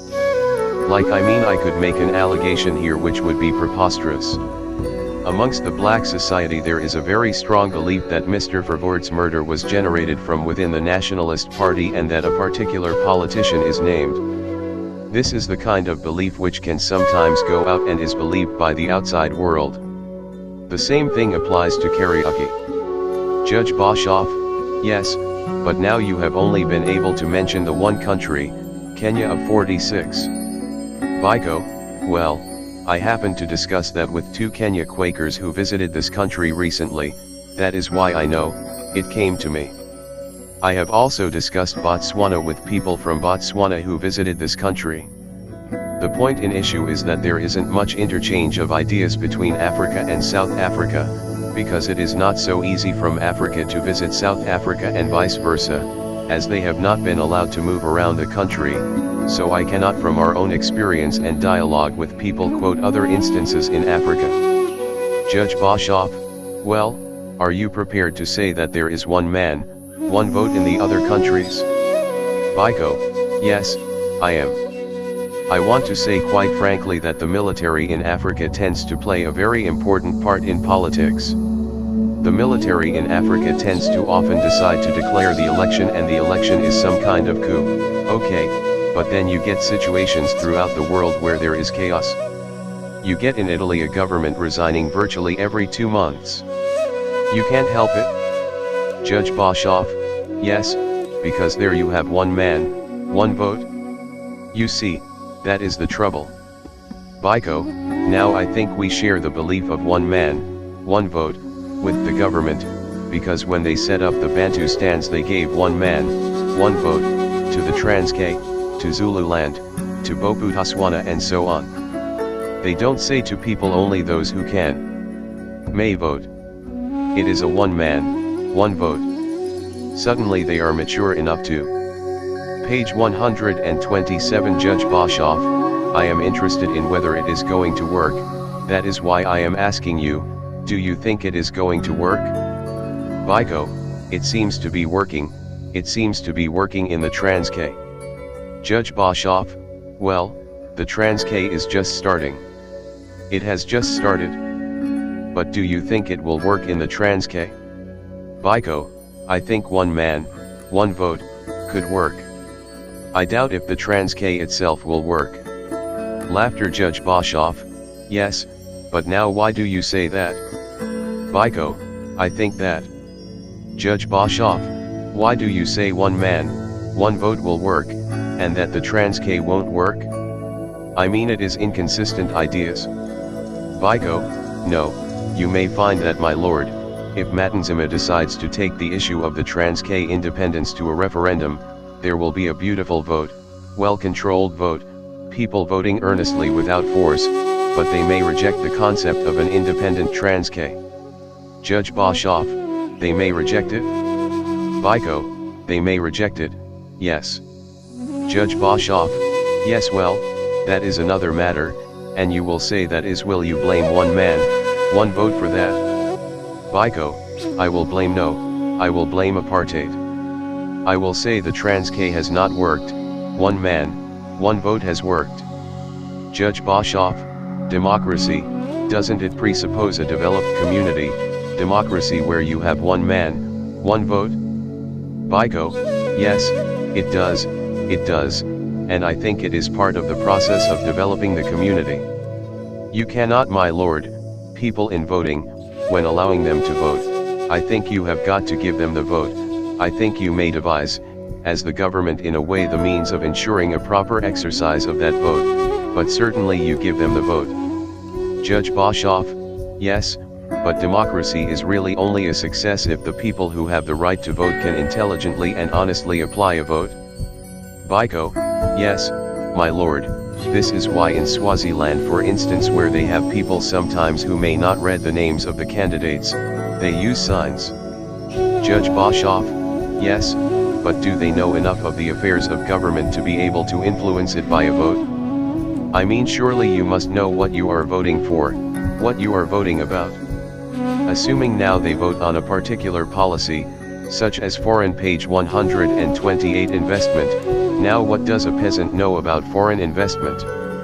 Biko, I think my lord, in a government where democracy is allowed to work, one of the principles that are normally entrenched is a feedback system, a discussion in other words between those who formulate policy and those who must perceive, accept, or reject policy.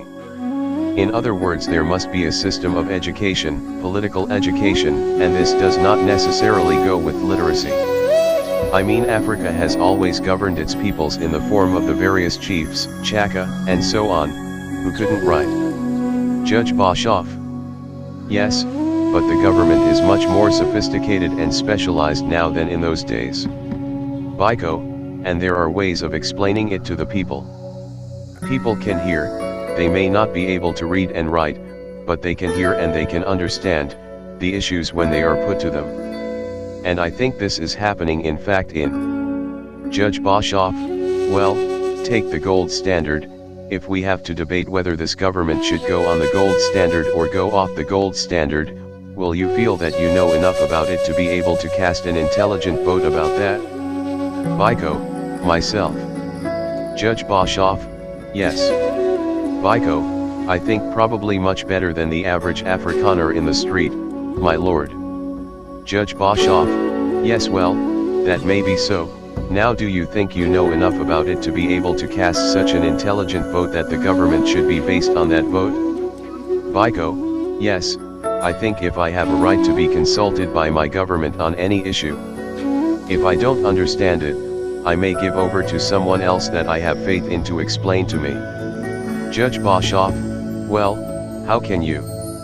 I mean that is your vote, and what about the 10 other people who have votes? Biko, the same applies to everybody else, and this is why we have the political process whereby things are explained. I mean the average man in Britain does not understand on his own accord the advantages or disadvantages of Britain becoming involved in the whole economic market, but when it becomes an issue for referendum, political organizers go out to explain and canvass their points of view, and the man in the middle listens to several people and decides to use what he has, the vote.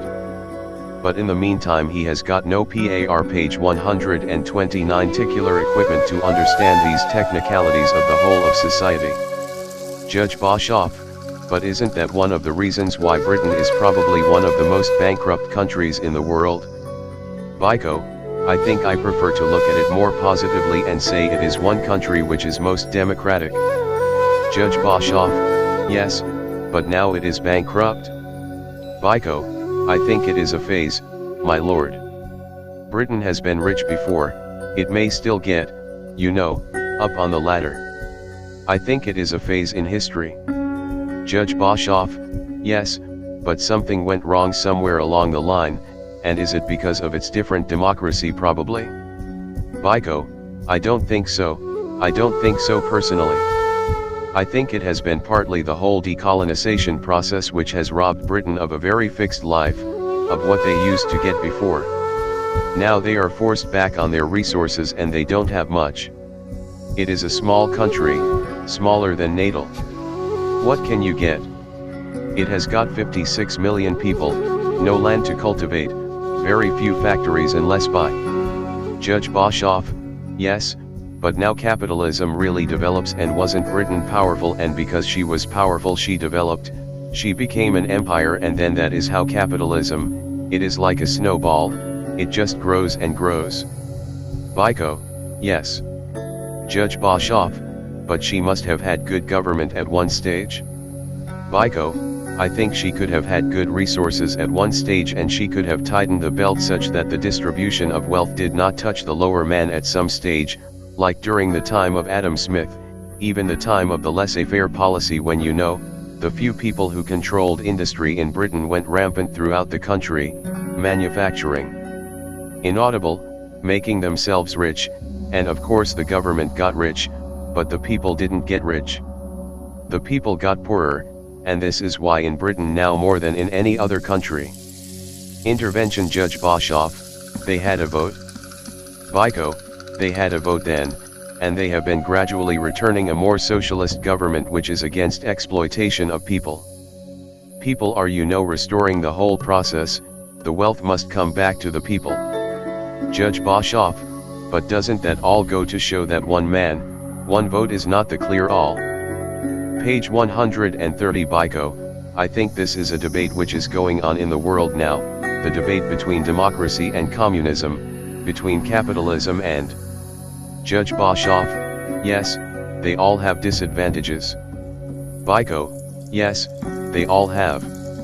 Steve, led by Mr. Sagat, now expounds some of the modifications required in an open South African society to express black experience, black culture, and black values. Biko, I think what we need in our society is the power by us blacks to innovate. We have got the very system from which we can expand, from which we can innovate to say this is what we believe, accept or not accept, things that are thrown at us, and it is society that is a constant physical witness speaks very indistinctly, you know, cultures affect each other, you know, like fashions, and you cannot escape rubbing against someone else's culture. But you must have the right to reject or not anything that is given to you. At the moment we exist sort of as a limb of the white culture. You know, we form what we must call a subculture, precisely because of a situation that forces us to behave in a certain way. For instance, if you look at the subculture of drinking edishabin, now this is very common in black society, you know, everybody drinks edishabin, I drink edishabin. Now it cannot be traced back per se to our tribal life because we didn't have shebbeens in our tribal life. But it is a subculture arising out of the fact that we don't have bars, we don't have hotels where we can drink, so what do? We are either a genius to invent a shebeen and to drink at the shebeen, and out of this a subculture develops, you know. What I am trying to suggest here, my lord, is that... Court intervenes. Judge Boshoff, it is evolution, the shebeen fact just happens. Biko, but the primary important thing is that you must have the right to reject or accept any new trend. Sagat, the question I think which is of greater interest to us is on the first day of the open society, on the following day, is there going to be general destruction, any destruction or proscription of existing culture and cultural values? Biko, I think a modification all round. Sagat, now what sort of modifications are envisaged? Biko, I think again it would depend very much on the bargaining page 131 processes and the result thereof. I think SASO in its documents, and certainly in the many speeches delivered by its members, all that they insist on is primarily a culture that accepts the humanity of the black man. A culture that is basically sufficiently accommodative of African concepts, to pass as an African culture. What we are saying now is that at the present moment we have a culture here which is a European culture. This country looks, my lord, like a province of Europe. You know, to anybody who perceives the behavior pattern it looks like a province of Europe. It has got no relationship root-wise to the fact that it happens to exist in Africa, and when MNR22 Pikbota says at the United Nations we are Africans, he just doesn't know what he is talking about. We don't behave like Africans, we behave like Europeans who are staying in Africa. So we don't want to be just mere political Africans, we want to be people living in Africa. We want to be called complete Africans, we social Africans. Inaudible, said I must understand Africa and what Africa is about. And we don't have to go far. We just have to live with the man here, the black man here, whose proportionate contribution in the joint culture is going to sufficiently change our joint culture to accommodate the African experience. Sure, it will have European experience, because we have whites here who are descended from Europe. We don't dispute that. But for God's sake it must have African experience as well. Finally Steve spells out the means by which the movement intends to achieve the aim of one shared and open society in South Africa. Sagat, now Mr. Biko, still while we are dealing with overall themes, can we now get onto the question of the achievement of your freedom? I would like you to, I know this is short-circuiting your evidence, but I would like you in this context to deal with BPC as well. We will look at the BPC documents tomorrow. Biko, right. Sagat, but I think they can usefully be dealt with in the same breath as the SASO documents. Would you have a look on the same page at paragraph 4, see? Biko, yes. Sagat, would you read that please? Biko, SASO accepts the premise that before the black people page 132 should join the open society they should first close their ranks to form themselves into a inaudible group, to oppose the definite racism that is meted out by the white society, to work out their direction clearly and bargain from a position of strength. SASO believes that a truly open society can only be achieved by blacks.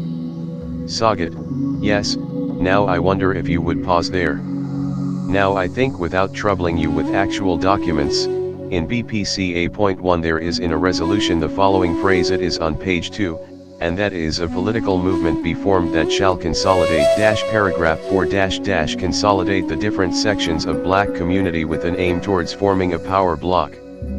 Have you got that, and you know what I am talking about? Paragraph 5 the primary objective the total liberation of all blacks. Now would you indicate to his lordship your conception, SASO's conception of the forming of, here it is referred to as a solid group, and in BPC as a power block. And how you visualize the generation of this so-called block as leading towards your liberation. Biko, first of all I accept that in our analysis the cardinal point is the existence in our society of white racism which has been institutionalized, and also cushioned with the backing of the majority of whites. In other words, a white child does not have to choose whether or not he wants to live with the white, he is born into it. He is brought up within white schools, institutions, and the whole process of racism somehow greets with him at various levels and he attempts to have an attitude against blacks. So whites are together around the privileges that they hold, and they monopolize this away from black society. Sagat, yes. Biko, now then comes the analysis. Can we in fact crack this cocoon, to get whites away from the concept of racism, away from the concept of monopolizing the privileges and the wealth of the country onto themselves without necessarily being together? Can you preach to them, in other words, as individuals? Now our belief is that white society will not in fact listen to preaching. They will not listen to their liberals. The Liberal Party has not grown within white society, and certainly we as black people are unable to stand idle watching the situation. Sagat, yes. Biko, now we can only generate a response from white society when we as blacks speak with a definite voice and say what we want. The page 133 age of the liberal was such that the black voice was not very much heard except in echoing what was said by liberals.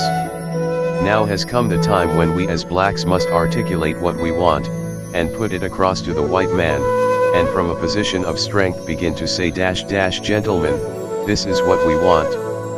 This is where you are, this is where we are, this is what we want. Now putting inaudible, there is a specific moment at which bargaining will be entered into. In fact, this is not true.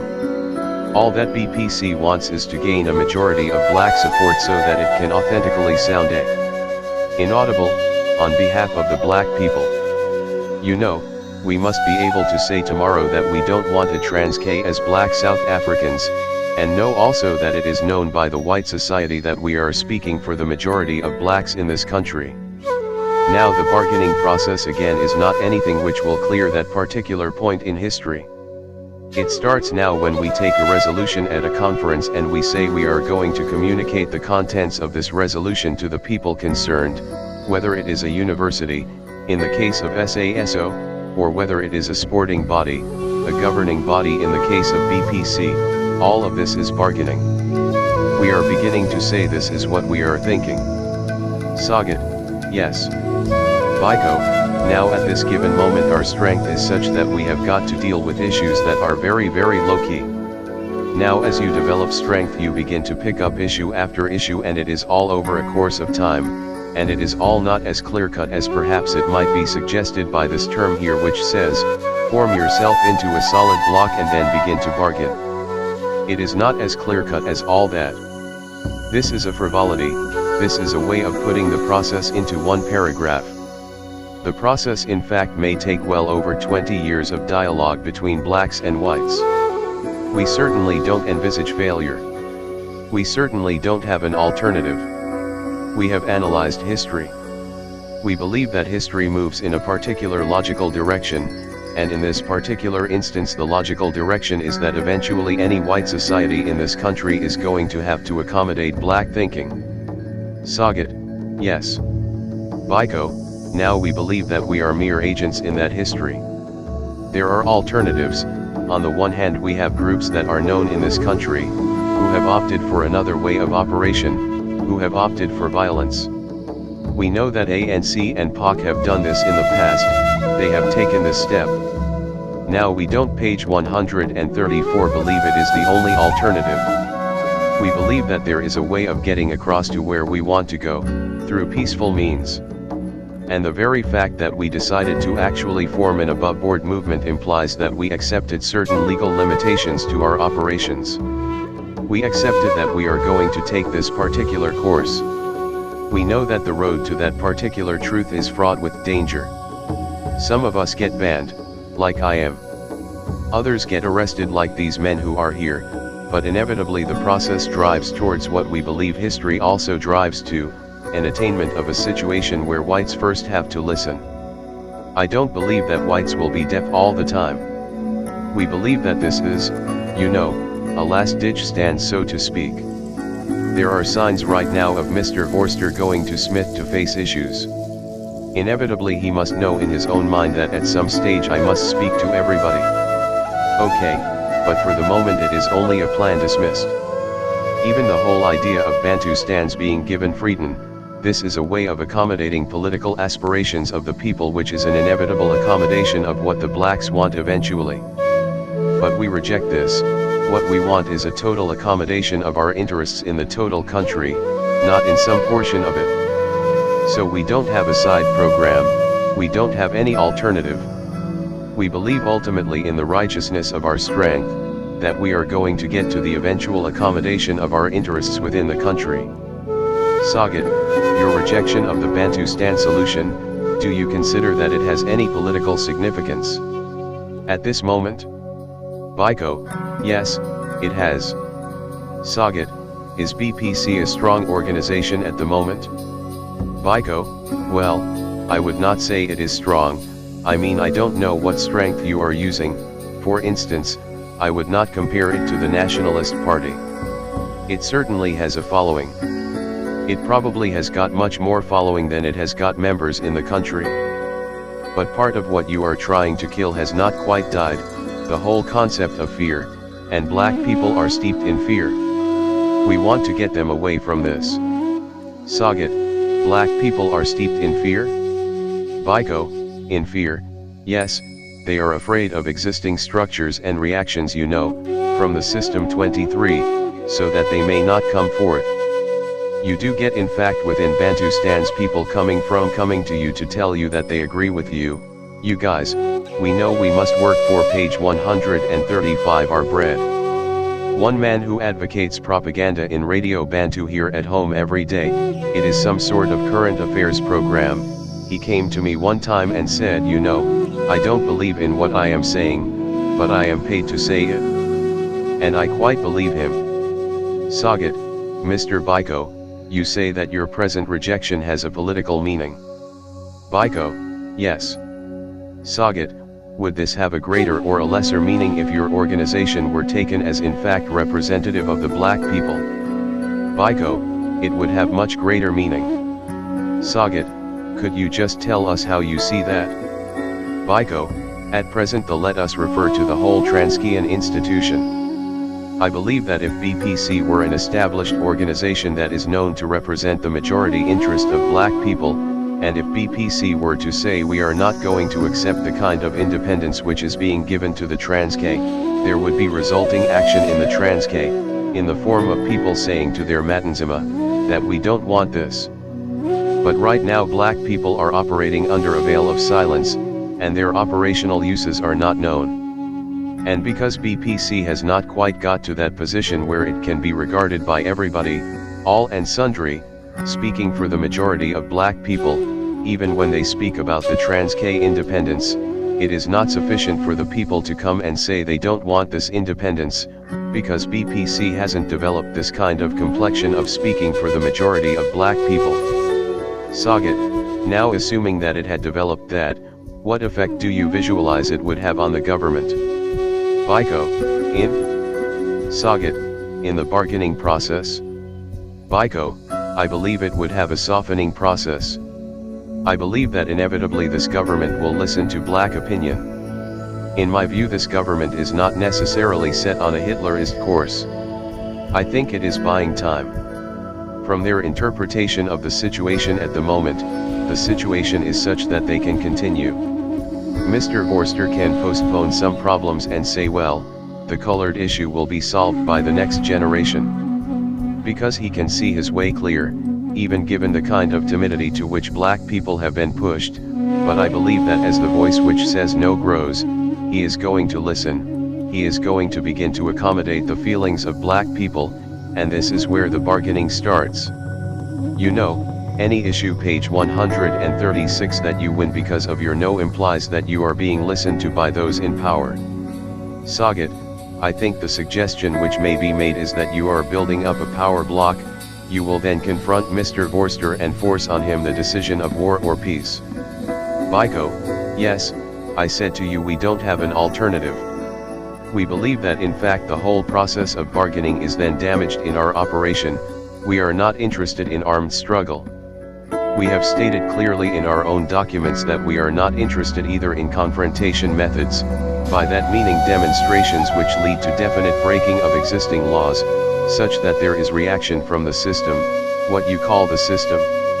Sagat, yes. Biko, now our operation is basically that of bargaining and there is no alternative to it. It is based, as I say, mainly on the fact that we believe we have interpreted history correctly, that the white man anyway is going to eventually accept the inevitable.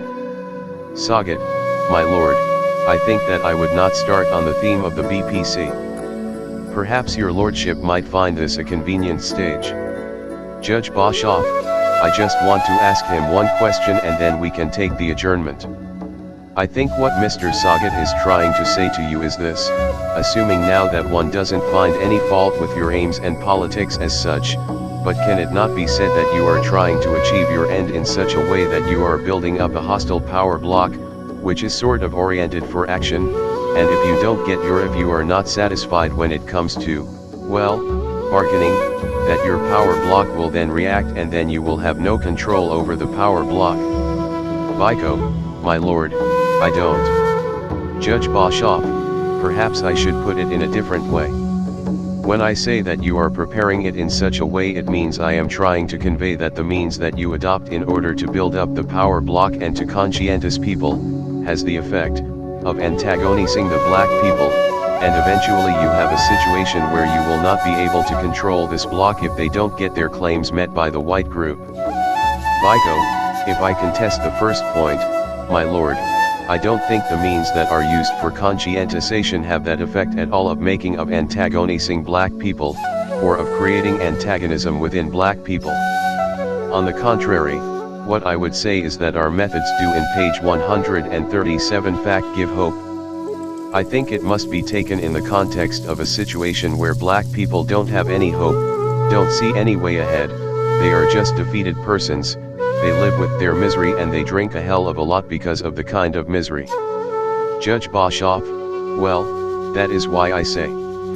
Biko, now when you speak to them, conscientizing them, what you are in fact doing is to rekindle their hope. Judge Boshoff, yes, but the objection is not against conscientization as such, it is the manner of conscientization pointing out to them what enemies they have in the white people. Biko, again as I said earlier on, this is just a common starting point. You are speaking about what that man knows, you are moving from there to talk about ways you go from here. You are giving him some kind of home within a group called the Black People's Convention. If you are in trouble, go to the Black People's Convention. Indistinct. You are saying this is what BPC is all about. You stand squarely on the side of the black man. We understand the problems to be these. And they know the problem. No matter what you say to them, they know the problem. As I say, they can express their problem stronger than you can, but now you move from there to create some kind of hope, some kind of opportunity, and in fact I think you are giving them some kind of psychotherapy to move away from being a defeated society to being a hopeful society, and you are not dealing out some kind of juggernaut that is going to get out of hand. When you are speaking of black solidarity, all you are talking about really is just that feeling that you are speaking for the majority of blacks. You are not going to have every individual placed in a room and taught point 1 to 20 which he can decide. No, he is just going to believe that BPC speaks for me, BPC is my movement, right, and now my leaders are bargaining and this is what they are saying, you know, and when we consult him he says we want this or we don't want this. This is all. In a sense, in the same way that one is a member of the Nationalist Party. There is nothing sinister in it. You are just a member, you just support the party that to you gives you the best hope in a given society. This is what black solidarity is all about. Page 138, 17 American Policy Towards Azania. This is a memorandum for U.S. Senator Dick Clark. 24 It was prepared hurriedly, as Steve had been released from 101 days in detention under Section 6 of the Terrorism Act less than a week before his meeting with Clark. When one considers that an important element in Sector 6 detention is the total isolation of the detainee in solitary confinement, with access to no books except the Bible, still less to newspapers or radio, the coolness and lucidity of this memorandum becomes the more remarkable. The reader will not fail to notice that, in the second of Steve's minimum requirements, he comes as close as he legally can to calling for trade boycotts, arms embargo, withdrawal of investments etc. from Mr. Carter. This was and is by no means an irresponsible statement by a powerless black who is unaware of the hardships such a policy will bring on his fellow blacks. Steve and his comrades in the Black consciousness movement are fully aware that the Black suffering will increase if America and her allies implement that policy. Their argument, however, is that the people cannot suffer more materially than they are already suffering psychologically, and, in the majority of cases, materially as well, that the white electorate can still be reached through such a nonviolent weapon as a trade boycott, and that this is for them an acceptable alternative to the escalating guerrilla conflict, which the whites cannot win, but which can only lead to a more protracted state of suffering and bloodshed for blacks, with its legacies of hatred and bitterness.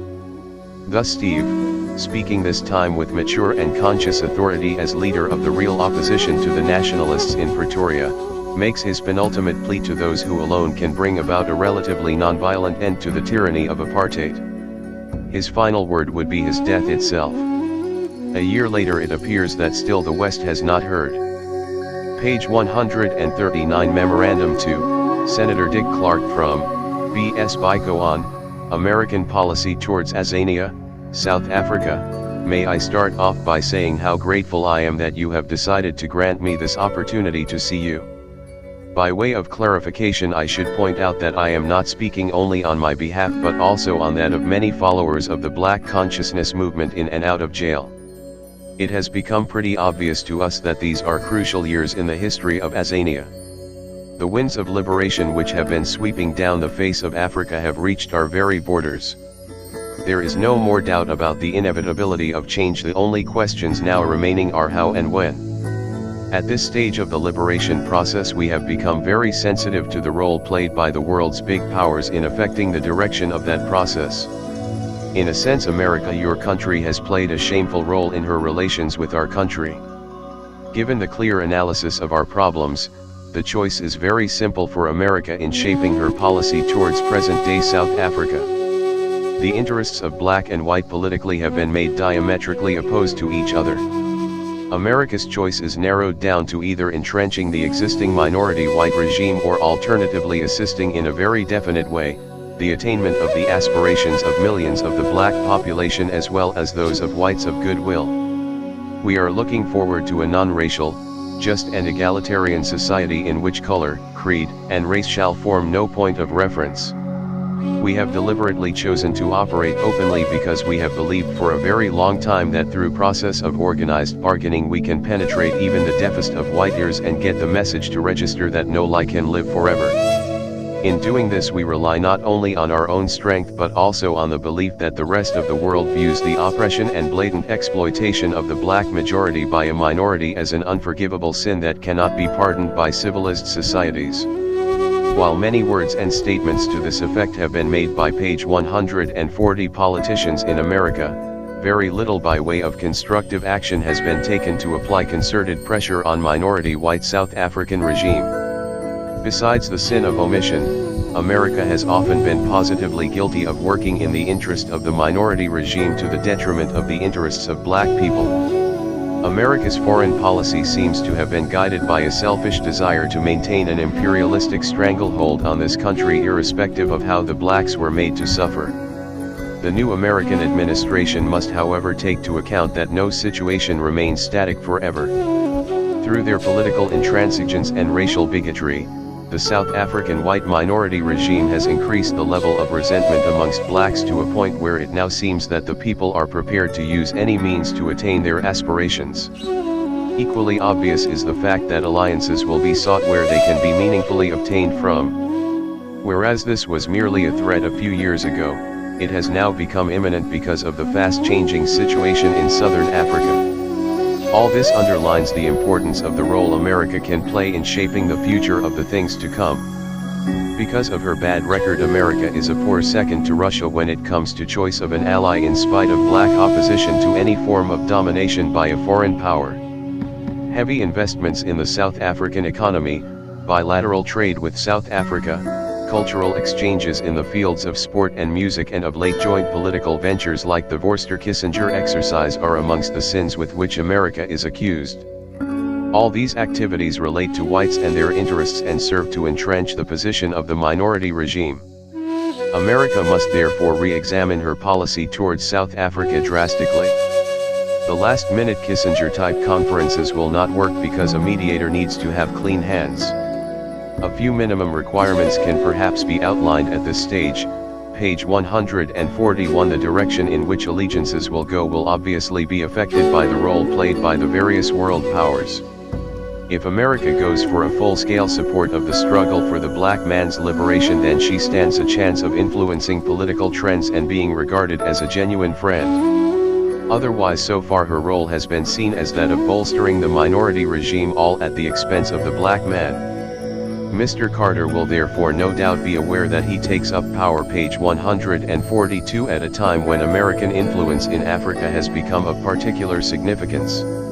If he stands on the sides of those whose righteousness may not be doubted, he shall have used the tremendous influence that America has legitimately and usefully. If on the other hand he assists those who are trying to keep the clock still, then America will have irreparably tarnished her name in the eyes of black people in this country.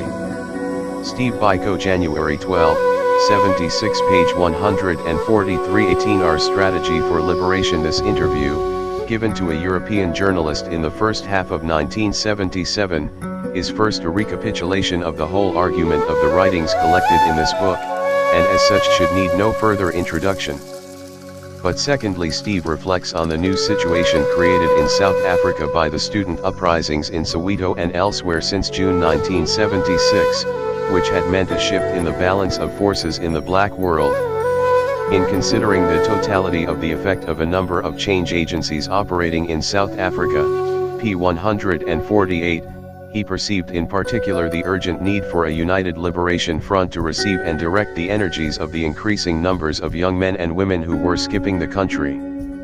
He believed that the Black Consciousness movement, in which he was the acknowledged first among equals, was uniquely placed to effect a reconciliation between ANC and POC, and thus to bring into being this united liberation front.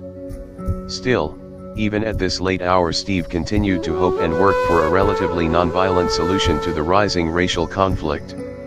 Thus the statement in the last paragraph is of particular interest, where he expresses the hope for groups of whites who can form coalitions with blacks, the better to minimize that conflict. This is a far cry from the strategy of withdrawal of SASO's formative years, and reflects the confidence Steve now had in his movement's ability to hold their own and indeed to have the preponderant voice in black-white coalitions within the country. Our strategy for liberation. Stephen Biko, a number of our organizations are operating at different levels. The history of it starts off after 1963-4. If you remember, there were many arrests in this country which stemmed from underground activities by POC, Pan-Africanist Congress, and ANC, African National Congress. This led to some kind of political emasculation of the black population especially, with the result that page 144 there was no participation by blacks in the articulation of their own aspirations. The whole opposition to what the government was doing to blacks came in fact from white organizations, mainly student groups like NAS's, National Union of South African Students, the Liberal Party, the Progressive Party. Blacks who were articulating any sense were far fewer by comparison to the olden days, and they were dispersed amongst these particular organizations. When I came to Varsity Durban University, which was sometime in 1966, in my own analysis and that of my friends there was some kind of anomaly in this situation, where whites were in fact the main participants in our oppression and at the same time the main participants in the opposition to that oppression. It implied therefore that at no stage in this country were blacks throwing in their lot in the shift of political opinion. The arena was totally controlled by whites in what we called totality of white power at that time. So we argued that any changes which are to come can only come as a result of a program worked out by black people, and for black people to be able to work out a program they needed to defeat the one main element in politics which was working against them, a psychological feeling of inferiority which was deliberately cultivated by the system. So equally, too, the whites in order to be able to listen to blacks needed to defeat the one problem which they had, which was one of superiority. Now the only way to bring about this of course was to look anew at the black man in terms of what it is in him that is lending him to denigration so easily. First of all, we said as black students we could not participate in multiracial organizations which were by far white organizations because of the overwhelming number of white students at universities in this country. Second, these organizations were concentrating mainly on problems which were affecting the white student community. Third, of course, when it came to political questions they were far more articulate than the average black student because of their superior training and because of their numbers they could outvote us on any one issue. Which meant that NSS as an organization gave political opinions which were largely affected by the whiteness of that particular organization. So in 1968 we started forming what is now called SASO, the South African Students Organization, which was firmly based on page 145 Black Consciousness, the essence of which was for the black man to elevate his own position by positively looking at those value systems that make him distinctively a man in society. Like what? First of all, we were of the view that this particular country is almost like an island of Europe in Africa. If you go through the whole of Africa you do find aspects of African life which are culturally elevated throughout the continent. But in this country somehow any visitor who comes here tends to be made to believe almost that he is in Europe. He never sees blacks except in a subservient role. This is all because of the cultural dominance of the particular group which is now in power. Diminishing fear: to what extent have you been successful? We have been successful to the extent that we have diminished the element of fear in the minds of black people. In the period 63 to 66 black people were terribly scared of involvement in politics. The universities were putting out no useful leadership to the black people because everybody found it more comfortable to lose himself in a particular profession, to make money. But since those days, black students have seen their role as being primarily to prepare themselves for leadership roles in the various facets of the black community. Through our political articulation of the aspirations of black people, many black people have come to appreciate the need to stand up and be counted against the system. There is far more political talk now, far more political debate and far more condemnation of the system from average black people than there has ever been since possibly 1960 and before.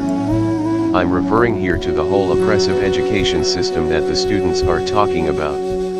After complaining about it, the government wants to further entrench what the students are protesting about by bringing in police and Saracens, armored cars and dogs, almost soldiers, so to speak. Now the response of the students then was in terms of their pride. They were not prepared to be calmed down even at the point of a gun. And hence, what happened, happened. Some people were killed. These riots just continued and continued. Because at no stage were the young students, nor for that matter at some stage their parents, prepared to be scared. Everybody saw this as a deliberate act of page 146 pressive measures to try and calm down the black masses, and everybody was determined equally to say to the police, to say to the government, we shall not be scared by your police, by your dogs and by your soldiers. Now this is the kind of lack of fear one is talking about, which I see is a very important determinant in political action. Since last June something like 400 young blacks were killed. 499 actually. Do you think this will not be a deterrent? No, I think it has been a very useful weapon in merging the young and old. Before then there was a difference in the outlooks of the old generation and the younger generation. The younger generation was moving too fast for the old generation. The old generation was torn between Bantustan politics on the one side, old allegiances which were not progressive alliances, to groups like ANC, PAC, without any result in action, and there were those simply too scared to move. Do you condemn Bantustan leadership?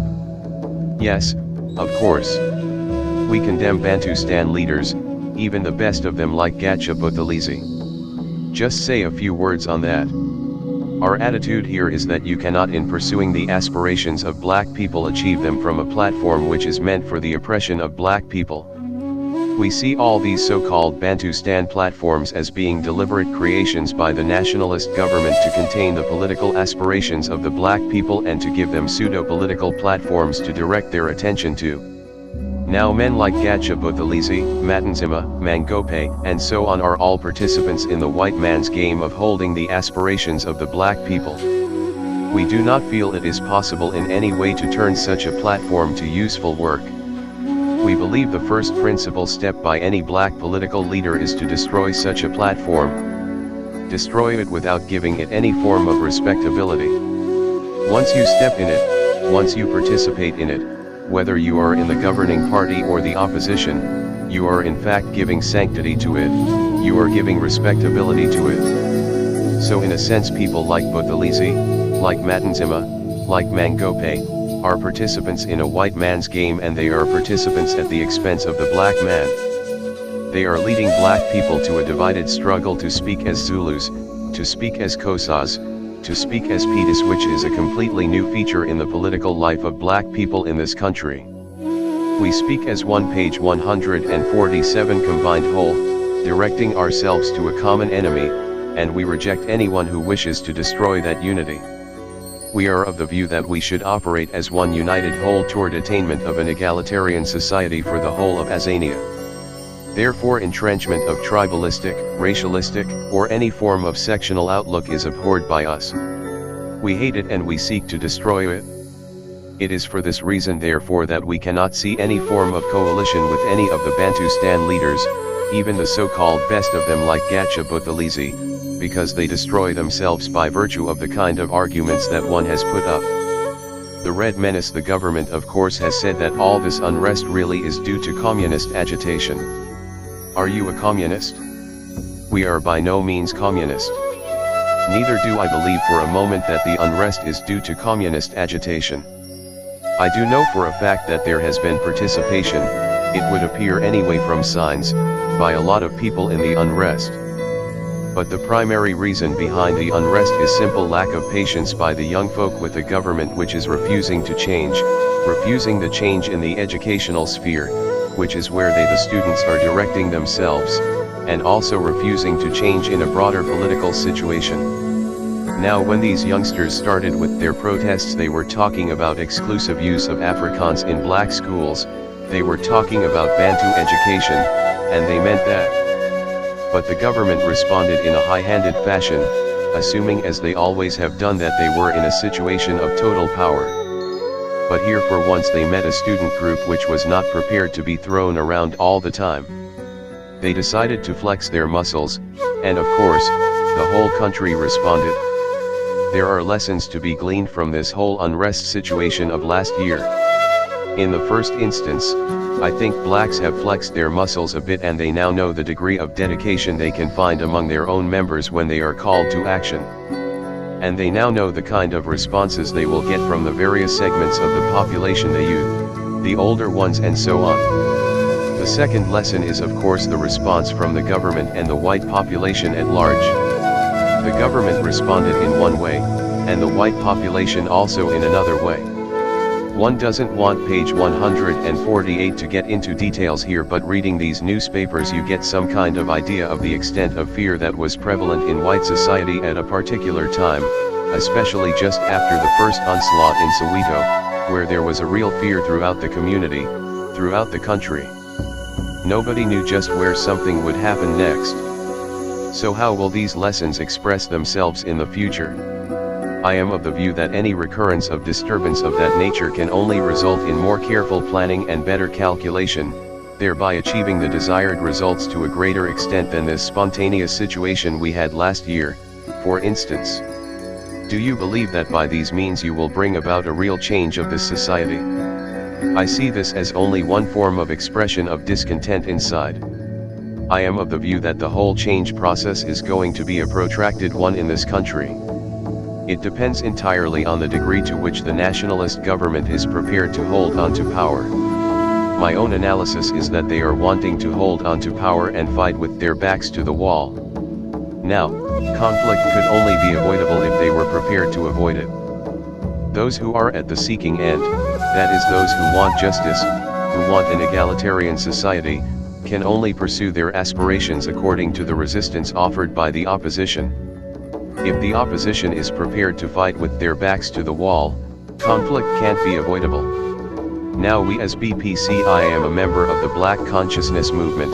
I was a member of BPC before I was banned, and now I've been, I'm told, appointed honorary president of BPC. Now the line BPC adopts is to explore as much as possible nonviolent means within the country, and that is why we exist.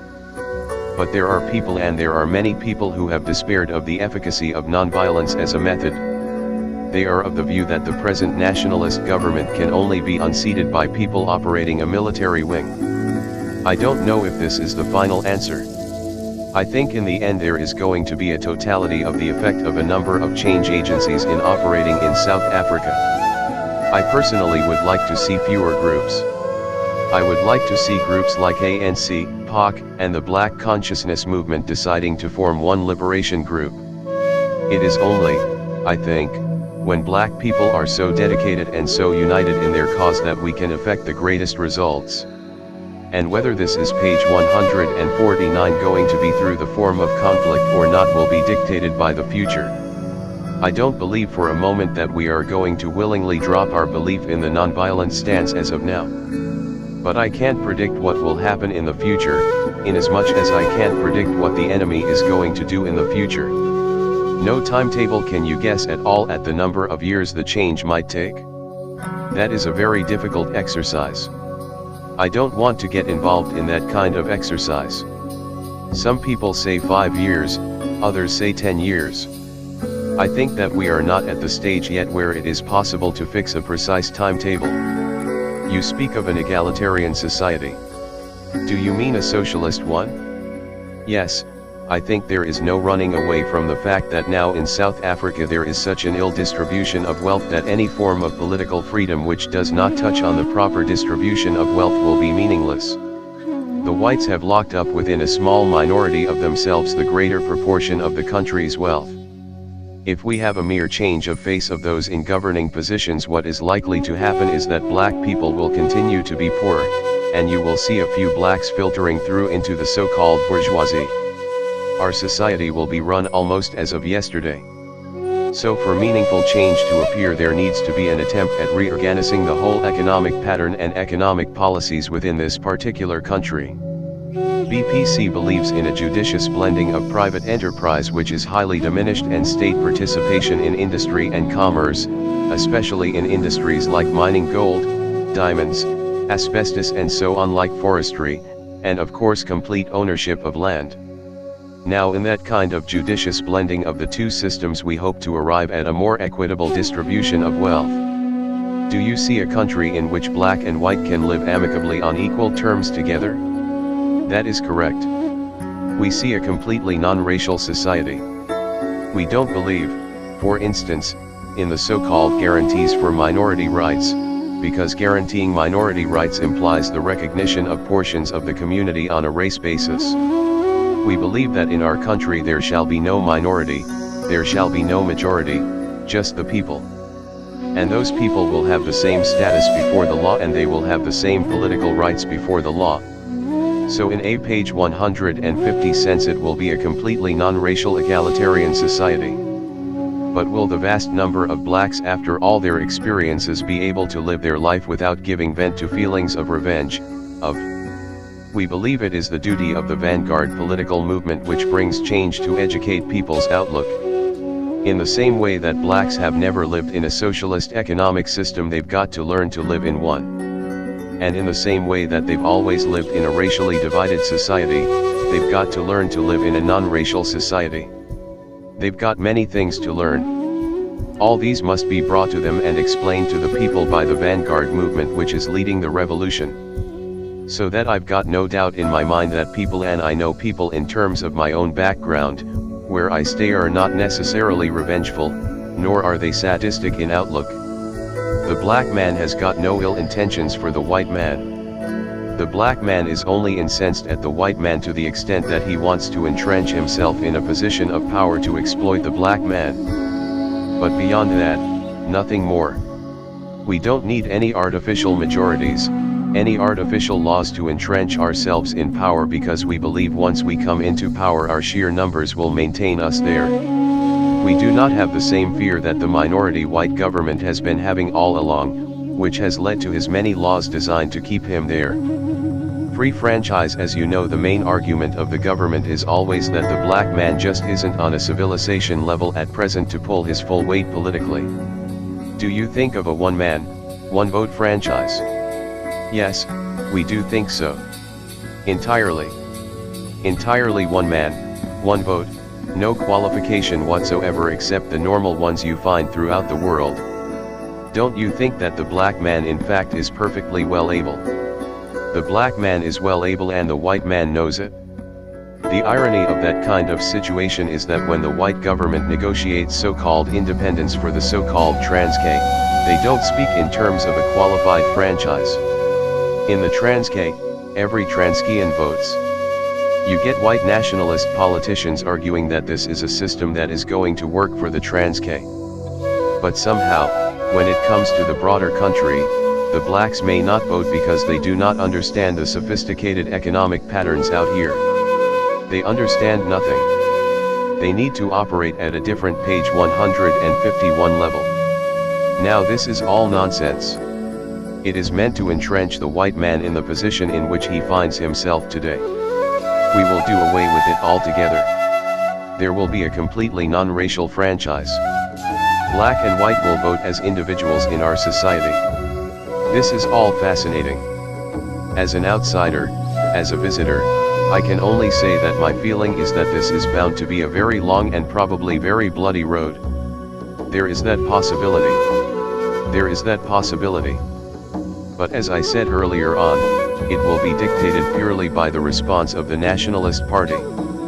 If they have been able to see that in Rhodesia Smith must negotiate with the leaders of the black people of Rhodesia, I think conflict is unavoidable given the predictable response from the present system. And this conflict can be pretty generalist and extensive and protracted.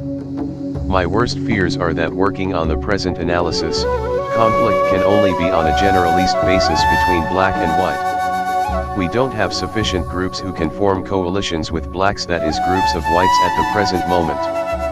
The more such groups which come up, the better to minimize that conflict. Mr. Biko, thank you. Page 152-19 on death. These words, extracted from an interview with an American businessman given some months before Steve's final detention and death, but not printed in the New Republic until January 7, 1978, need no further comment. You are either alive and proud or you are dead, and when you are dead, you can't care anyway.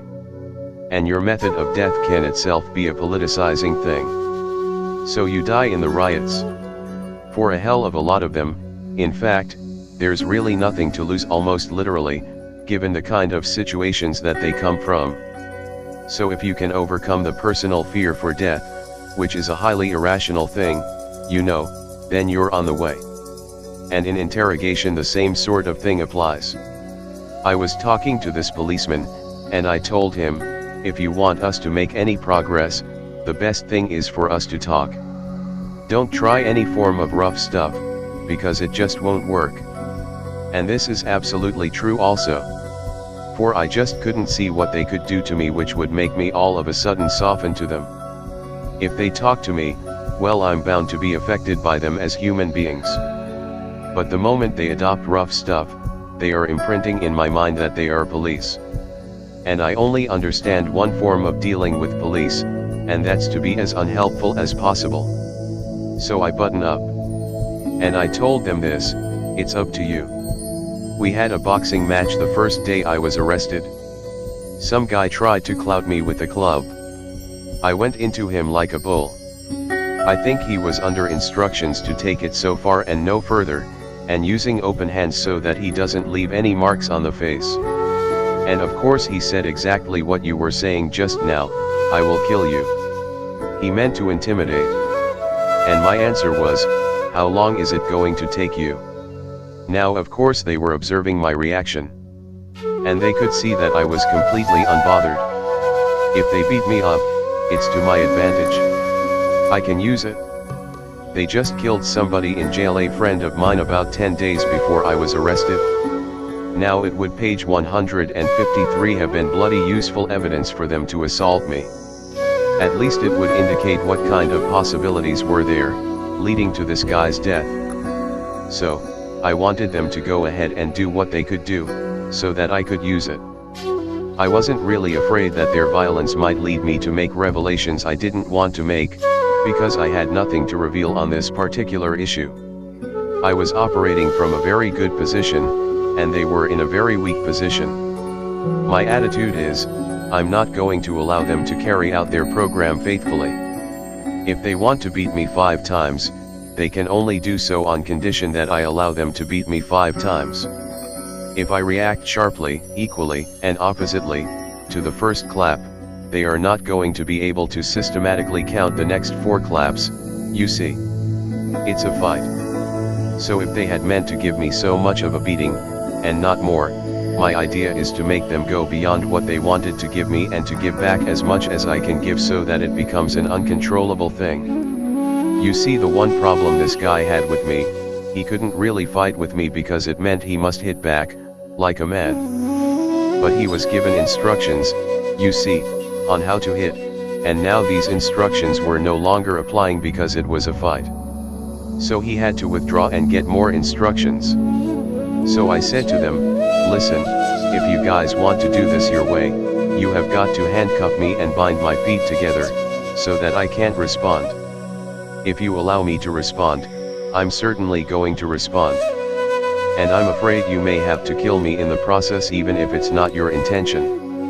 Copyright Steve Biko 1987 Notes *Footnote 1 The university colleges were the ethnic institutions established by the nationalist government, e.g. Et Ngoy for the Zulus, Turfloop for the Tswanas and Soto, the takeover of the formerly non-ethnic Fort Hare, where many leaders of the independent African countries were educated, for the Kosas, Belleville for the Coloreds, and Durban Westville for the Indians. Editor's note. Footnote 2 A wagon. Editor's note. Footnote 3 At that time, and for many years, the only Progressive Party MP. Editor's note. Footnote 4 The year in which the Nationalist Party came to power. Editor's note. Footnote 5 Urban Bantu Council. Editor's note. Note 6 Famous tribal chieftains of respectively, the Zulus, Basotho and Kosa. Footnote 7 Black Peril. Editor's note. Footnote 8 See Memoir, Section 1. Footnote 9 Liberal as opposed to Verkramp Conservative. Editor's note. Footnote 10 i.e. to a major port. Editor's note. Footnote 11 This matter has been and continues to be subject to negotiations between the South African and Bantustan governments and may change accordingly. Editor's note. Footnote 12 The commissioners at the time for KwaZulu and Transkei respectively. Editor's note. Footnote 13 Kaiser Matanzima, leader of Transkei, Gatsha Buthelezi of Zululand, Lucas Mangope of Bophuthatswana. Editor's note. Footnote 14 Study project on Christianity in an apartheid society. Set up by SA Council of Churches and Christian Institute in 1968. Editor's note. Footnote 15 Early 19th century Kosa prophet, sentenced to life imprisonment on Robben Island and drowned while escaping in a boat. Refusal by blacks to accept the truth of his death led to the mythical hope of his eventual return. Editor's note. Footnote 16 General Students' Council. Editor's note. Footnote 17 Joint Matriculation Board, the governing body for secondary education. Editor's note. Footnote 18 JC is junior certificate corresponding roughly to the 11 plus, and matric the highest qualification in the secondary system. Editor's note. Footnote 19 See Chapter 12. Footnote 20 i.e. African, cf 118, witness in Kosa. Probably here, the language was Zulu as the place was Durban. Editor's note. Footnote 21 This refers to a document allegedly circulated at the funeral. Editor's note. Footnote 22 MNR is an abbreviation for Mynheer. The English equivalents are Mr. and Mr. Editor's note. Footnote 23 The South African Security Network. Editor's note. Footnote 24 Chairman of the Senate Subcommittee for Africa. Senator Clark was in Lesotho for a conference at the African American Institute. Editor's note. Copyright 1996 to 2011 ProQuest LLC. All rights reserved.